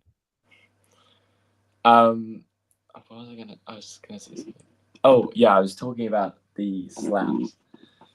I do think the US Open in these sorts of situations, as in how they do the whole ceremony and how like timings of everything, I think they are the worst run slam. Just couldn't get out of here without one more. I mean, I'll have to reflect on that. The trophy ceremony for the women yesterday was awful. That was a tough watch. That was a Hold the phone. Hold the phone. Do you remember the on-court post-match interviews in Australia this year? They were atrocious. And so I know that's like trophy ceremony though. That's true. That's true. Yeah, that's true. Those were very bad though. What do we think of the ball boy kits here? Because I'm not loving that color palette or that pattern. I never liked the ball boy kits in the US. I always think they look kind of tacky. Is it a little bit like a bridesmaid dress, and that like they're supposed to like not be super great because like you don't want to take away from the bride or the players? That's exactly what they were thinking. Yeah. I mean, that's almost all that they sell in the store, though. Yeah. Like if you ever go there, like to the US Open in the Ralph Lauren store, it's that. Right. John Silk died for our sins. he actually did. He genuinely did. Okay, Fergus, what's your favorite part about the US Open? I'm gonna take Ghosty's prompt here. The crowd. What specifically do you like about it? The crowd is the best at a major. You like the rowdiness of it? I like the rowdiness of it. I like how they could be having the world number 87. You could have Mute playing Echeverry on court 16, and everyone is so hyped. Yeah, because Quarantine Mute is tennis nirvana. You could have Echeverry playing Kecmanovic on court 17. Yep. And people are still hyped. That tracks. That tracks. And if you go to any other major, like it's more like it's like polite, like applause for good points, and like it takes a while for people to get like into a match. Like first point, Kecmanovic, Echeverry, people are so hyped. Like the crowd is really good. Like I do like the US Open aesthetics, like the whole like not that the influencer side, but like just the tennis side. It's a very enjoyable. Like the night matches on Ash are always really enjoyable. Like this year, not particularly, but in years gone by, it's been really enjoyable. There are lots of things I like about the US. Would you agree that the US Open has the best food selection of any major? I couldn't comment because I've only ever been to Wimbledon. At some point, you need to make a US trip next year.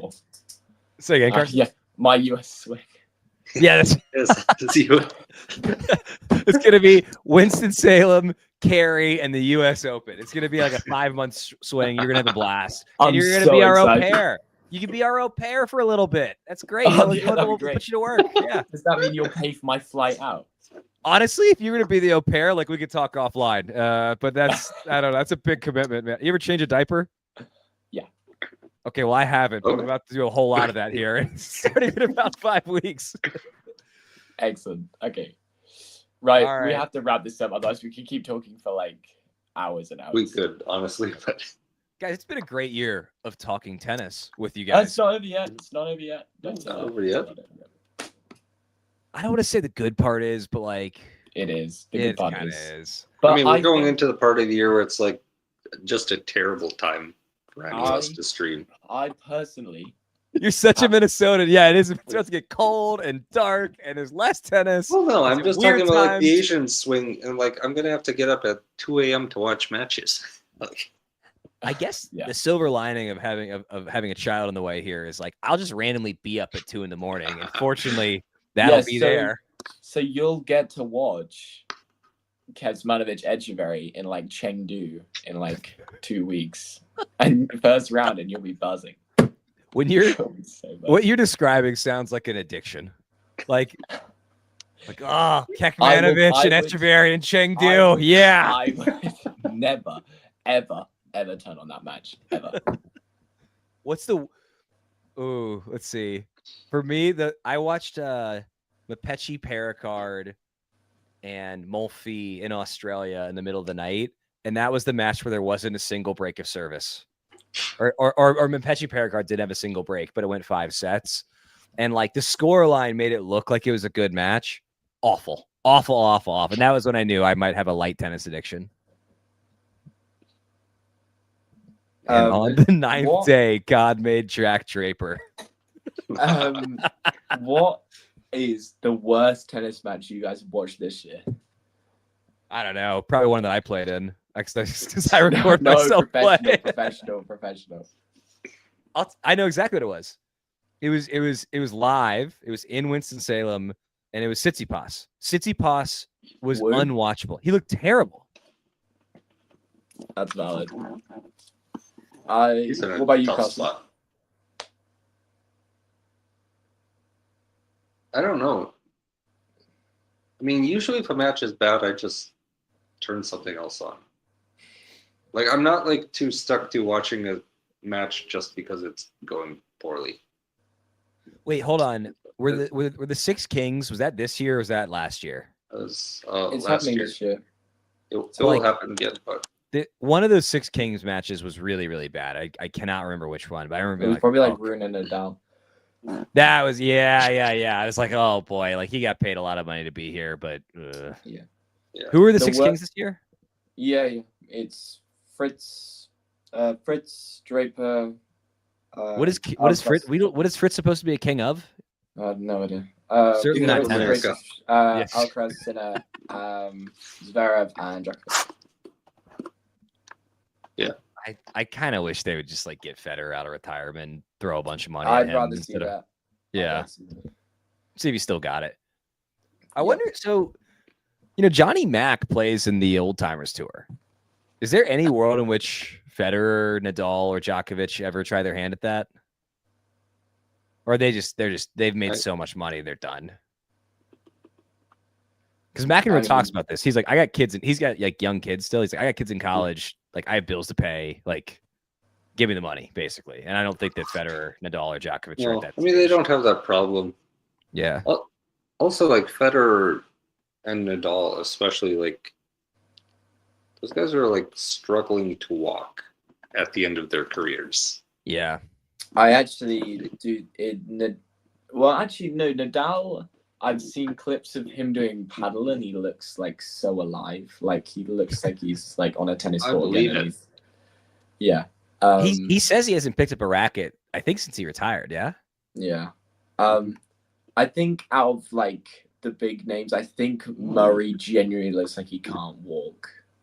Like, yeah. It genuinely looks like it pains me to watch him move because it looks so much of a struggle.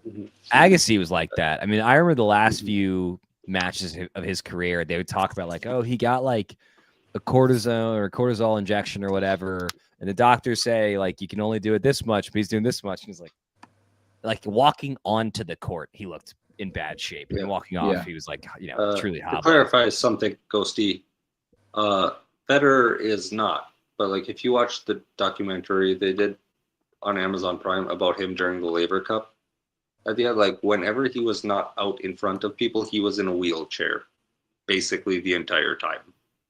Federer? Yeah, during the Laver Cup that he played in. Really? Wow. Yeah. Wow. That's crazy. Yeah, he's one. I'm not sure people quite understand how badly he was hurt at the end. That's crazy. Wow.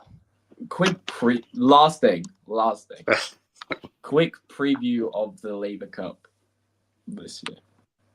US. So excited to watch Riley Opelka. Oh my god, who is making that decision? Riley Opelka. Here's what I want to know. Yeah. How many people said no to get before they called Riley Opelka? Sure, you cannot tell me you're looking at a list of the rest of the world players and Riley Opelka is 7th on that list. No shot. That absolutely, the guy has zero personality. And did they offer it to Leonard Tien? Unwatchable tennis players I've ever seen. He makes John Isner look like Gail Mulfee. Honestly, I was literally when I asked you guys earlier what was the worst tennis match you guys have seen this year, and my answer would be Norrie versus Opelka. That game sucked. That match sucked so bad. So it was grim. If I want to be in a bad mood, I will watch Riley Opelka play tennis, and that's the only time. Like otherwise, I'm like I'm good. I'm good. If Riley Opelka was playing Alex Eala and we were going to get 300,000 watchers, which we sometimes do with her, I still would say I can't do it. I just can't do it. Opelka, yeah. How did that? And like, because I'm looking and like Fonseca's there, and I know that Lerner Tien is somewhere between Fonseca and Opelka. So do they ask Opelka before the prince who was promised, Lerner Tien? Is this still McEnroe who's in charge? No, it's Agassi. It's Agassi and Jannik thanks. Noah, by the way. Fun fact: Jannik Noah's son, Joakim Noah, who was an NBA basketball player. I actually had the same teacher as him once. She taught at his high school, then ended up at a high school that I was at, and she said that categorically he was the worst student she'd ever taught. It kind of makes sense. Brutal. If your dad is a professional athlete and then a disco star, and then you're also a world-class athlete as a high schooler, I could imagine you're not listening that hard to the teachers. Just as a couple names to throw out there that could have been over Riley Opelka. Shapovalov, Diallo, Nakashima, Bublik. Oh yeah. Like all of the above. Popperin. But I guess there's always one random one. So last year it was Kokkinakis in 24. Cerundolo is a Labor Cup staple. So he was the lowest ranked one in 23. They had Jack Sock in 22. Kyrgios in 21. Jack Sock in 2010 and 2019. Yeah, I think I would rather Jack Sock than Riley Opelka. Yeah, same. Point too. Yeah, Diallo is an interesting suggestion. I agree with that. Yeah, I actually think or Chapeau, either or. Mm-hmm. Even OG Aliassime. But yeah. I don't think Felix could because of like he's getting married. What about Papirin? Papirin? Yeah. Papirin? Yeah, yeah. Papirin. Papirin? That is crazy. Is Papirin? Papirin. Yeah, Papirin. Oh, Papirin. Yeah, Papirin. Let's see. Yeah, Lerner Tien is 50 in the world, and Opelka is 67. I'm really not sure how he didn't get the nod. Marcos Giron even? Giron? Yeah. Giron. Yeah, sure. Jack Thompson. That's an easy. These are USA players, by the way. Jack Thompson is an Australian. You're butchering these pronunciations. Right. Anyway, it is time for us to end this stream because, again, we could just talk all night. Like, honestly. Thank you so much, Carson and Zach, for joining us. It was a pleasure. Thank you, everyone that joined us for not just these last 2 weeks, for the entire Slam season. We will be around for Asia and indoor, and then the end of season finals, hopefully women's and men's. And if we don't see you then, we will be here, Australia, Zach with a crying child in the background. It will be great. Thank you very much, all. You know the drill. And my unborn child says like and subscribe. If you enjoyed this video, make sure you hit that like button. Don't forget to subscribe and click that notification bell so you don't miss out on all things tennis.